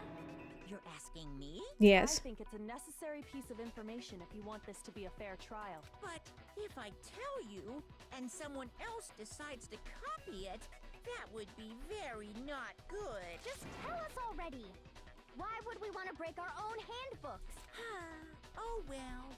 I have a weakness for pushy demands. Pushy demands. But you're sure you won't follow their example? Then allow me to make a special announcement. The weak point of my cutting-edge e-handbook is when it's exposed to high temperatures for too long, it will suffer a meltdown and totally break. Darn. I flippin' knew it! You knew it? Yeah, because I found the handbook laying on the floor of the sauna. The temperature in the sauna can reach over 200 degrees. Strange how you don't get burnt, huh? It's because as your sweat evaporates, it creates a cooling layer of air around your skin. If the hot air of the sauna were somehow pushed directly onto your skin, you'd definitely get fried. That layer of air would get blown away. That's why you may feel a burning when you move around. So when you're in a sauna, make sure to keep nice and still. Wow, interesting. Oh, shoot. That is a mere trifling speck of knowledge. Anyway, if you found the victim's handbook in the sauna, then the killer must have been purposely trying to raise its temperature in order to break it. meaning the culprit somehow knew its weakness. But how'd they find out? Monokuma said he didn't tell anyone, right? Indeed. Quite the mystery. What if they found out by accident? What do you mean by accident? What if the killer took their own handbook into the sauna, not knowing its weakness, and it broke? They realized it was broken, of course, and it wouldn't be hard to figure out why. And once they had Chihiro's handbook, they knew they had an easy way to dispose of it. I won't say it's not possible, but who would have done something like that?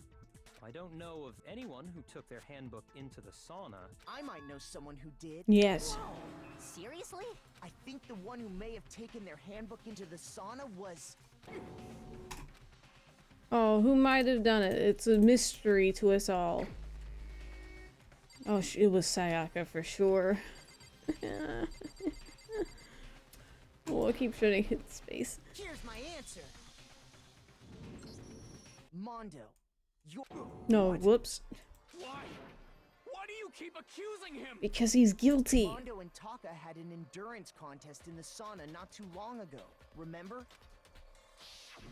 And for the contest, Mondo just so happened to keep his school uniform on. But little did he realize, he'd also left his handbook in one of his uniform pockets. And when it was all over, Mondo discovered that taking your handbook into the sauna could easily destroy it. No, wait, hold on. You've got it all wrong. He would never kill. I don't accept this. Show me the proof. The actual solid proof. Dude, I mean, I don't want to believe it either, but I also found something that proves it beyond a shadow of a doubt.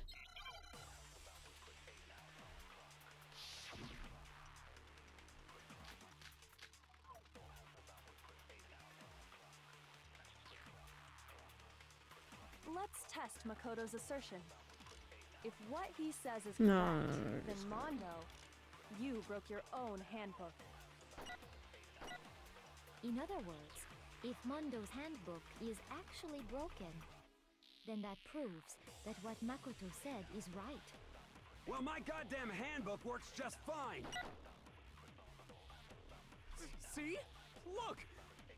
Makoto was wrong after all! Hmm. Mondo wouldn't hurt a fly! It wasn't his handbook.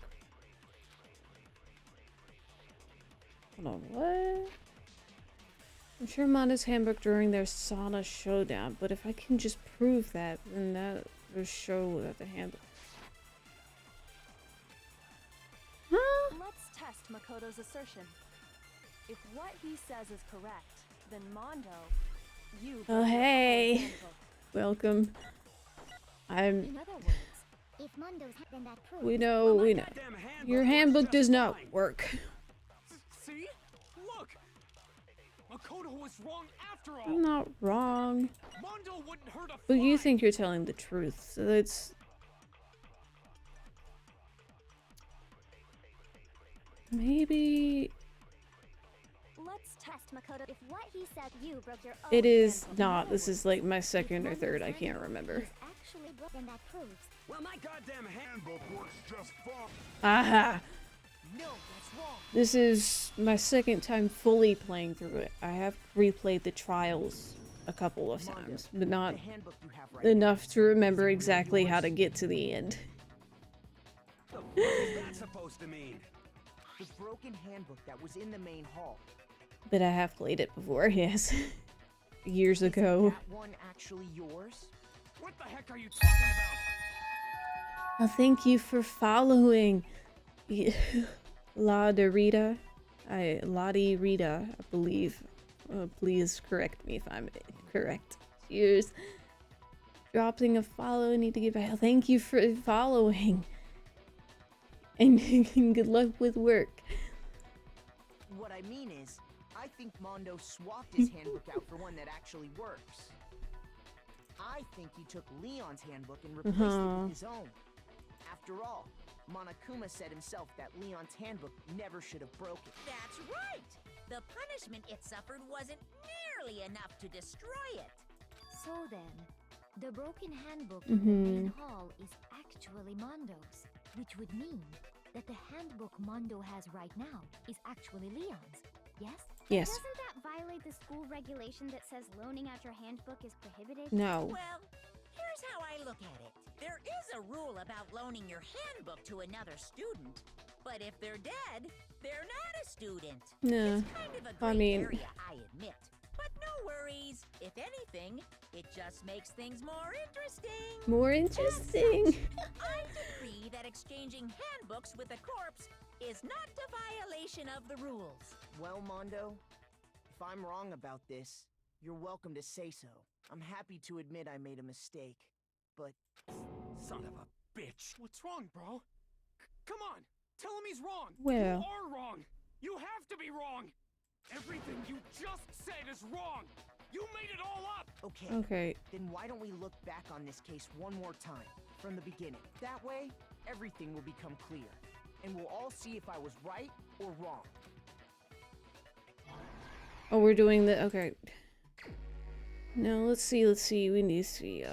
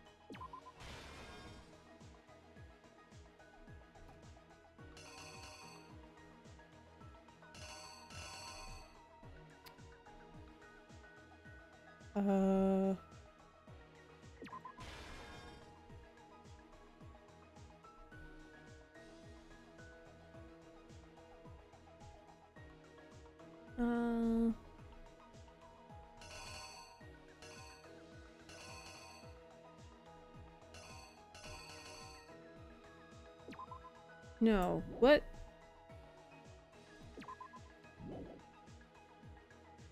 What?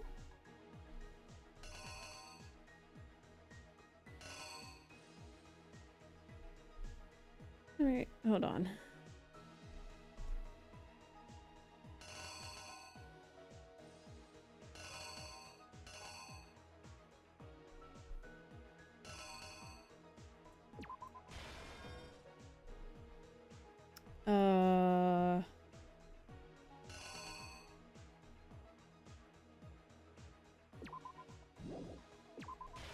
Oh yeah, that one's not right because that's right there. So this. No.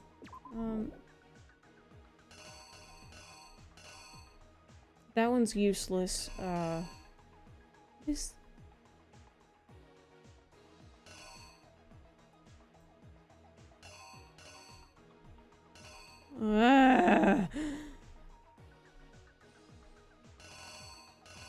How does work?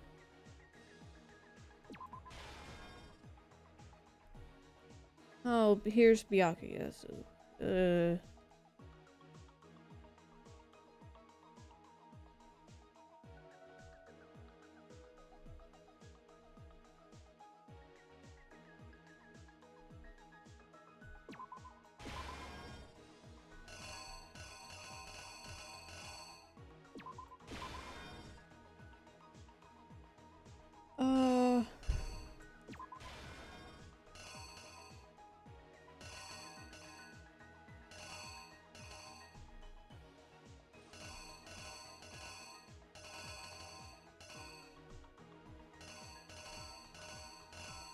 Huh?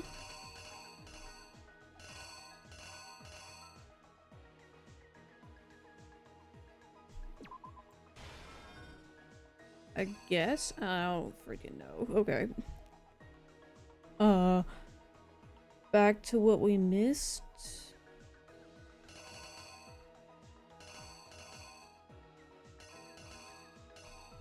But that one's right there. It doesn't make any sense. Both of these are right here.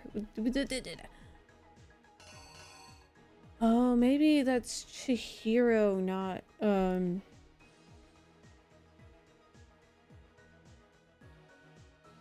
maybe that goes here.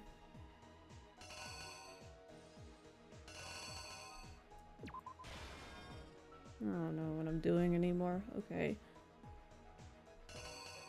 That one cannot go here because he's picking Chihiro up. So what do I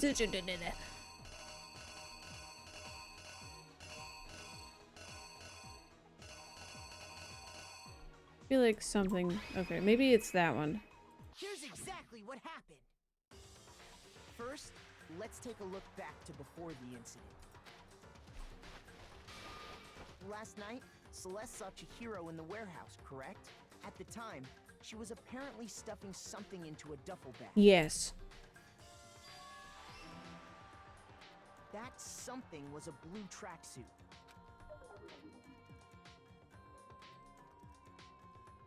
With bag in hand, Chihiro headed out. Even No, it was she nighttime. made her way to the locker room. Specifically, the boys' locker room. But how could the victim, who is apparently a girl, access the boys' locker room? Oh, damn it.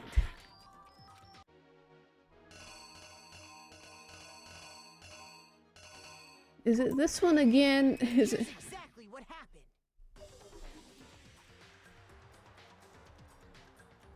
With bag in hand, she made her way to the locker. But how could the...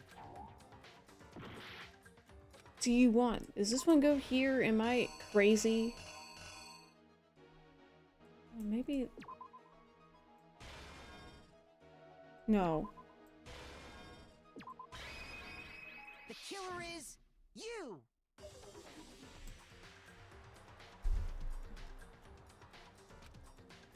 She made her way to the locker, but how could the victim... Aha. Okay. I just mixed them up. Simple.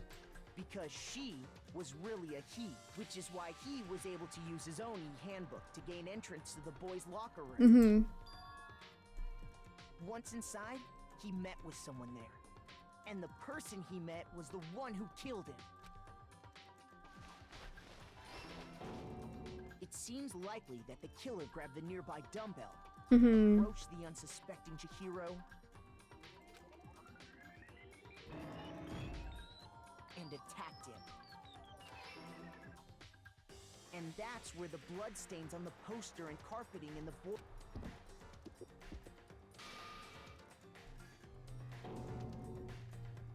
It was likely in the heat of the moment. Mm-hmm. The body was arranged, but the murder itself felt unplanned. Which is why the killer hurried to try and hide the act. Then, removing the bloody poster,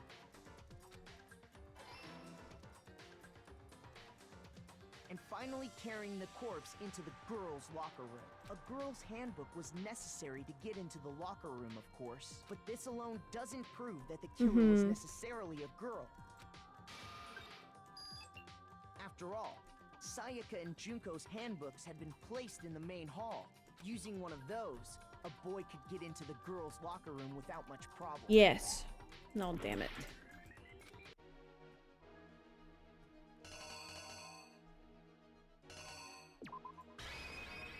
Here's exactly what happened. After you... No, well, you know, this has all got one chance left. What is it?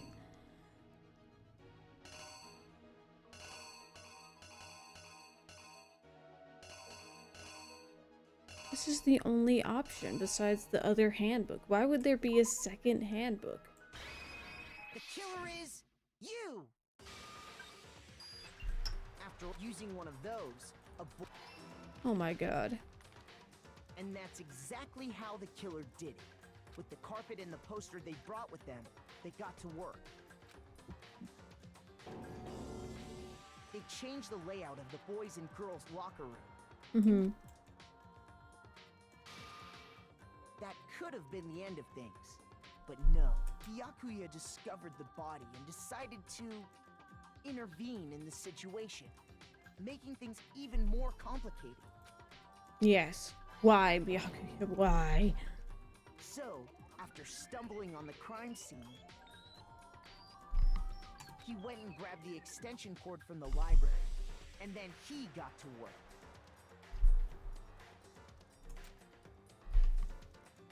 He used the cord to string up Chihiro's lifeless body. Mm-hmm.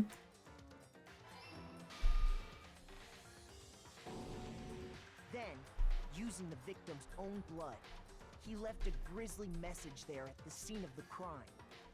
He wanted to create the illusion that Genocide Jack was responsible for the slaughter. And around the same time that Byakuya was putting together this facade, the killer, having already disposed of Chihiro's bag and other belongings, arrived at the sauna. There, they planned to destroy the last piece of evidence, Chihiro's handbook. Mm-hmm. And just as the killer expected, the steamy sauna was enough to ruin the electronic gadget. Somehow, Yes. the killer knew that the handbook couldn't stand up to the heat of the sauna. And the reason they knew that is because the sauna had already wrecked their own handbook. And that's how it all played out. Yes. Isn't that right, Mondo Owada?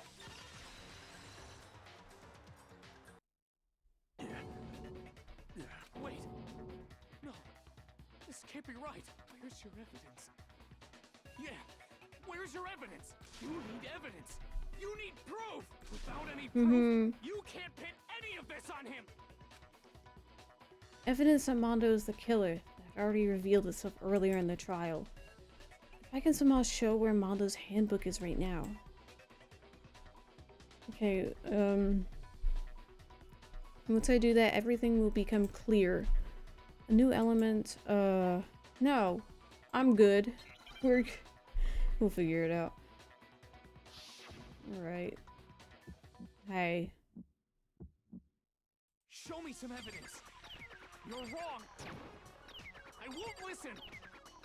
I refute you. You can't refute. Show me some evidence. I won't listen. False. refuse to vote. Show me some evidence. You're wrong. I won't listen. I refute you. False. Show me some evidence. I won't listen. What? False. You're corrupt. I refuse to vote. Oh my god. Yeah.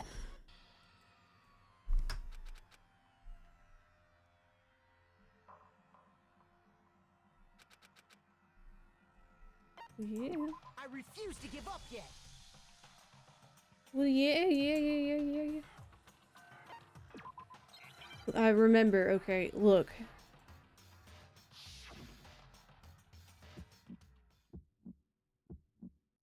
Show me some evidence. You're wrong. I won't listen. I refute you. False. Show me some evidence. I won't listen. False. I refuse to vote. Show me some evidence. You're wrong. I won't listen. I refute you. False. At this point, I'm just clicking badly. I won't listen. False. You're corrupt. Shit. Okay, well. Show me some evidence. This should prove it. I can't believe that worked.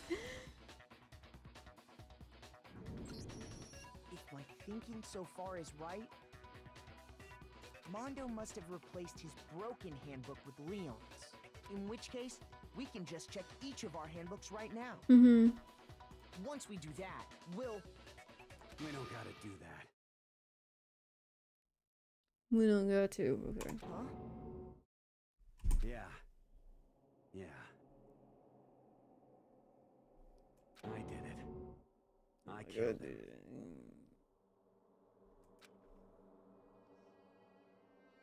Suck it, come on, son. Thank you. Oh shoot, a B and a C, but I got an A for the final.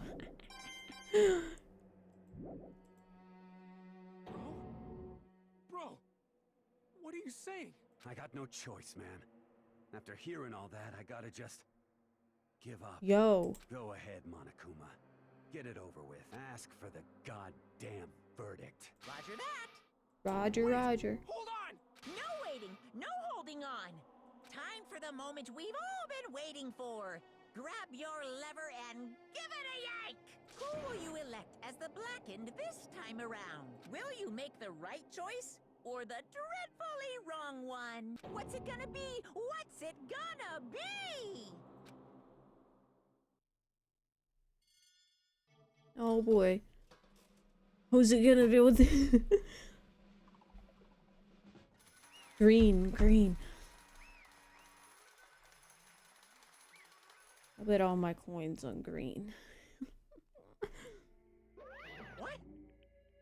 Well, this time it looks like you got it right again.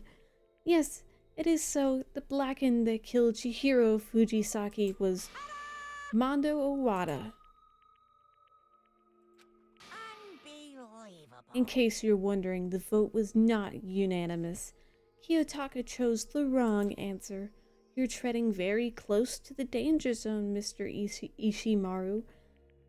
You need to be more careful. Today, the weather was so hot. It was actually cool here. I think it's summer. Oh my god. I hate hot weather. Despite being a fire dragon, it's fine. I refuse to believe it. There's no way he would kill someone. Sorry. What is this? Why are you apologizing? Why, okay. Why did you do it? Now then. Well, it looks like Mondo's taken a vow of silence, so allow me to explain on his behalf. Actually, The story of the murder this time is the sad story of two men. Oh, but for anyone who doesn't really want to hear it, you can hit the control key to fast forward the text. Celsius. Ooh, that's hot, actually. That's actually...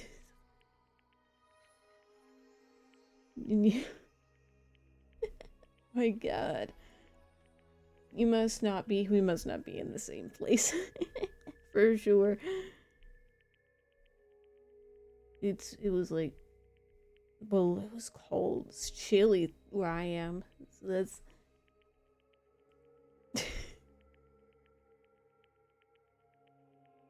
have no idea what I'm talking anymore. Oh my god. Oh, you know, I would love to fast forward. Anyway, there was once a young boy, and his name was Chiro Fujisaki. He had an extreme inferiority complex regarding his own lack of strength. You're so weak, even though you're a boy. He heard things like that as long as he could remember. And he couldn't overcome his weakness. On the contrary, he tried to hide and buried himself further and further into that weakness, to take on the fragile form of a petite young girl. He had chosen that as his way out. Nobody will be able to say anything about even though you're a boy. I'm also using an air conditioner. It's not working. Oh my, no, not the air conditioner. You think Miss Dragon could fix it with her hydro powers? Or maybe that'll make the air conditioner worse. You need an ice dragon, don't you? You need, yeah. You need... But no matter how tightly he wrapped up in that shell, the inferiority, I can't say that word for the life of me, complex had already taken deep root inside of him, and was not so easily weeded out. As it turned out, the shell was completely empty.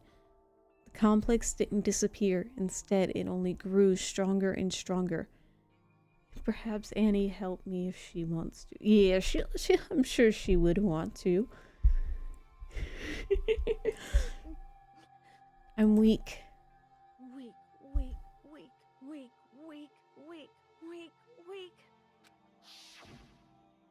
Once the killing game had begun here at the school, he had no choice but to accept this fate. After all, this world is survival of the fittest. If you're not strong, you don't survive. And then the lovely and hateful Monokuma announced the revealing of the embarrassing secrets, which of course included Chihiro's embarrassing secret, which I was more than willing to divulge. Even though he dresses like a girl, Chihiro is actually a boy. You watch JoJo, but no, I do not watch JoJo's Bizarre Adventure. I've heard about it extensively, but I never watched it. I'm sorry. Hey, And that was something Chihiro couldn't let anyone find out, no matter the cost.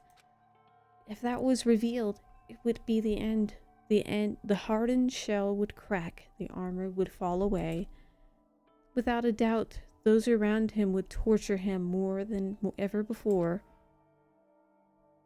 Everyone figured that being thrust into such a dilemma must have sent him spiraling into despair.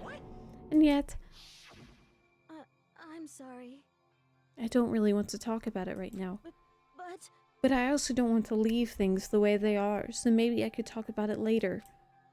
After, I try my best to become strong, then I could tell everyone. Annoyingly, he used the threat of discovery to motivate himself to become stronger. that's right. Now's my chance. I want to change. I want to get stronger and to accept who I am. Strong enough so that when someone says, even though you're a boy, I'll be okay. I'll get better. With that thought at the front of his mind, he resolved to take immediate action. And so, that day, he made the commitment to begin exercising. He was prepared to retain his mind and body, but sadly, that would be the first and only chance he would get at it. You missing out. Because you have time, because, what? It's okay because you have time. You lived millennia. Yeah. Sure. When you decided to start exercising, I lived for a long time. He thought it would be good to ask someone for help, but he wanted to tell that person his secret first. But then he asked them to help him from there. And that person he went to, Yeah, that's right. it was me. Yep, it sure was. The biker gang fella had been painfully clear about how important his manly promises were. So Chihiro probably figured that even if he confided in Mondo, his honor would make him keep his secret. Plus, Mr. Macho Mondo was the very symbol of a strong man that Chihiro aspired to be. You ever met these? Do they have to be real historical figures? Can I say I met... Oh my god. Hello, thank you for following, hold on, Shogun. Welcome to the garden. They're probably in an ad. Whoops. Oh no, they're not. It hasn't started yet. The thing came up. I was concerned. Hope Danganronpa has been going well. Loved the fireworks, yes. Hold on, there was a comment. I can't read it because I'm on the screen. This reminds me of Louis' death from Final Destination 3 because he's killed when the decorative swords cut the cords on his workout machine, causing causing the weights to sandwich his head. Ooh. Depends on what I say. Oh, I wanna say I met Tiki from Fire Emblem. She counts. She was part of that whole Shadow Dragon thing. She counts as a historical figure, right?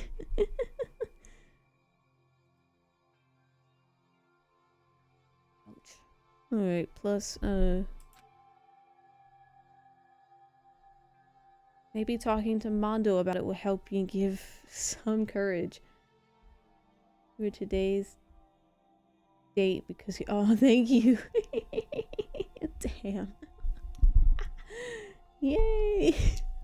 Actually forgot about that part. It is 10:10 today.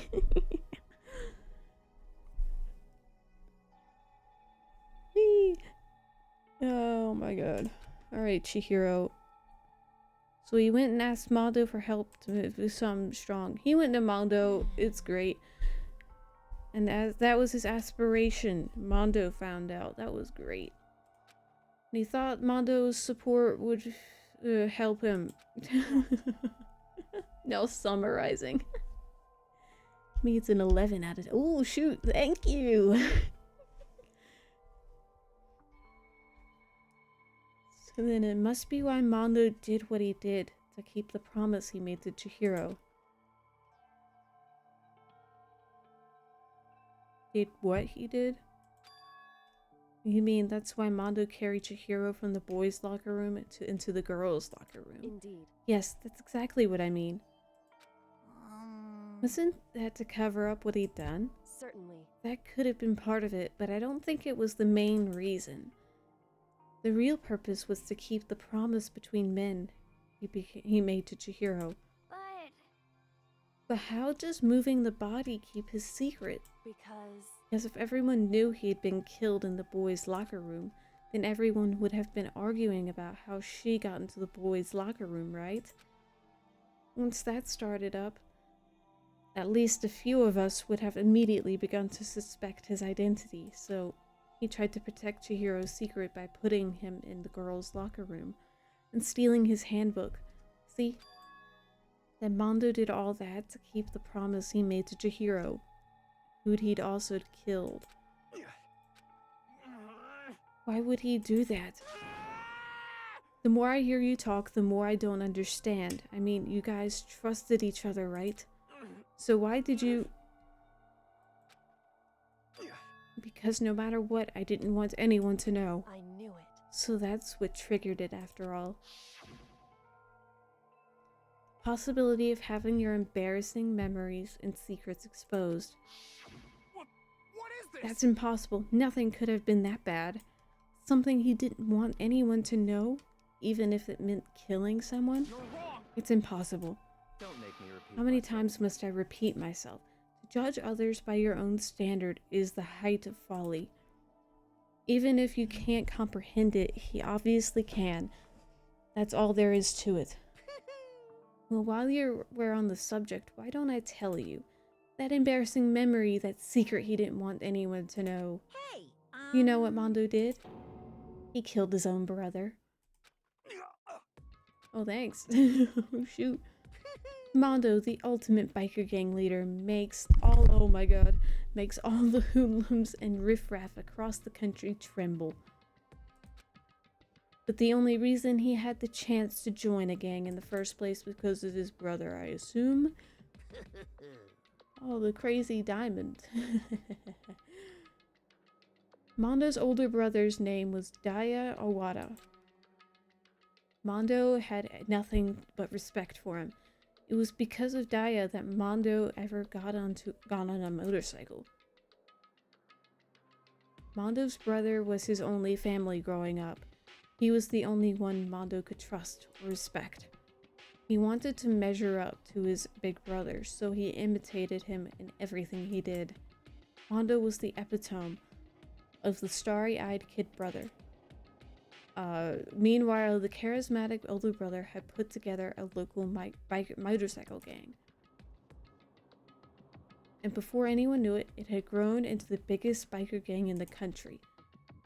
Daya, the older brother, number one in the gang, and his number two, his younger brother, Mondo. In the beginning, everything was peaches and gravy. But when Mondo started to think about how he would have to take over the gang from his brother someday, his brother's greatness, his reputation, began to gnaw on Mondo's very soul. The kid's gonna take over for Daya one day, huh? Daya created this gang with his bare hands. Mondo's just along for the ride. Could someone really like that really be our leader? All that'll do is make the gang look bad.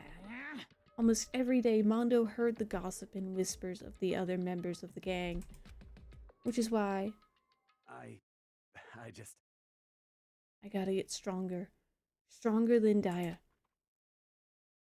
Just one time. No matter what, I gotta win. I don't care what it takes. I gotta come out on top. And on that night of his amazing brother's retirement ceremony, Mondo challenged him to a street race. During the race, tragedy struck. The kid brother pushed ahead with reckless abandon, eager for victory, and dashed into oncoming traffic. But suddenly...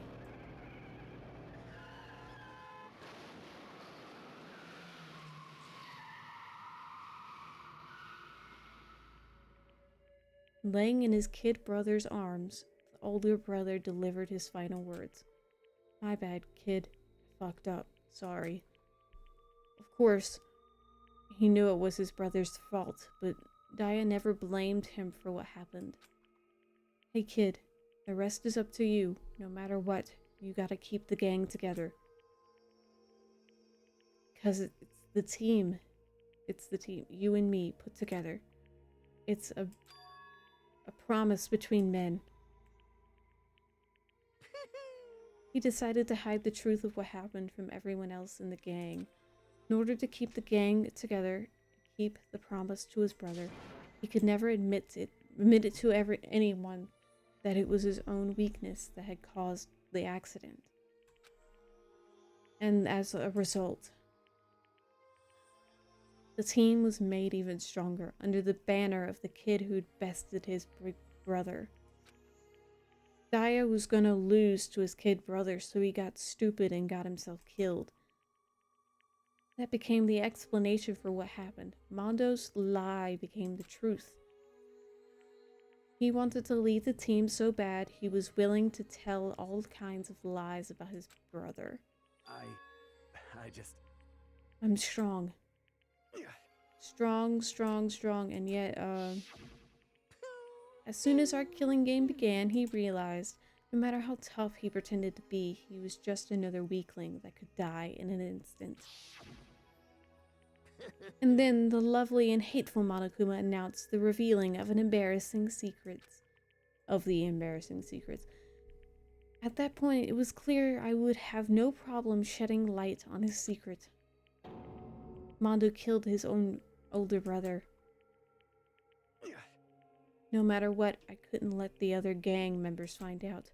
If that happened, everything would have been ruined. Everything me and my brother had worked to create would have been destroyed.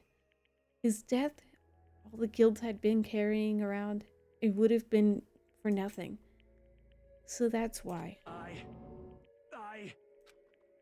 Mondo, after I saw what Monokuma had on me, my head filled up with a kind of fuzzy uneasiness and just started swirling around. I never felt anything like it before. I didn't know what to do about it.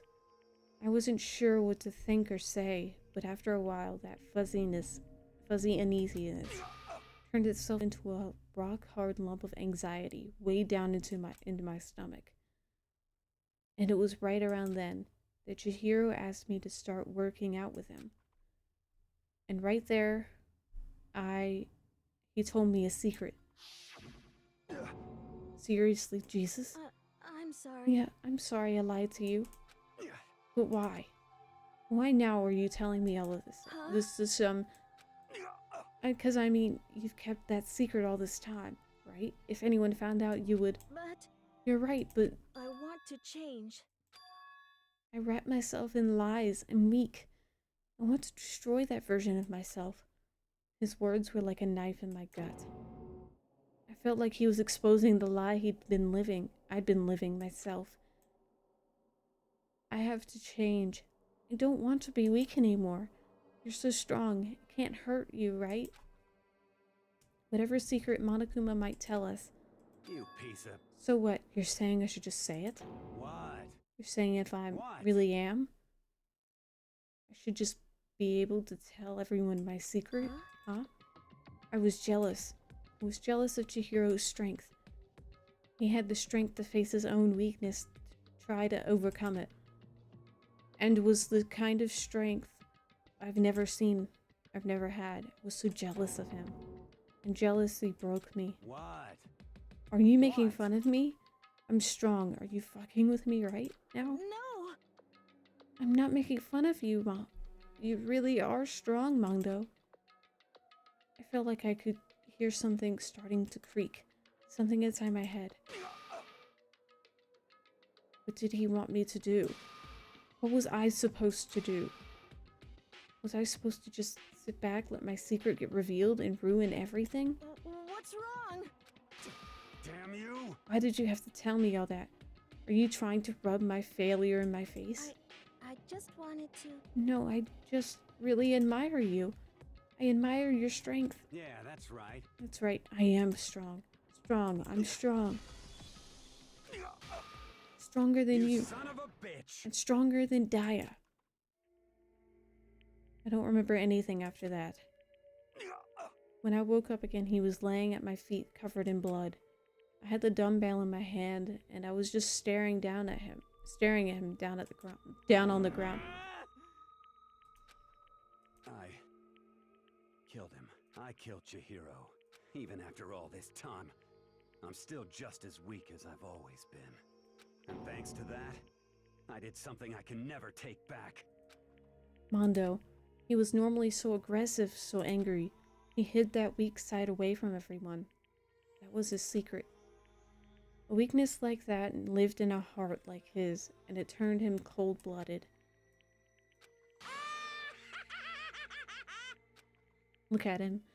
You see, you're just all something for a secret from the past, for a memory After that, he killed another living human in cold blood.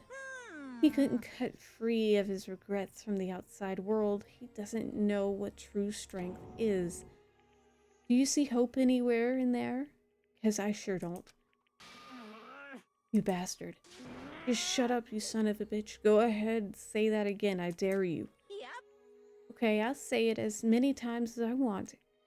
Is what I want to say, but unfortunately I can't do that right now because the time for punishing is fast approaching. Punishing? It can't be. You mean execution? Well now. That's a promise.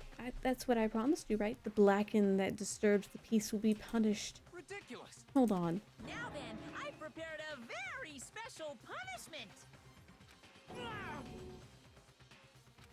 Let's give it everything we've got. It's punishment time! Yay! Sorry, man. I couldn't keep the promise we made. From one man to another. Bye, Mondo.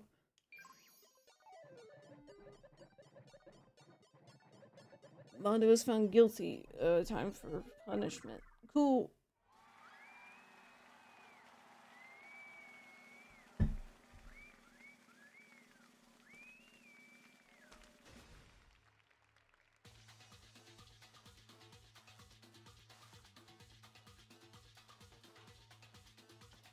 Oh my god.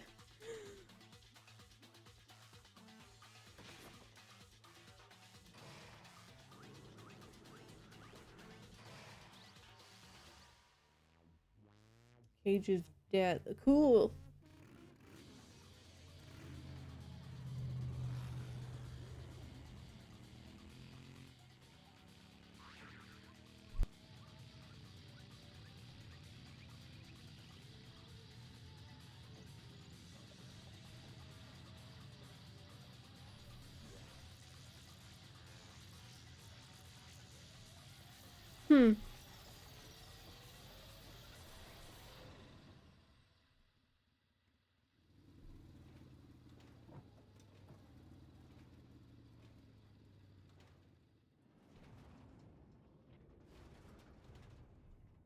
Where'd he go? Oh no.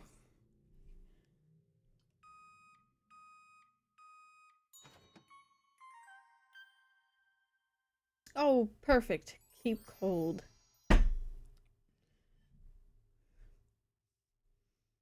Thanks, Monokuma.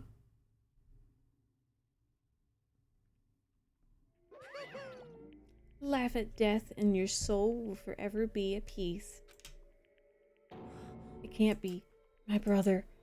Another murder and another execution. I want to feel again. Everyone's lives are taken so lightly here. I feel like I might be going mad. Maybe I'll just let it happen.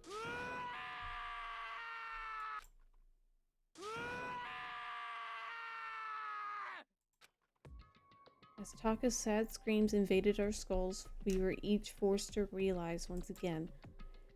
But he, of course, he had to. What a disappointment. This is the end of the game? Byakuya. What is this? You're completely insane. You know that? A game? One of our friends is dead. Do you realize that? Naturally. Of course I do. Because this game is life or death. Hey. I don't have anything to say to you. I don't have a response except that. However, I just don't understand why. Why did you go out of your way to disguise Mondo's crime? What? Why? Isn't it obvious? Because it made things more interesting. His voice was calm, emotionless. Like the voice of death, it chilled me to the bone. Last night, when the murder took place, I was in the library as usual. Honestly. So you ignored the nighttime rule too. That rule never mattered to me. I don't recall agreeing to it. There is nothing to be done. Well, I don't particularly care. Please, continue. The night grew late, and I decided to return to my room, which is when I stumbled upon him. I spotted Mondo coming out of the girls' locker room. After he'd gone, I looked inside and saw the corpse. What, you mean you actually witnessed the murder? He was such a fool he didn't have the slightest idea I'd seen him. So you're saying you knew who the culprit was from the very beginning? That's right. Indeed. But if that had been the end of it, how boring would that have been? I mean, what a waste of time to have the answer revealed right at the beginning. Which is why I decided to lend a helping hand. I thought it would liven things up. You did all that to liven things up? I see. So after hearing about Genocide Jack from Toko, you decided to use that to create a fake murder scene. But damn, man. If we hadn't figured out who'd really done it, you would have been dead too, right? Well, obviously, I would have revealed the truth before it reached that point. Of course. Byakuya turned and looked me in the eye. I could feel his sharp eyes piercing into me. Thanks to a certain remarkable someone, it never did, and I was able to perform an interesting experiment. Interesting. Once I do decide to become blackened, I now know who I'll have to watch out for. Correct. So that was your reason. Are you satisfied? Indeed. Yes, we're done listening to your story. Moving on. Hey. There's something I'd like to ask Monokuma. What's this? Oh, I'm up next? You. You like to perform these elaborate executions each time, correct? My question is, why?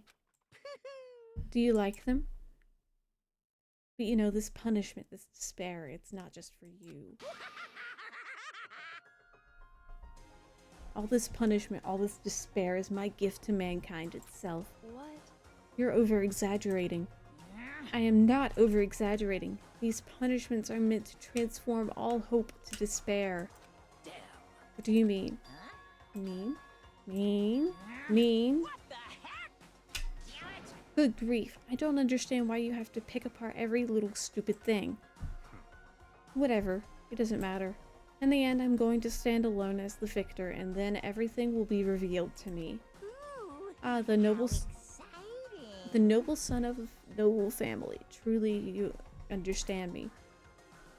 I think this is the start of a terrifying friendship. That's enough. Shut up. I would never stoop to the level of a childish criminal like you. Let me just say this. After I have achieved complete victory, you're up next. I'm going to find you and kill you, understand? In the name of my family. For which victory is a foregone conclusion. You're getting all riled up. Oh, so cool. You're like the main character of a video game or something. No trash mob for you. I swear, whatever it takes, I will kill you. Temper sounds like someone needs a nap. Are we done? Oh my god. Monokuma's laughter peeled across the courtroom, and the curtain closed on the case of Chihiro and Mondo. But I knew that it wasn't the end. The killing game would still continue, because the mastermind wouldn't let it end. For those of us who were still alive, our worst fear and despair kept on multiplying. It was the kind of despair that felt like a blind puppy in hell. It had more of a future than us. All of our courage, our effort, our friendship, it felt like it amounted to nothing at all. It was the worst kind of despair. Well, anyway, like I was saying, this is a pretty good spot. Yeah, a really good spot. Anyway, isn't it amazing how that girl went and killed someone before things even had a chance to get boring? Once things really get moving, it'll be like a roller coaster. There won't be any stopping it. Fear and despair charge forward at a speed nothing can hope to match. But I must admit, I'm disappointed. I went to all the pain and effort of making you part of the group, and you couldn't play your part. You do remember you were supposed to make the first move, right? Well, no biggie. Nothing we can do about it now. So just do your best to make things more exciting from now on, okay? After all, that's what everyone wants to see. There's one thing I'd like to ask you. As long as you don't want to know my measurements, fire away. Who is it? 16th high school student, I mean. Ooh, my, you really took me by surprise there. I know I said you could ask anything, but super denied, ultra denied, demonic denied. Demonic? Because you see, that's my ace in the hole. And nobody'd be dumb enough to reveal that, right? No matter how close they were to their friends.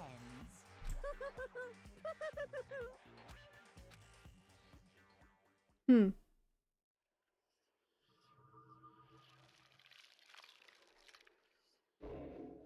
Oh my god, as soon as the end screen comes on.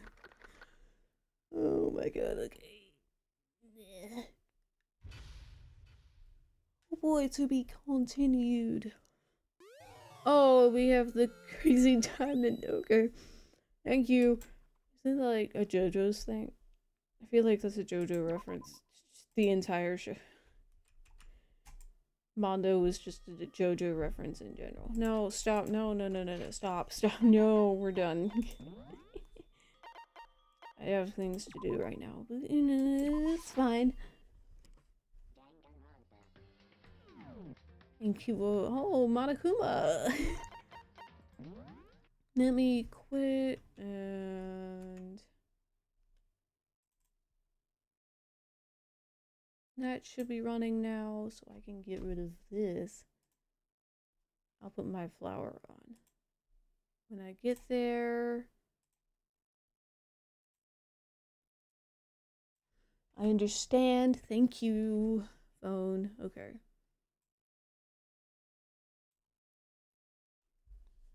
Let's see who to raid. Who's it gonna be? Hey, I'm back, and I'm not on the right spot. Nor is my phone connected. Why? Oh no, and I'm getting there. I'm getting there. Oh, that's why.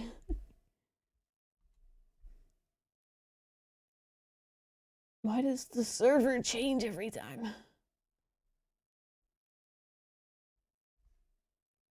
Oh, Jesus. Okay.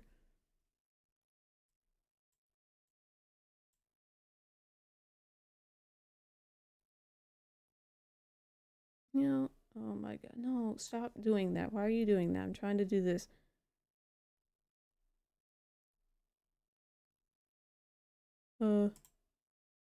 Pause. Ah.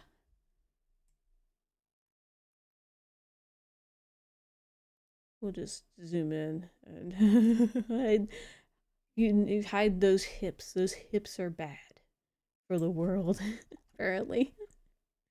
That's the wrong button. Where's the right button? Bring the wings back. My god. Why aren't my hotkeys going?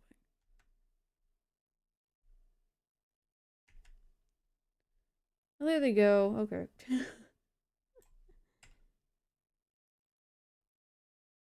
Now they work. Fun.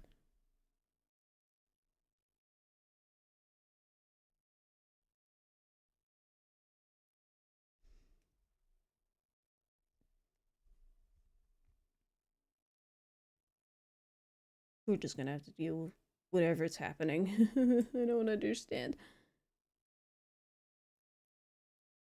Okay, who is...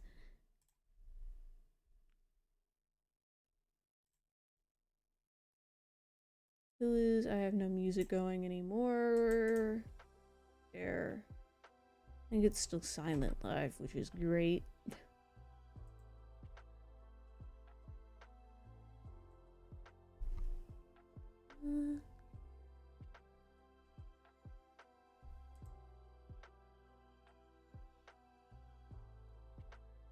Hmm.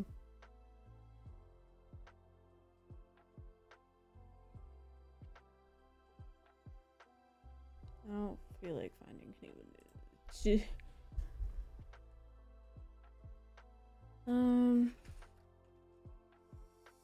Thank you all. Oh my god, I can't type today.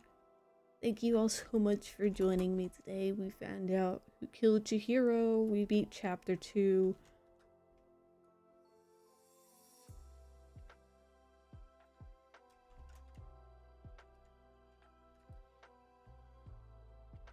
And we beat chapter 2. That was the goal. That was the goal.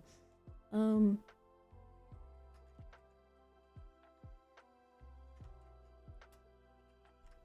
whoops. Forgot. Oh, it didn't count. Okay.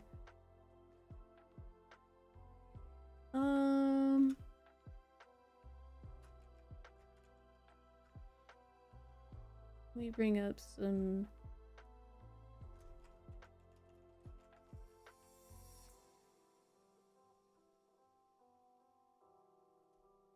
I don't know what this is, but this can be...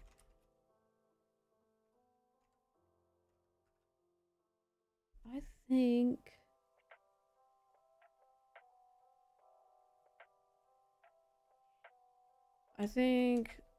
they are still doing this. You get 5 options today. 5 options. Okay.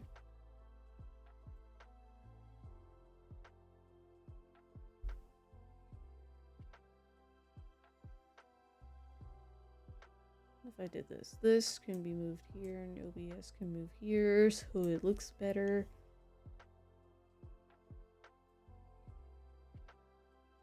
Oh, ads. No, snooze.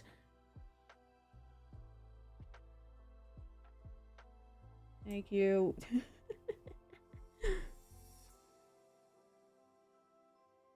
What? No. I not pin. I guess I pinned that. That's great. My thing is lagging. Sorry.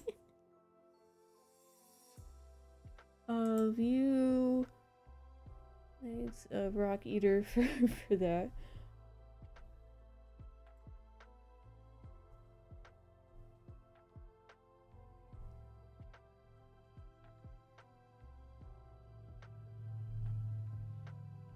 We voting. No one's voted.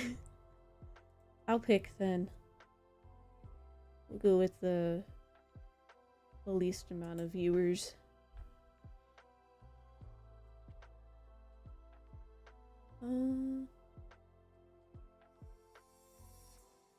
Maybe.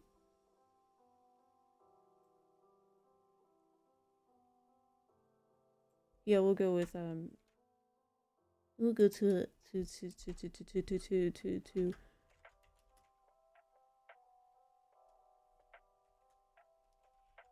the least amount of viewers. Why not?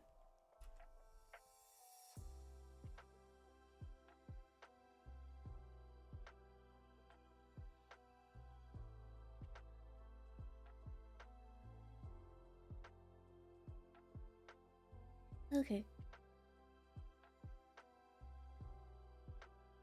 I shall see you all tomorrow with Miss Dragon. Miss Dragon will be there. Goodbye. See you later.